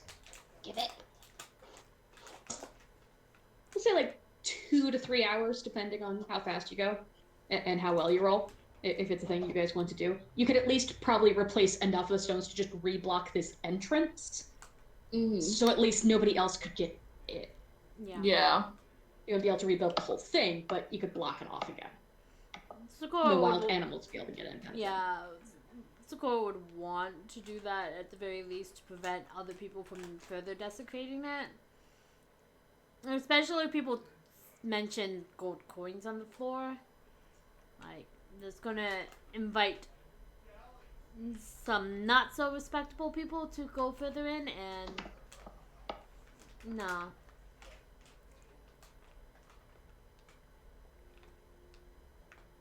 Yeah, I'm just gonna start rolling strength checks, please.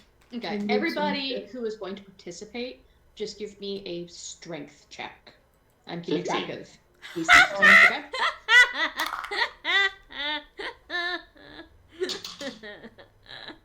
Well, Damn. Okay. I got a 20. I'm more. I got a aiming, 20. honestly. It's a nat 20. That is my weakest skill. True. Just hating everybody else. No, the way I'm doing this is kind of a team check. Yeah.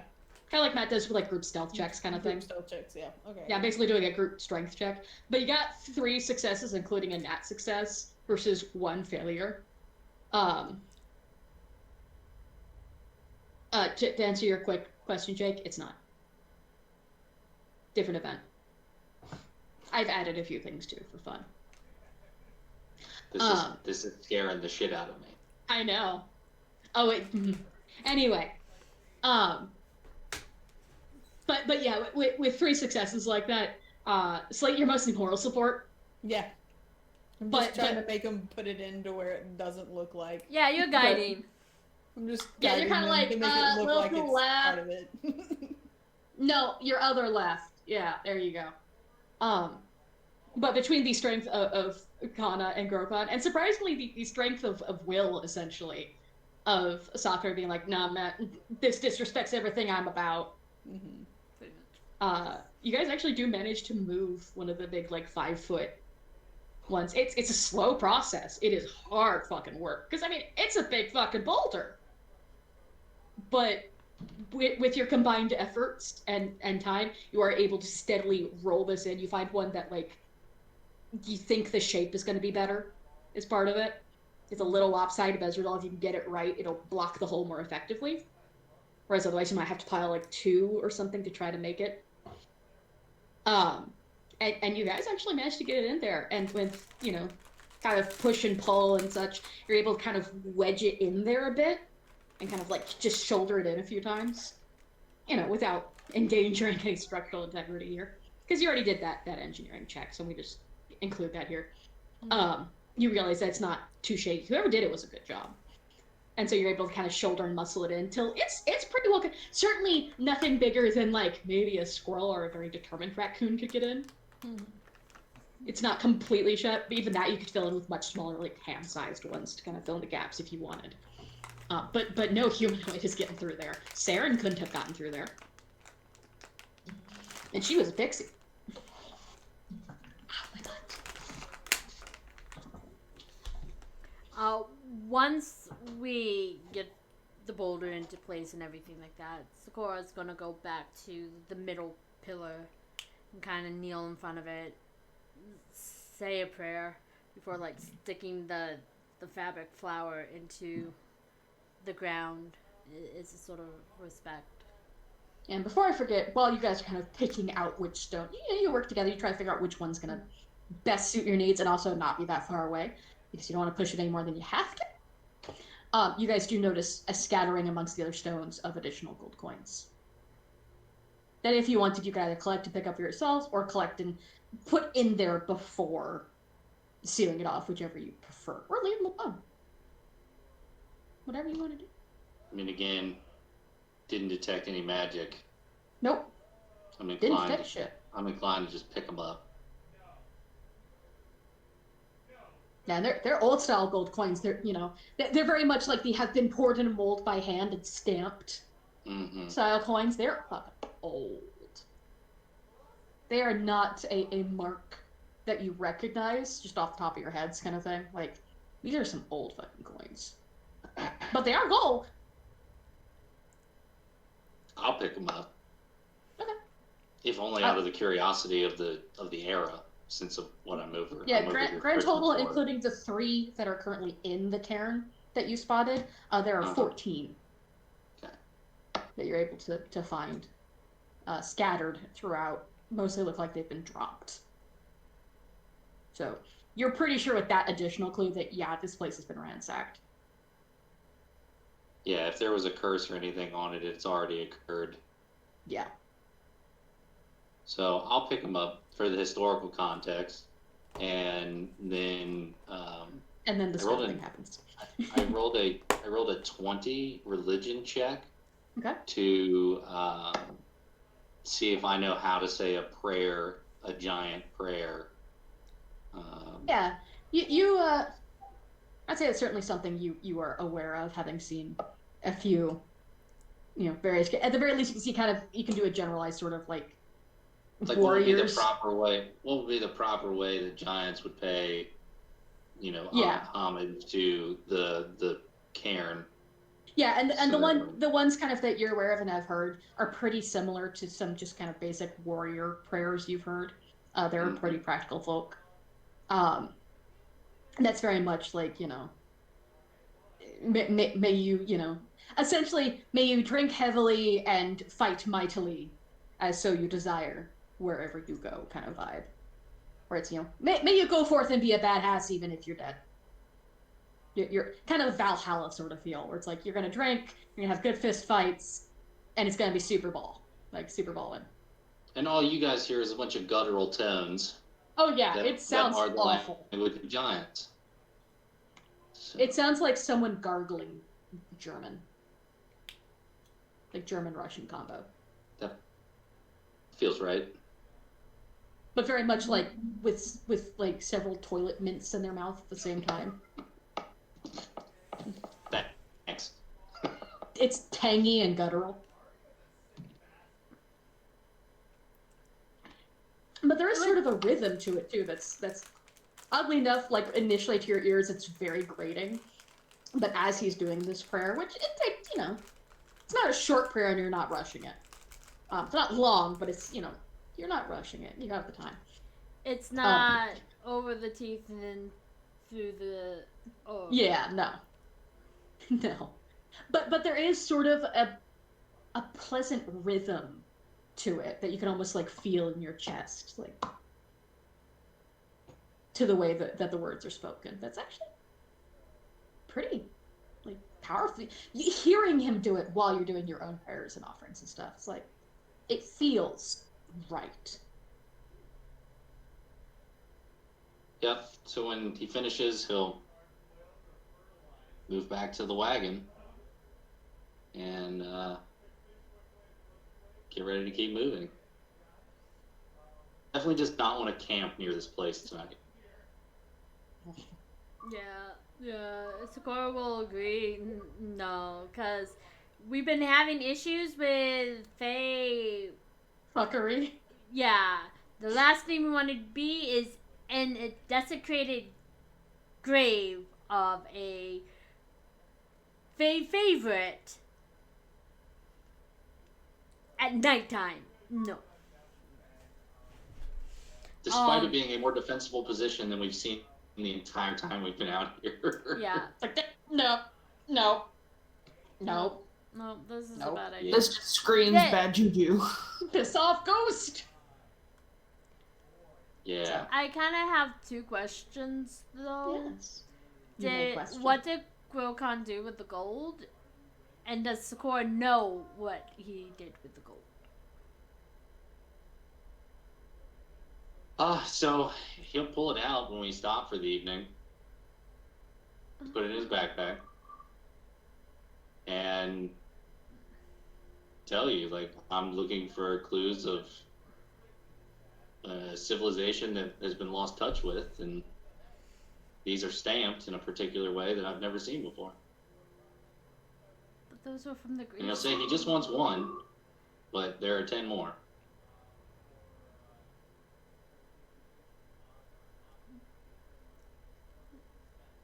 I can understand the want of knowledge in taking one, but they really should have probably have been left at the grave. They belong to the dead, not the living.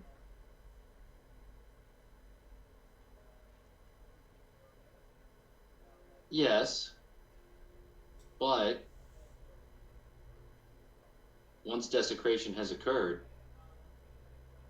if there had ever been a curse bestowed upon these, or any sort of negative energy, it's no longer there, and this becomes a part of the lands that your charter owns. This can be a part of the history. It's not He does about, make a point. but it's not about curses or negative energy. I mean, like, if you were buried with your worldly goods, would you want somebody to come and take them? Even if someone came The only thing that can't be taken that I would never want taken is my weapon.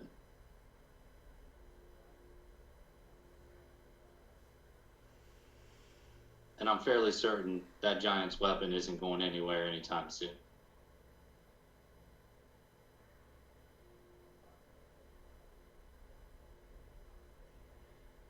still think that they should have been left at the grave, but what's done is done. There was I'm- still some in the tomb. I made a little shrine for it. I didn't know that there was more. Those are just the ones that I saw. Put them there. She nods. Would you have rather me walked down into the tomb itself, deep into it, to return things to see if I knew exactly where they were supposed to go? No, but they could have been put back into the entrance of the cave or the grave and or left where they were. But as I said, what's done is done, and I personally would not wish to take the gold. I don't feel right about it.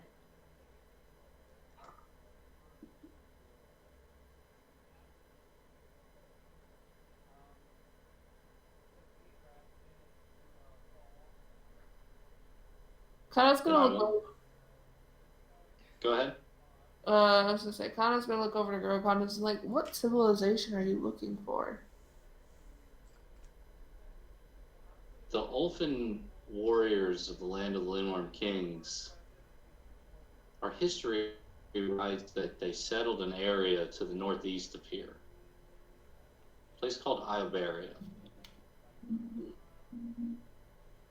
As a skald of the people of the land of the Lindworm Kings, part of my job and responsibility is to maintain our history and find our history. And when sailing wasn't enough, I decided to head this direction in pursuit of that lost knowledge. The stone structure that we came across yesterday fits the same style of stonework that I have seen in the land of the Lindworm King. It was the first Maybe- clear. Why didn't you say anything then? You didn't want to spend any time near it, and I asked you to be cautious, so why would I then go against what I asked you to do? I was worried that it might have been some sort of fey circle of some sort, but It very well could be. Do you know much of the land of the Lindworm Kings? no. We have a very large forest called the Grungnir Forest. We have a coven of druids that live there. And the reason that the druids live there is because it's a very thin tear within the veil between the material plane and the land of the Fae. So when we have noticed interactions with the Fae, I am not inclined to go provoke it without further investigation. And I've only been through a very small portion of this area in this land before it's worth making any judgments that might antagonize. Well, what I was going to say was, maybe this temple, once Maheen returns, you may find more clues. It is heartening to see it on the eastern part of this lands as I was headed east. We will see if that pans out and continues to be the case.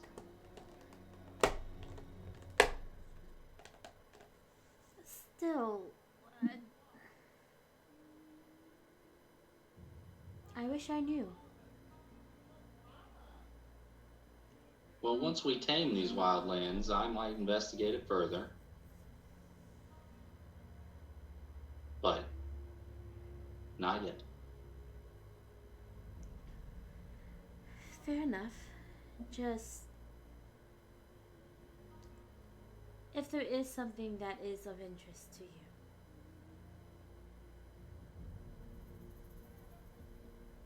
I wouldn't be so opposed to investigating such things if it were to help you in some way. And when the Just- time is right, I may ask that of you. That's all I ask. Just if just be open.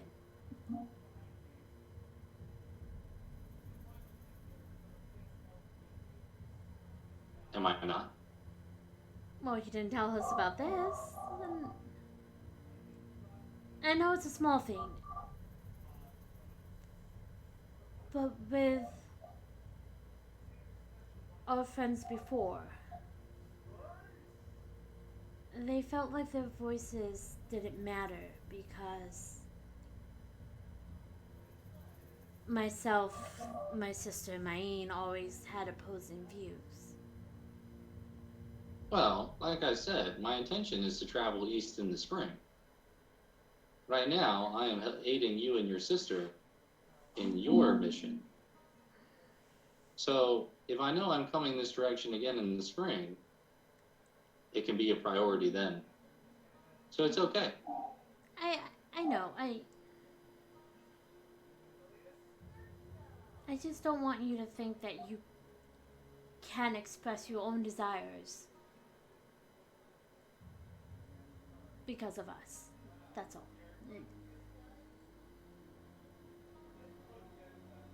Fair. And she's gonna kind of look over to Slate, who's always quiet. That goes for you too.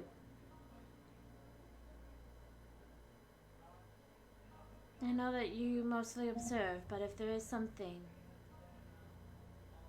that you're interested in looking into or finding out or just let us know.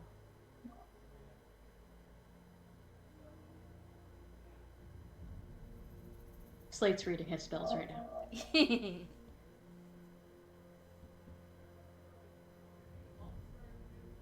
Sorry, my fiance's talking to me. That's Okay. They're just their discussion about, like, be open if you have an interest thing, and so they said, Yeah. that goes for you. Okay. But yeah, he would just Oh. nod, but he wouldn't say anything because he hasn't. There's nothing that's came up so far. Yeah. Wasn't quite expecting a response, but He's not very talkative when he doesn't feel the need to be talkative. Never. Grokon does look at Slate and go, pretty nifty trick you pulled back there, though. When'd you learn how to do that? Yeah, we can go with I learned that. Sure.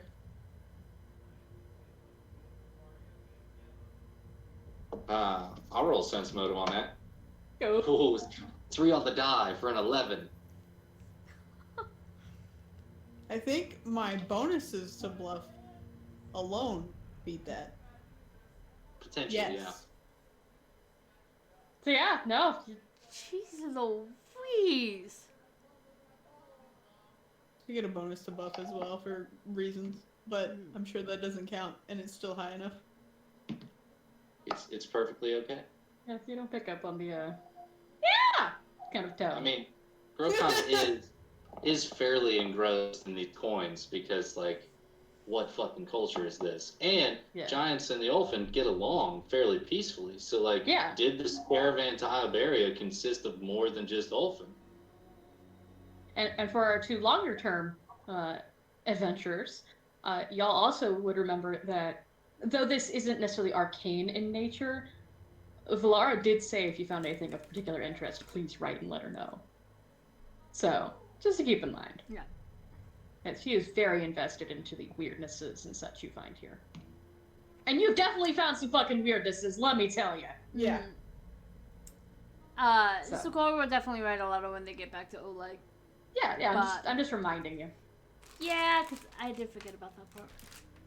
Yeah, that's not part of the charter, that was just her personal, like, since I'm personally funding y'all to go. This is like a side thing. Let me know. Just know if there's anything cool. So, but once more, I'm assuming you want to forage, Grokon, because it's kind of your thing lately. Yeah, but it is 11:30. It is. and figure this is a pretty good place to. That's true. We could Hit keep the going for a Father's bit, Day but button. like this does sound like a good wrap up point. Yeah, next week we wouldn't be able to do this because next week I have a game at 11. Okay. Wait, Oh, next not week? Next week. No, never mind. Not next week. Week after. Okay. My brain is fried. It's okay. I think all of us are a little bit, and Jake's right. This actually is a pretty good place to stop with the spookiness and like the stuff. Mm-hmm. So And the fact that my caffeine has worn off heavily and I'm crashing hard. Yeah, That's no, fine. my stomach. I- That's why me and my fiance were talking. Is because we were talking about food. I was like, I need sustenance. Yeah, I've been trying to like keep myself. I've been like moving around and shit, so I keep myself awake. it's fine. He's right. This is a good place to stop. We can start pick up with more exploration and stuff next week. Yeah. So. But we got 3 hexes done. Yay! Yeah, we did. Yeah, and you still got bonding time in. Yeah. Uh-huh. And it was Yeah. nice because we had some conflict and we kind of resolved some of that. But there's still some stuff. And, Yeah. He's been good. So- It'll be good. He's been good. No problem. yeah. I promise I will continue to bring this inter-party conflict if you need me to. He's so good at you guys. Can we He's please just not? naturally gifted. Can we please just not try to make Nephi cry every session? I promise You're gonna- absolutely nothing. You're Yeah, I gonna was get a about to thicker. say, I don't promise anything. Sorry. You're gonna Yeah. get a thicker skin. It'll be okay. Yes, You'll figure it out. as your DM, I love you and I care for you, and that's why I'm going to make you suffer. Because it will build you into a better, faster, stronger gamer. And I get to No. DM her tomorrow. Woohoo. And depending on rolls, ooh, I'm sorry. But between the two of us, we shall morph you and we shall place you, your fat, squishy, pale caterpillar body into a chrysalis, and you shall come out, ha, beautiful, strong, independent gamer who don't need no DM because you can do it on your own. No. As opposed to me, that I went through a chrysalis as a little fat caterpillar, and I merged a slightly fatter caterpillar. I don't want that. I love my DMs. I know, but just because you're capable doesn't mean you have to, unless you become the forever DM. Hello. But I can be my own DM to write my own stories, and it's called a book. I can do that. Exactly. And then you keep it to yourself and not be an asshole like some people that I'm not going to mention that live in other states. That have not played this game, by the way. They're not on the stream. Oh, okay. I wasn't Okay. actually referring to anyone there. No. I was gonna own it if the shoe fits. Paladin? Yeah, there you go. You know who. Okay. We'll come back to that. Okay. So thanks for being here. Thanks for joining us. Go get yourself some coffee or some sleep. Awesome. Flow Good. out. And I'm Bezel. Thanks for playing. bye. Bye bye now.